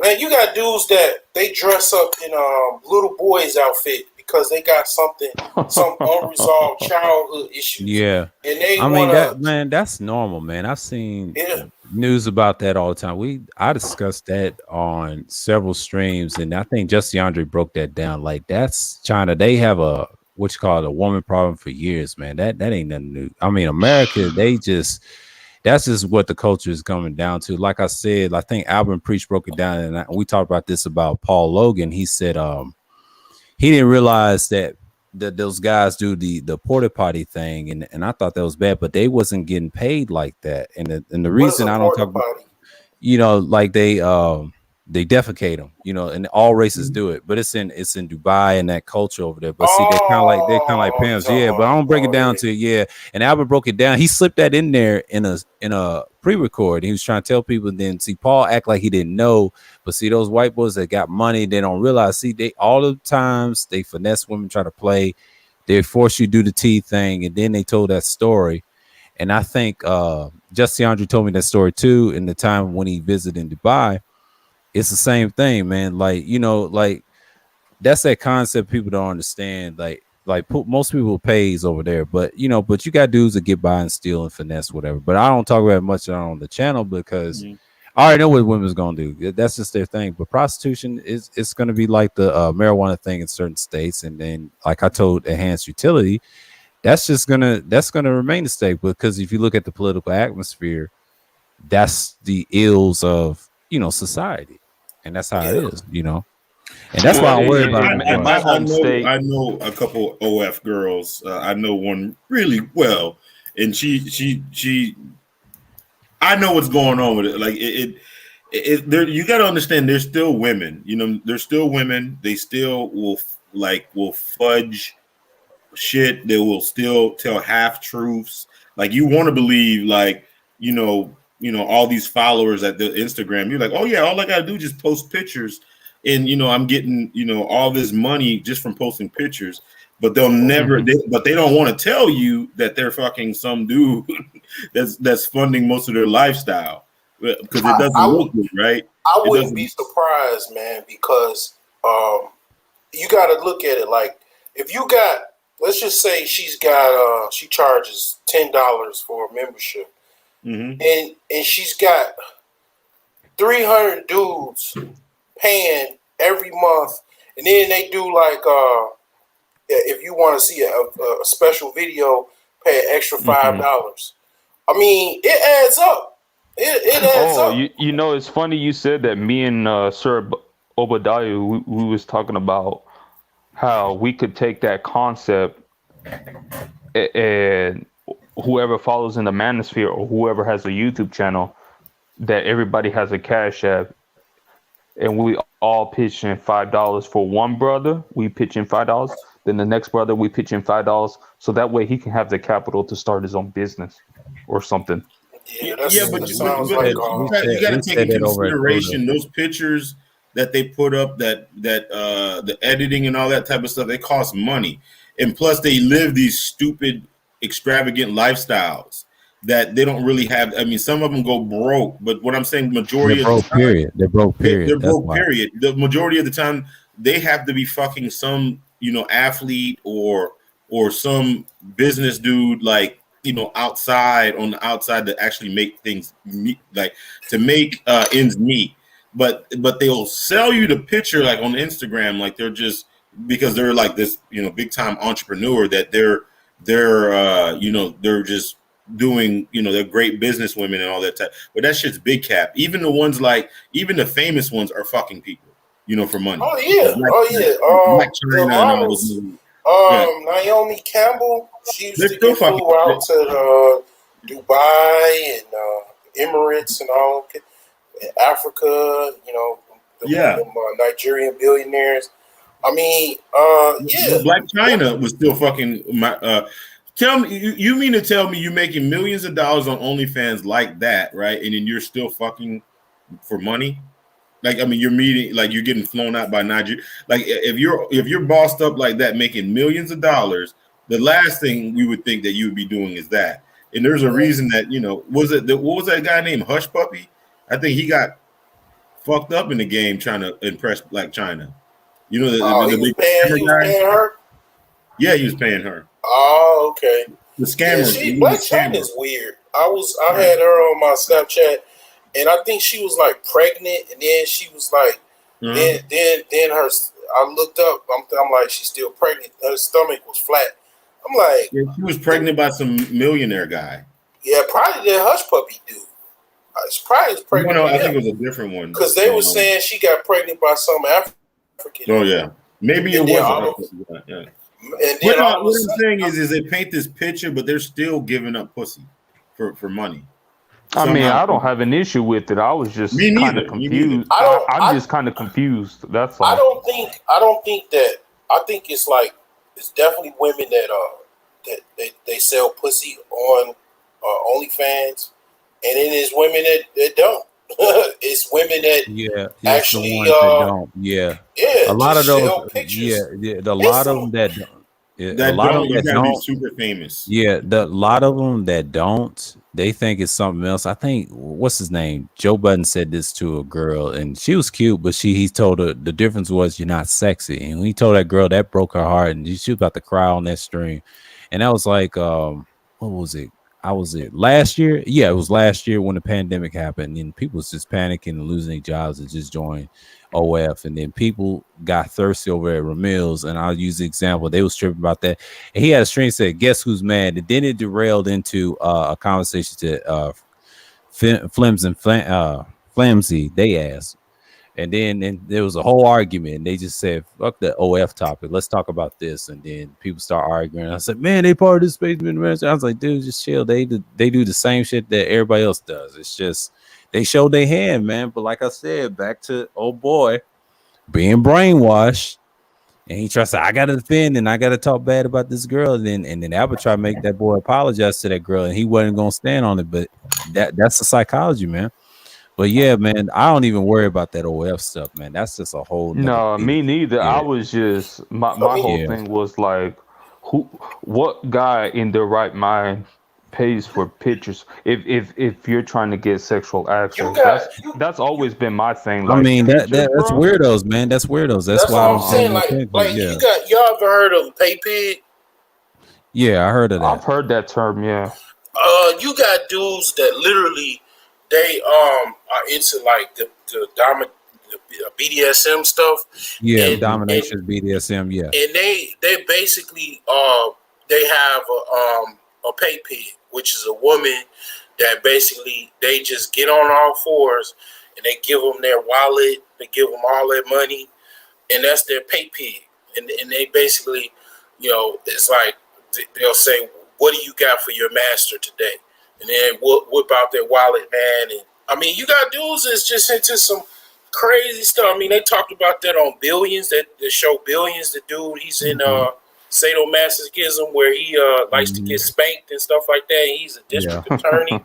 I mean, you got some dudes that is you would never know what they actually do when they go home or when they in their private life. It's usually those white collar professionals. So I could see that because those type of jobs are so demanding on your mental state.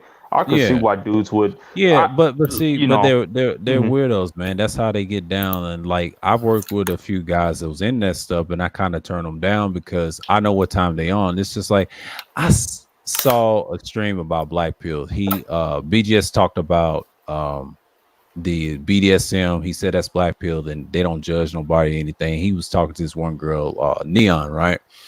And he had her as it was a stream. And he tried to tell her, learn about. I think it was like a 30-minute stream. I think Charles. And I think I've seen it. The girl's name is Neon Eyes. Yeah. He broke it down to her like that is a form of Black Pill. Now she was trying to say the incels with the Black Pill, but which they not. And we covered this on Kuda's channel. The difference was he was trying to say they're more blue pill because of the rage and the same with. Talking about vagina all the time, and that's their problem. And the reason we don't discuss them, they failed. It's just like the Elliot Rodgers situation. Then it's the same thing that you see a lot, but they pin certain part of the sphere. And we dealt with this before. I'll give you a perfect example about Agent McGowan. That's a classic 1.0. I would say murder spree, and I wouldn't say murder spree. I'll say a murder. I would say like that. Anthony guy, whatever his name, he was stalking her and everything, and then killed her. But the black space was blamed for it. At the time, we took it on the chin. This is before mainstream media just hijacked it. We just stood on our squares. But then 1.0, they survived that, and then after that, we had a website to shut them up. And Wacky, like you said in the chat, told you like that's what we had to deal with. And then I remember the days in those years. See, 2.0 never dealt with that. Now you got women that's just being vulgar like we see now on panels and being drunk and acting crazy. I dealt with that yesterday over at Juan G's. I tried to be peaceful with her, and I tried to say, look here, we're never going to be civil on this issue. She tried to go back to the community issue. I said this early in the stream. It just ain't going to cut it. It just ain't going to cut it. And that's why we ain't going to get together because notice there's no quality in there. She wanted all us, I would say 4 guys on the panel, and then I think Juan G's bounced her and everything. She was trying to be disrespectful and reckless, and then that's how you got to treat them, man, because I don't have them over here as much. I had a few. I had Toya and Sexy Red. That was it. But outside of that, I'm good. Most of them stay in the chat because they intimidated by me and my presence. But that's just how it is, man. But I noticed that on panels, they ain't just a voice. This is how I come off on some people, and people like that. I'm only a select few that's acquired gem on this channel, and I told us the number one grinder. That's how we have to move. Yeah, sometimes we got to put our ego aside and then just build. Yeah, I know where you stand. I know where you stand, but you know me. I'm all for black male economic collectivism. Well, not collectivism, because I hate that word, but more like a cooperation. Instead of competing. Like we should have like a non-aggression pact, where all brothers win. Every brother's eating the food, instead of getting the crumbs, everybody gets to eat the cake. So I'm all for but only for black males, because since I've studied economics and stuff, like, we're the only group of men, and not in just in the United States, but across the diaspora, where we're not getting our just economic due. Yeah, we're always getting the crumb. I think Mike said it very plainly. You got to have your own political group and the male agency power. And I think DS once said the same thing. And first, we got to build internally. I said this in a live stream earlier, and it's called what you call correction is what you call excellence. You got to have excellence in your life, and then you got to expound on it, and then the external will come in. And that's part of the stream that I want to do. And it touched me when I liked his live stream, and that's what we're about and stop worrying about frivolous stuff like the vagina all the time. I could care less about the women all stuff. that. Like, because that's why I try to keep it that way, because I understand people love talking about it. There's nothing wrong with it, but I'm just saying, like, understand they're gonna do what they're gonna do. And I learned that from yesterday. I try to reason with this person, but she's mad because I laughed at her face on another panel like months ago, and then she ain't been on panels since because of me and what Kuda did to her. And then he was trying to school Sexy Red, right? She got off the panel. She said some shit in the chat, talk a little shit, but I didn't realize she was drunk that morning because she lives in England, right? She lives in UK, right? And they have dirty water over there that's contaminated. And then she tried to challenge me, right? Hurl insults, laughed in the face, and it didn't work on me. And she got emotional and try to attack. I kind of laughed. I don't know if she was drunk, whatever. And then I caught her. I said, "You drunk?" And she started laughing. That guilt laugh, right?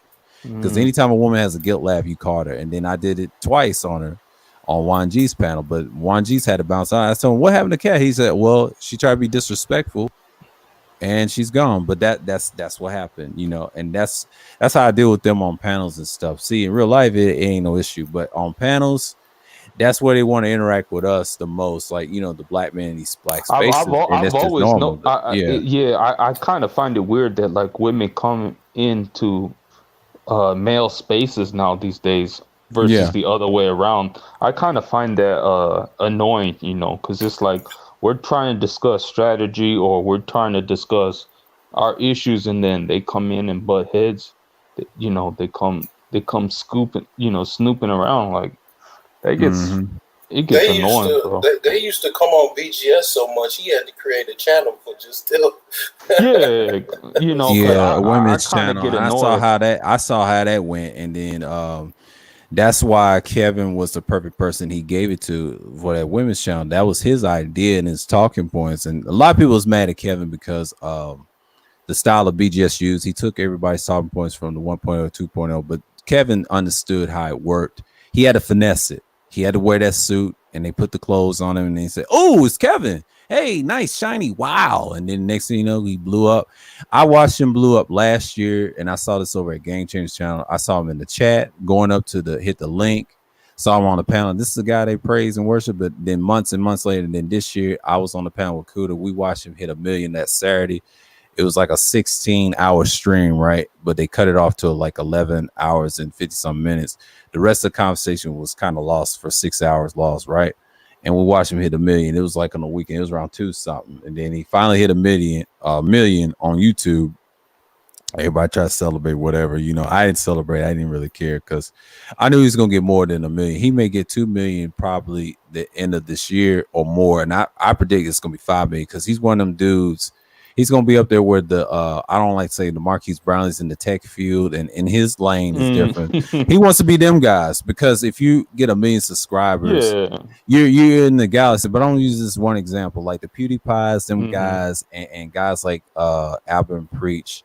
That's hard to maintain, but you got to be consistent with it. But here's the secret with Kevin. He's got all social media platforms, right?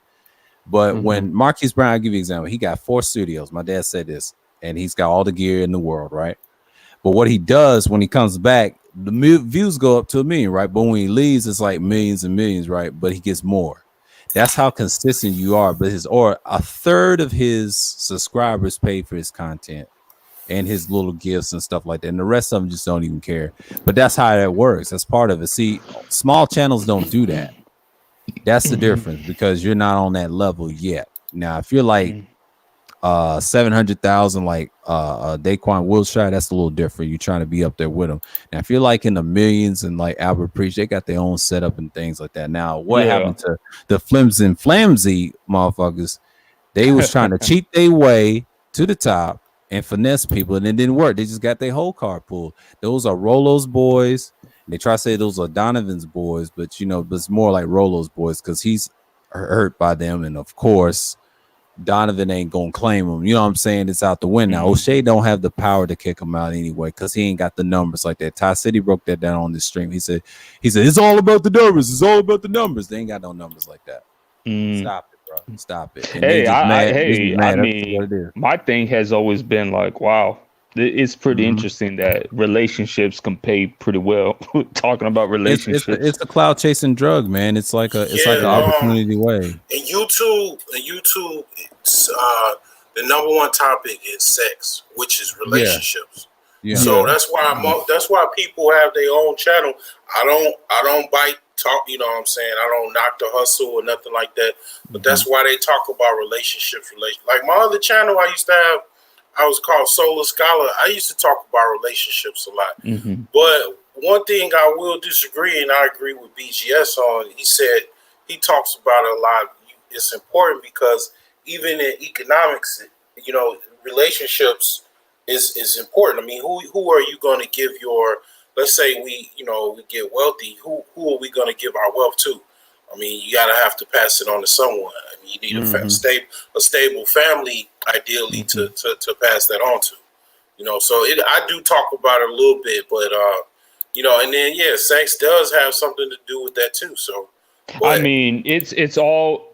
I mean, it's all relative. The reason why Kevin blew up big is because, I mean, the whole world's gone to shit in terms of relationships, and I mean, it's not a surprise. It's not a surprise where you haven't, you know, you got women filing for divorce at an 80% clip, and then half of the marriages in this country is ended by divorce. So it's like, well, damn, you know. So I mean, I give Kevin this. I mean, damn, he struck gold. I mean, he got it while it was hot, but it wasn't his fault that he blew up this big. It's other folks. I mean, people don't have their priorities when it comes to mating and dating. It's just that simple. The reason, I mean, the thing about it is most of those sisters know they're out of pocket. It's that yearning for that fatherly presence, that fatherly advice, and all that. That's why they so attracted to somebody like Kevin Samuels. And the thing, what they always say, like, if you leave women to their own devices, they will destroy themselves. And what it is we live in a society with it gives them it almost gives it's kind of false though, because what it is it gave them kind of complete reign to destroy themselves. So they don't have, like, nobody can have any agency on them. And if you one thing about women, if you give them agency enough, they will destroy themselves. I was listening to Sister George, and she slipped up and said something. And I don't know if she managed to say this on purpose. She was basically saying, like, you know what, we're in this state because black men were so weak that we let our women kind of run us into the ground. Like we're not like, because like every other race doesn't let their women kind of like run shit in their race, but we're willing to like. I mean, like, we're technically we're like this. Black people have always been the class of people to be socially engineered. Right. Like, for instance, she made a good point. She was just like, because if you ask a black man, you know, do you want to control your woman? You know, it's not I guess a masculine thing to say. Like, nah, she can do whatever she want to do. I'm not doing, but no other race will let their women do that. Well, actually, matter of fact, you say that now, but like we're the first group to be socially engineered. Well, not us as a group. The Native Americans have been socially engineered for destruction. That's why when I saw that 2020 census, they only make up 0.7% of the population. I think the next generation or two, they're going to be extinct. And I'm sorry to say that they're going to be extinct because they're the only group of people that's not African American that have the highest divorce rate and marriage rate. But they don't make enough numbers for the impact. But they are one of the groups that's actually worse than us. Okay, if I got in a room with a bunch of dudes, right, a bunch of brothers, right, and I was just like, I was bold enough to say, man, you know what? I want to control my woman. I want to control every aspect of her life, right? What most men will be saying, oh man, that dude is weak. He's insecure. He's controlling. He's all these female talking points, right?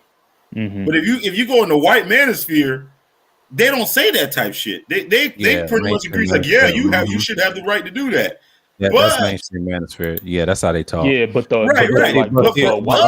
white people. Here's how we say it. Here's how we say it. Oh, he's acting like a female. Yeah, yeah. But the white dudes today, they're getting hemmed up. They're not able to have full control of their woman. No, yeah, they getting hemmed up right now. B just said this before. It's a counter shot. See, what happens to us, it reflects everybody else. It's going to reflect. That's why their numbers. That's why I was just going to say. That's why their population is starting to drop off. Yeah, because see, you can't use us as bait because some brothers is different, but the ones like you said grew up in the so-called community. They deal with that all the time. That's why they're emasculated. Now, the ones like myself ain't, because I know this is different. There ain't no community. I tried to tell this to Kat yesterday.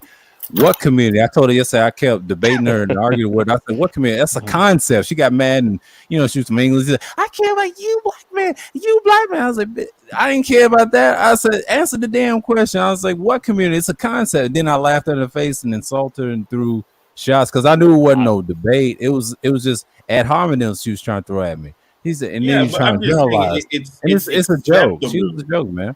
It's acceptable for us to allow our women to run amok. Like, they're not your women, you know what I'm saying? No, like, it's almost acceptable for us to kind of like, because you're gonna get shamed if you have that desire to have that type of control, right? But everybody else has. I mean, that's just a man thing. You want to control your household. You want to control your domain. You want to. That's a manly thing, I thought. But for us, it's shamed. It's shamed. Oh, you're controlling. Oh no, you're insecure. Oh, you acting like a female. Just like you said, you acting like a female. But like a female. Right. And then Ramil like backed up the point too. He's like, yeah, you know why? He's like, why do you think pimps don't have any problems with their women? And he tried to back off a little bit because he didn't want to, promote pimpology. Because here's the thing, he's reformed and he did some time. He admitted he didn't have to lie. He's actually the most reformed former. I don't like to use the term game dude, but he was a reformed person. That's why you don't hear him talk about it. The reason why they don't stand up to him because they play up to Ramil, and I don't care what nobody says. Those dudes will never challenge him on the game conversations. Only a handful. A lot of people say that, yeah, they do. No, you do not. No, you do not. Now, the only person you challenge is Kuda. Now, Kuda, he missed this before again. Yes, he's a square. He just happens to know PUA talking points and things like that. He's well-rounded and everything. He's more like an entertainer podcast. I try to tell him, stick to entertaining, man. I mean, you got that talent with the music. You talk about the gear and stuff. That's his lane. I understand why you use the radio station for player talk, because he attracts guys like, I don't want to say Ramil, but they're boys and everything, and then Platinum and everything else. That's his concept. That's his team. I don't say we agree on certain things outside of the game. Now I can get him in a different conversation. It's a trick though, but I let him talk this other stuff, because I don't pay attention. I just walk off the panel and let him have this conversation because his panels, Dusty said it best. It be some nigga shit all the time because what he's trying to say, Dusty's trying to say is Kuda be muted, he be sleep, and he be doing these long shows in the music, right? The nigga shit happens every time he tried to control the panel. The females trying to derail the conversation. That's what they do all the time. And I'm used to it by now because I understand. I observe the fuckery. Why? Because that's what they're going to do, And they try to test my buzz. It's a test to see how you walking down the street, you in the park and things like that. And then you try to structure it. I couldn't structure that shit over there, and I understand why. But there ain't no shots to him. But I'm just saying that's his thing. Now Ramil, on the other hand, don't have a structure panel. Now he be structured in the beginning, and that's why I call his channel the LBM Coliseum. The reason I say it's a Coliseum is kind of like they want to go at each other's heads, like verbal sparring, killing each other. That's why I call. He be laughing when I say that because he has the LBM logo on the side of his stream, and he be laughing every time he says, "Y'all niggas is crazy" in the chat. See, I be there to just observe the bullshit. Like, who's gonna say something wrong about the vaccine or whatever, and anything. They just get emotional, man, fuck this, and they start fighting, and next thing you know, they just go at it. But that's the whole point of his channel, you know, because they don't really challenge him like that on other issues. Only time they challenge him is on the politics stuff, but on the game stuff, no. Because he's reformed and everything. That's he said you know what? himself. One of the funniest ones, dog. The funniest things, and I can't believe the Gamosphere took an L on that one. When he had Dr. BOA on his live stream, and you know, it was like, you know, the anti-game niggas and the game niggas like going. I don't think that was an L. It's really. I think that was an L. Well, they had BOA. They had him on the ropes. They had him on the ropes. No. BOA was arguing with Gabe, but Jessica tried to derail it. She didn't win that. Hell, that's what they wanted, but they didn't. Here's the thing: the ones that promote the side, they derailed. They definitely derailed. Yeah, that's what they was trying. No, BA stood tall. He stayed in there, and him and Gabe had a great debate. That was a great stream. It's just Ramil wanted that to happen, but see, it didn't happen because certain individuals try to claim they was anti this and that, and I told them like that's their thing. I don't really care for neither side, but here's the problem with that: you cannot challenge a reform dude. It's on Ramil's, so forget about it. And then he wasn't gonna let that happen because BOA just stood tall. Like they didn't take an L on that. It took an L on both sides. Who always want to argue stuff. See, they mad because Kuda wasn't there. That's why they mad, and they took an L on that because Kuda actually took the W that day because he was watching the clouds laughing. And the other dudes fell for it, and they never gonna challenge BOA. So this is what I'm saying. BOA and him and Ramil, they're one and the same. Everybody else, they don't even get along with each other. Like Red Supreme and Platinum, they don't get along with each other. He mentioned about avatars. I didn't know who he's talking about, but when Platinum, he takes shots. They take shots. And when Platinum took a shot at him at the recent third stream months ago, he said the ones talking about game a lot, he was picking on Red, and I said, oh shit, I knew he was talking about. I laughed with him. Me and Rashawn laughed, and I said, yeah, you know who he's talking about. And then we talked about it on the stream on my channel, like who he was talking about. He was throwing shots, man. They don't get along. That goes on both sides. Neither side gets along because when ego and politics and pussy get in the way, that's when we don't come together. Early in the stream, what me and No One Grinder said, where black men don't get together, those three things you said about the women distracts us, the other things, and then the white man. It's a combination of a lot of stuff, and that's what happened to Nation of Islam. Combination of that, and you know, there it is. That's why you don't have the economic building. But a lot of, like I said, it goes back to who you are as a character of a man. And that's why Ramil is unique because he goes to topics that's difficult. He just do it on purpose to get people angry and flustered. And that's what he does. He does that. He's calculated with it. Because the more I learn about him, why he does it, it's a shot at people. Now, he did the one with the vaccine thing, and that's what kind of pissed off a lot of people because and then the professor, what's his name? Engineering Canvas got mad. He said, where are the professionals at? And I said, Engineering Canvas, you know, he ain't gonna bring no professionals. He didn't even want to debate Charles Faulkner on the police thing. Like, so what type of shit is that? You know what I'm saying? Like the only person that will challenge him, you have to be really smart to get at him. See, his followers, like I said, don't do research. Like certain individuals, BFT, I call them bro false truth. He got a certain type of following. Yeah, those that are like herd, you know, type guys, man, yeah, just basic guys. You know, I mean, it is what it is. One thing you can't get Ramil on, that's why I like him, is that the game stuff, I don't focus on that. No, but the finances, the finance, that's it. I mean, you know, the other guy, I don't know his name, but he said financial sovereignty. Well, he's talking about enhanced utility. Yeah, he said that. Okay. Yeah, because one thing I like about Ramil and that's why they don't like the other dude, Saver Minus Debt. He don't use no debt. He's debt free. Oh, SMD, yeah, he's big. He's a regular over there. Yeah. So they can't get him on that on money tip because Ramil got he got houses. I mean, on a basic level, it ain't like he ain't got no mansions or nothing. He got a house in Chicago. He got a house in Atlanta. Yeah, you know what I'm saying? He moved back and forth in Atlanta. He's got a house in Atlanta, and then he's trying to get one in Gary. I heard he said Gary's gonna be another land. That's the only part I disagree with him on, but I hope he's right. But see, Gary, that's like a project. You said that before too on the stream. Yeah, y'all sound very I got a house in Gary. Yeah, they say Gary's more ratchet than fucking goddamn Chicago. Yeah, Gary is the most abandoned city in America. Yeah, but Ramil's trying to say that on the stream.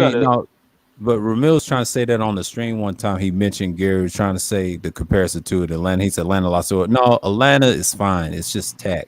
They're going the ways of those people in California, New York is trying to move here because the jobs, the taxes, because we got cheap taxes. And I think me and Wacky discussed this on a 5-hour stream when we was talking about the locks versus DMX. It was like an open panel. It was like open topic, and we said over time it goes up, but 9 out of 10 ain't gonna go up because as long as you're in the South and you finessing people, they're gonna get away with a lot of shit. But go ahead and enhance utility. Make your point. No. He is he talking about Gary, Indiana, in terms of like the real estate going up?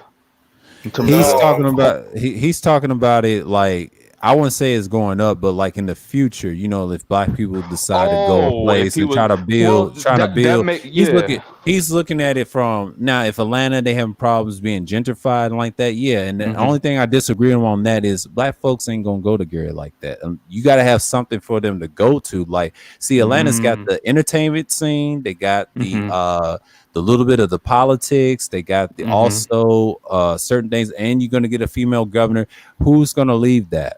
Because I already know Kemp doesn't want nothing with the healthcare. The governor, he's fucking up the healthcare. So they want his ass up out of there. So of course she's gonna win. Because just like Mike V said earlier, because it's obviously leaning towards that. You got to pay attention to 2022 if your governors are running for your state, right? And then you got to pay attention to 2024. We mentioned earlier about the 3-party and the split. That's the real action. See, Biden's party and his thing ain't gonna last that long. It's just gonna be a year thing because Kamala's effing up right now. People's complaining about that. BJS was saying that. Of course, that's part of the game. They all do, and they're gonna learn. So you think the Republicans are gonna take back the White House again? I don't think so because the way they structured, they're not because they're not unified. Like I said, look online. They can't say what they want. It's like Mike said. They going down the drain. Ain't nobody gonna follow that shit. In next year or 2024, like it's confirmed.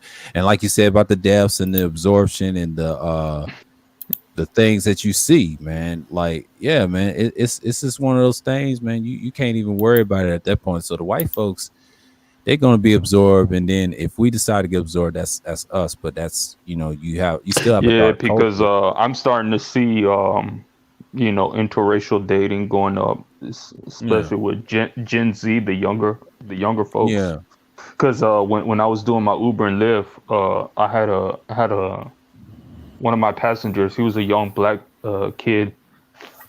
He's from California, and he said all his girlfriends are Hispanic. I said, shit, because I remember BGS talking about how he's from California, where his son he sees it a lot in LA. Yeah, he's in a nicer part of LA. He talks about that a lot in his grandsons and things. Yeah, he's saying that the black guys in California, they're dating Latinas like big time. So yeah. But the Gary, Indiana thing, I mean, that's a good play. I mean, anything that's a depressed neighborhood or real estate. Yeah, that was an option he threw out in the stream. He said that in the stream. I was like, months because ago. when black folk were in Oak Cliff, see, I live in the Dallas-Fort Worth area. I remember when black folk were the majority demographic in Oak Cliff. Now they've been peeled off every decade, and now it's a majority Hispanic neighborhood, bro.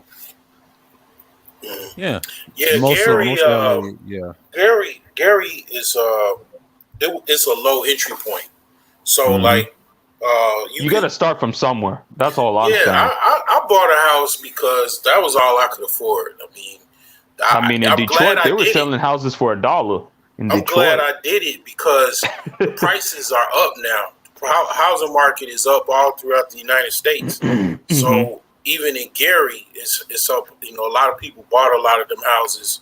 So yeah, I'm glad I bought, man, because if I didn't buy, I would have to rent an apartment or something because I wouldn't have had any money to buy a house cash. You know, so I bought that house that I bought cash, and I got to fix it up. So I'm glad I bought it. A lot of people, you know, this moratorium is ending. A lot of people getting evicted.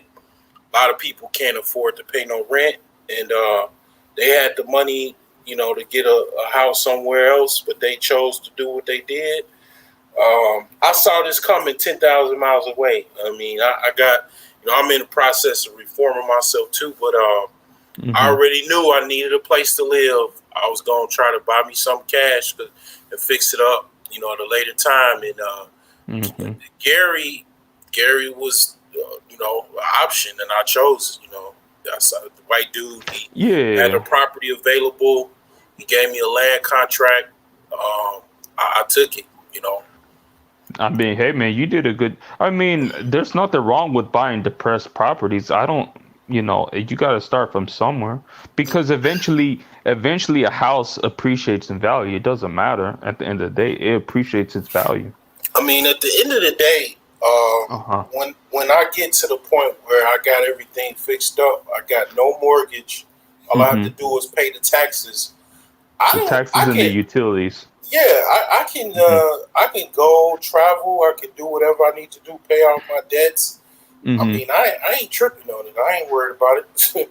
Give me a little strap in case something comes, some, you know, riffraff come in or whatever, and that's it. Yeah, you did the right thing. Hey, kudos to you, brother. So you bought your house in Gary, Indiana? Yeah, I got a house. Okay. Yeah, I'm you know, working on it now. So yeah, I think Ramil, he does wholesaling in Gary. In other parts of Indiana. See, I'm from Texas. And I'm from Texas and North Texas, and I saw a lot of cats from Gary, Indiana, moving down to Dallas Fort Worth. So the fact that you stayed and bought you a house even cheaper because of the population loss, hey man, that was a smart play on your part. Yeah, so that's what Ramil was saying in that old stream, but he probably put it on Patreon. But what he was trying to say at the time, you have to do that, you know, because he was talking about Atlanta, like have an overpopulation. But I don't think that's the issue. It's just certain parts, but they want like less people anyway. Most people leaving anyway. I saw that leaving when I used to work at the dealership, and they was going to the West Coast in Seattle and LA, but now they're struggling. Now they're going to Vegas and Phoenix. But those people that you see going over there, they came from those cities of Atlanta. Now the ones that's in Atlanta, they're transplants, man. They come from all over. They come from New York, LA, whatever. It's like backwards. It's like they're trading places. But you know, they go to jobs. That's what I'm trying to think. A lot of times, and a lot of times. I'm not saying the city of Atlanta. If you go outside the city of Atlanta, there's housing. There's housing in Cobb County. There's housing in Marietta. It's cheap. There's some in Kennesaw State University out in that area. There's neighborhoods in Smyrna. You know, that's all in Cobb County. That's one of the best ones to have a walking trail for senior citizens and people or normal life, or suburban life. Then you got other counties that's decent now. Now the ones I wouldn't recommend is the Cab. That's the rough part of East Atlanta, but it's being gentrified as well, along with the West. So Atlanta's changed. It's going to be like a technocracy type city in the future, but you know, they're working on it. But what they're doing is pushing the blacks further south. That's what they're doing, not just for making, but certain places in the deep south of out of those counties. So yeah, they've been doing that for years since I came to Georgia. What's Augusta like? Is that by the coast? Augusta is where the Masters is. That's a nice area. That's where the UGA is, that college, University of Georgia. That's a nice area. Yeah, Augusta's not bad. That's up in there. No, that's Athens. My fault. Athens is UGA. My fault. Augusta is kind of like the Masters. That's a nice area. That's like a nice. Someone told me that's like a nice region. You ever go to Augusta and then where the Masters is, you can't go in there. You have to have some membership only. That's what they told me when I used to work. I said, really? Augusta is one of them nice areas. It's kind of like I'll give you an example. It's kind of like those cities you see upstate New York, like rural areas almost, but not. But it's nicer neighborhood, just really nice. Kind of like northern Chicago, for example. It's like that. That's in that type of field. The homes are like really expensive. Oh, they can be. I mean, but the most expensive in the city, I would say Buckhead in the north part of Atlanta. Now, the rest of the city of Atlanta is cheap. But when you go north, Atlanta, North Fulton, yeah, it's expensive. But when you get to West Pacey's and Buckhead, and that's with Soul and Black, that's the thing, man. He said, I'm going to read this. People left Indiana because it's nothing there. Most of the steel mills are gone and car plants were leaving. The new spot is Arizona. Texas is second. And a lot of people in the Midwest is wearing down ATL. Yeah, that's true. That's true. And the mid-southerners, mid-southern Midwest, it's a combination of my state too. That's all it is. So it's more like, okay, if you know folks are coming down your way, you should do the opposite and go the opposite direction if you got the money. Yeah. Most people go overseas. I wouldn't mind going Midwest because I was born in Grand Rapids, Michigan, so I wouldn't mind going back. Most people that leave Atlanta, they go overseas to England, they go to Germany, they go to France, they go to Brazil, they go to Colombia, and some of them do go to Puerto Rico. That's what they told me when I used to work. And then some of them go to the West Coast, which is weird. It's like a unilateral thing, and that's how they deal with it. Yeah. I listen to I don't know if y'all know Erica Williams. She talk about a lot of business and real estate, and she was saying that a lot of black people complain about the prices and stuff. And it's like, well, wherever you are, why don't you just buy? So when the area does go up, you got skin in the game. You got a lot of people like he's saying in the chat, they come from Chicago or Gary or wherever. And then they go just rent. And then when the prices go back up, then now they priced out. And then they got to go somewhere else to another city or town, like you say, moving south or whatever. Because they never bought. This country is about assets. About assets, wealth Trump. And assets. Yeah, if you ain't buying, I don't care. See, at the end of the day, my little house or whatever in the hood of Gary, Indiana, I'm going to own it. It's gonna be owned. Price is already going up. I could resell it for something. I could build another house next door because I got a lot next door. I mean, at the end of the day, man, if you could buy something,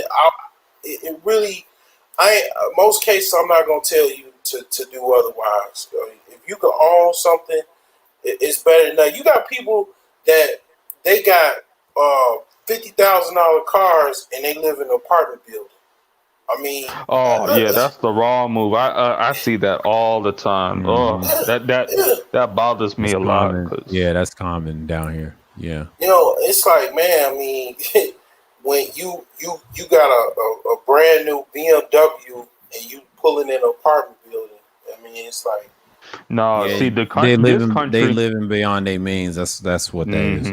Yeah, this country is it's basically assets and capital. If you don't have those two things, you're dead ass in the water. You got no voice, Harley. Your voice is almost mute. I mean, you won't believe how rich other people live comparatively. Like I did a stream about Chicagoland real estate because that's where I'm from. And some of the prices, man, was unbelievable. Those prices, man, like $1 million homes that, up north and in Chicago and stuff in western suburbs of Chicago. I was just blown away, man. I mean, you got people that's getting shot up in the street in Chicago on the south side and the west side. And if they just worked on themselves, their credit, moved out, and they didn't have to even worry about that, man. And instead of they want to get cars and rims and sounds and stuff like that, worry about the wrong stuff, because Mm-hmm. you know this thing is basically economics, man. A lot of it is economics. I mean, my channel name is basically about making smarter economic decisions. That's what my channel name Mine is or, too. or my username. Yeah. Because it's like,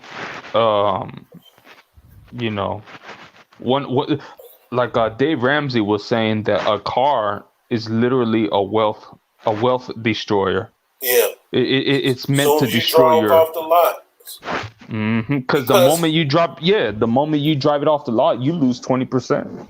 You know, if Yeah. I was rich like the Mr. Beast and all of them, you know what I would do? I would do an episode where I would buy a brand new car and try to see if I can sell it for the same price, if not more.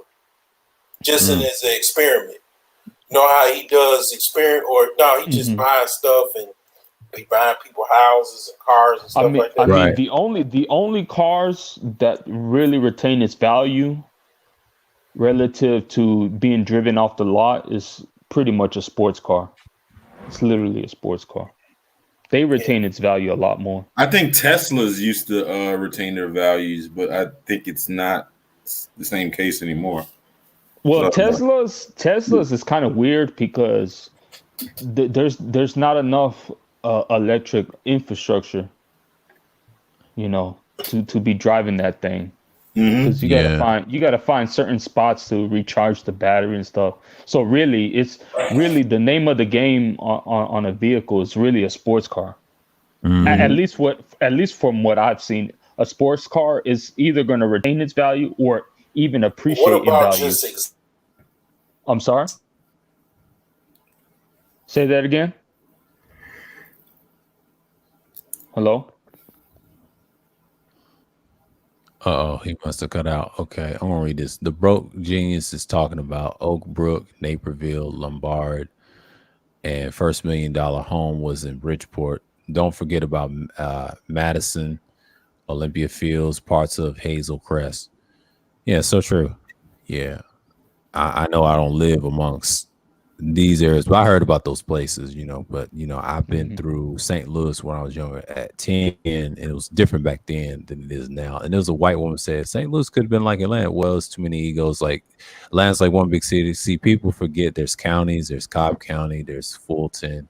Alpharetta is a lot better than you think in the future because that's a Texas, kind of like Silicon Valley. That's in Fulton County, so you know how that goes. And yeah, Georgia's gonna be fine because as long as you have big tech and you know they're trying to push the entertainers out, but the entertainers gonna stay where they at. You know, the clubs gonna be on the scene, and you know, but people coming through all over overseas, and you know, you got a lot of foreigners buying up certain areas. But the black man is working. The one thing I can say about the city of Atlanta, then the entertainer said, "Why is Atlanta always working?" Well, they never stop. It's similar to New York. They just don't sleep. They will work till 3 a.m.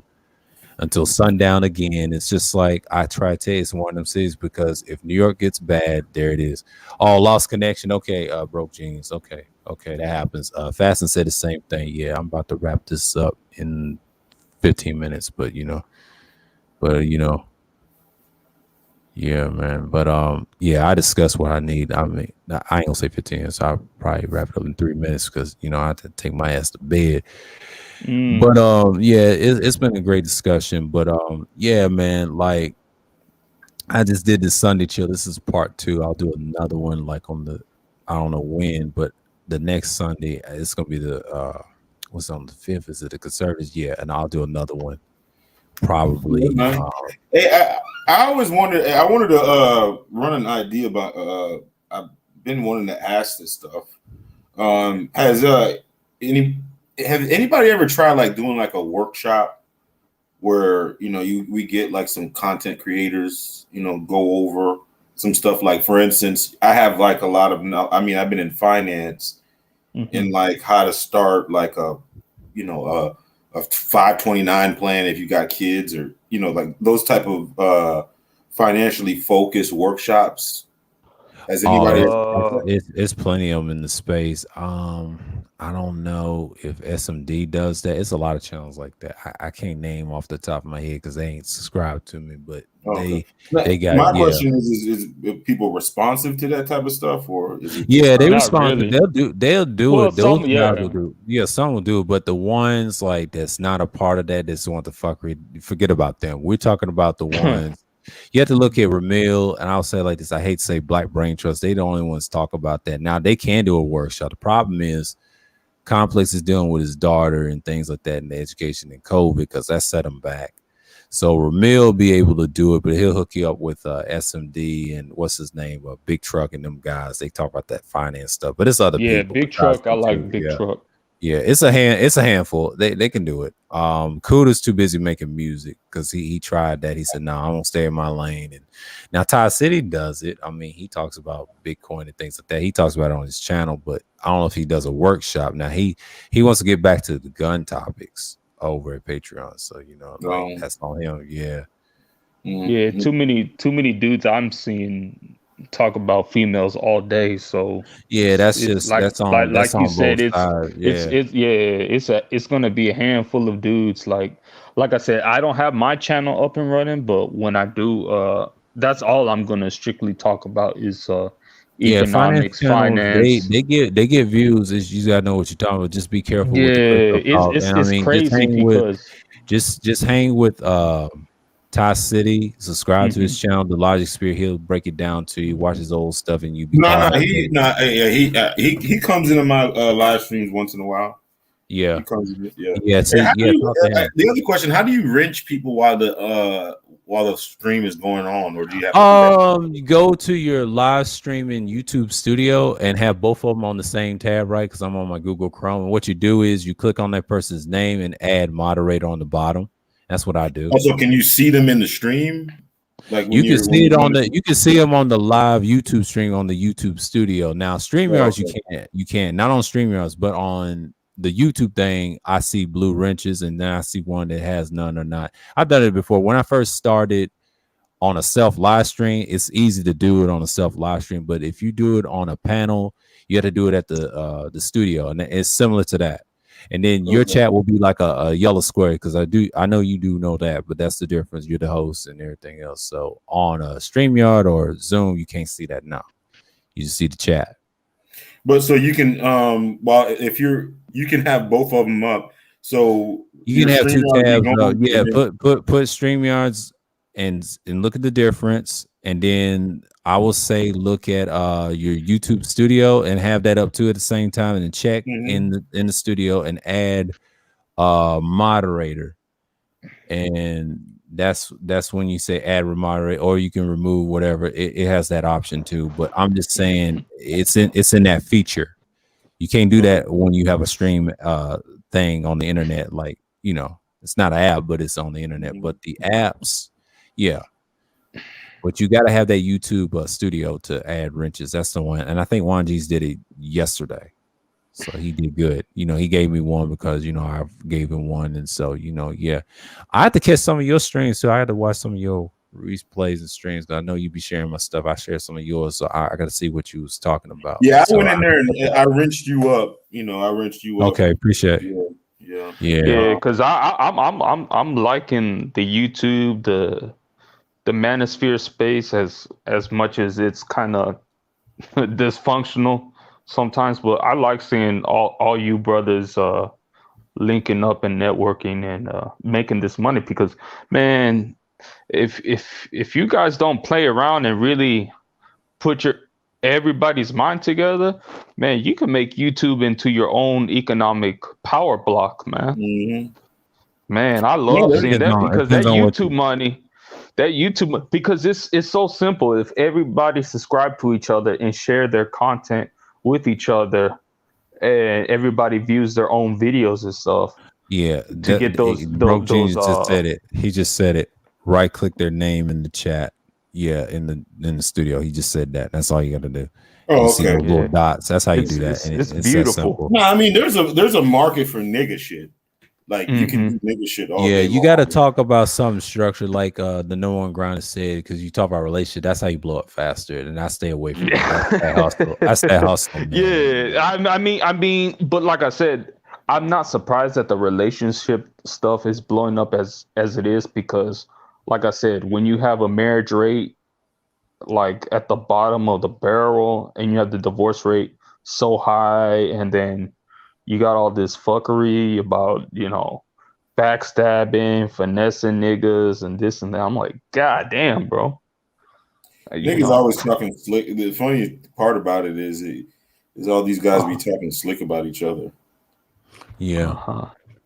Yeah. I'm just I'm just like, holy shit though, man. Cause see, I haven't grown I've grown up like I think I was telling Sir Abida Dayu that I grew up in a mixed area, so like I never grew up like a majority black area, so like for me, I'm like an outsider looking in, and I'm like, holy shit.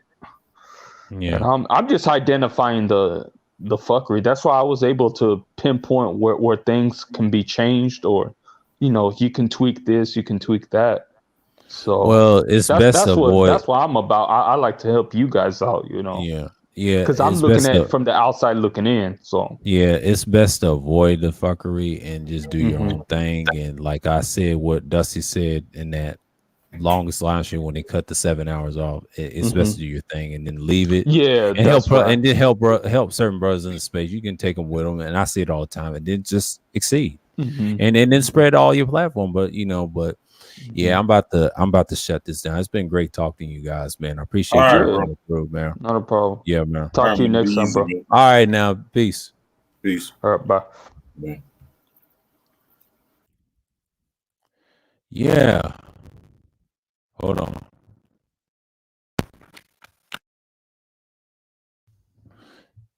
Y'all hear me? Yeah. Appreciate that everybody came through.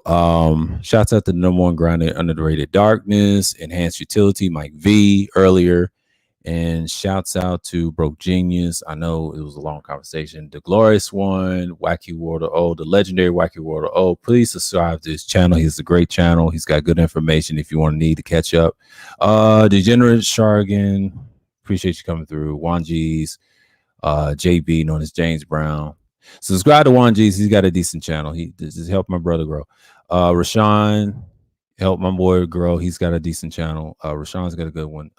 Zab, appreciate you coming through. Pepe the Frog, Tampa. And subscribe to Tampa. He's got an interesting channel too. True Savage. Shouts out to China White.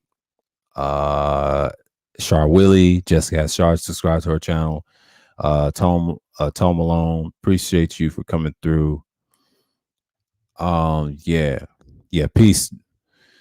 So with that, I want to say shalom and peace.